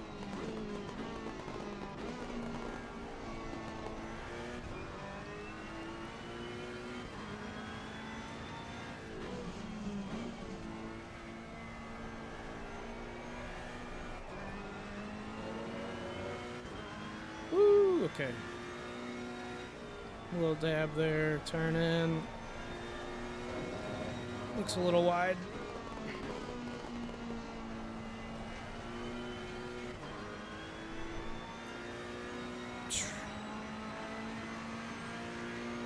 Looks like two more laps based on Car is exiting the pits. Watch out. the leader. Oh, don't push, don't push. We pushed.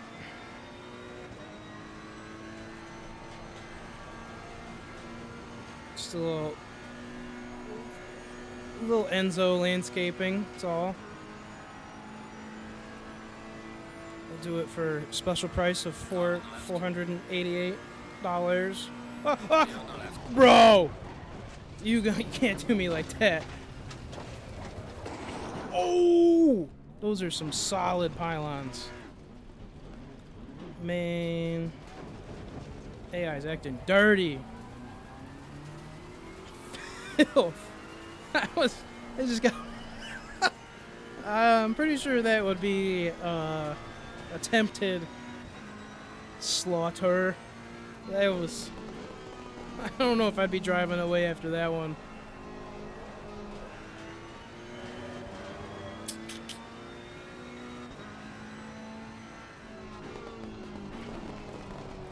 I mean, man, I kind of did drift over into him. A little bit.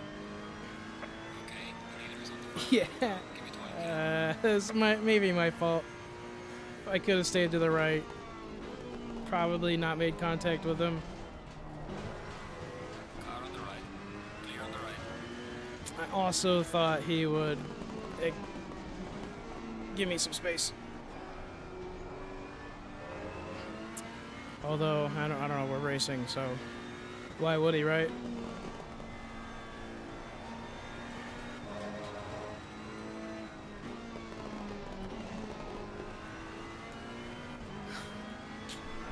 We'll slap that up to I probably wouldn't have done that 5 hours ago.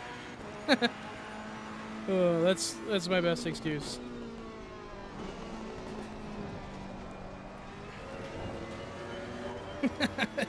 That's all I got. uh,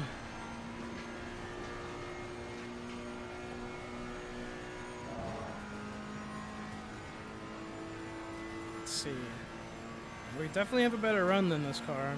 Is this the fella that spun me out? I don't know if it is.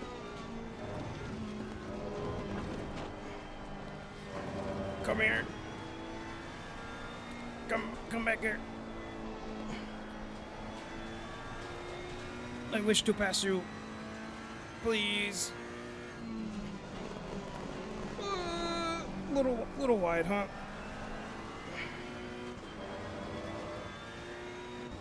We got it. We got him. Come on. Come on. Get on the left of the wiper. Go. Alright, we're gonna have to dive him at some point. I think the last 2 turns are the best bet.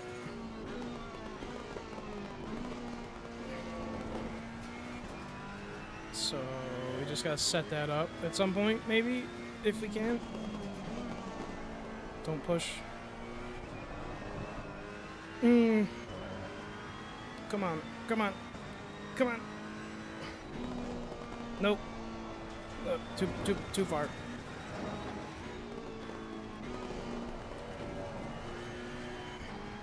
Another lap, we would have had it.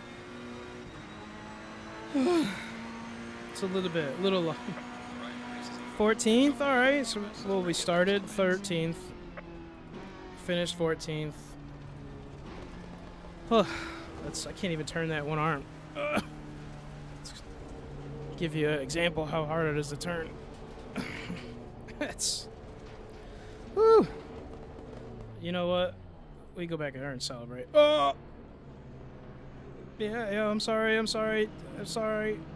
Alright, now it's clear. There's no good place back there to do, over there to do donuts. There's plenty of donut. Oh, come on, game. I was already off the track. That's kind of whack. Kind of whack.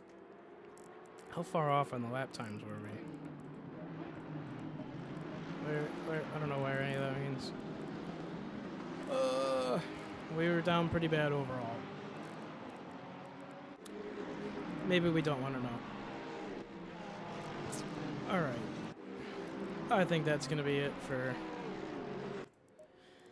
a little racing stint. Oh, look at the car, though. It looks good. A little sky branding. Let's go back to the menu here. Okay.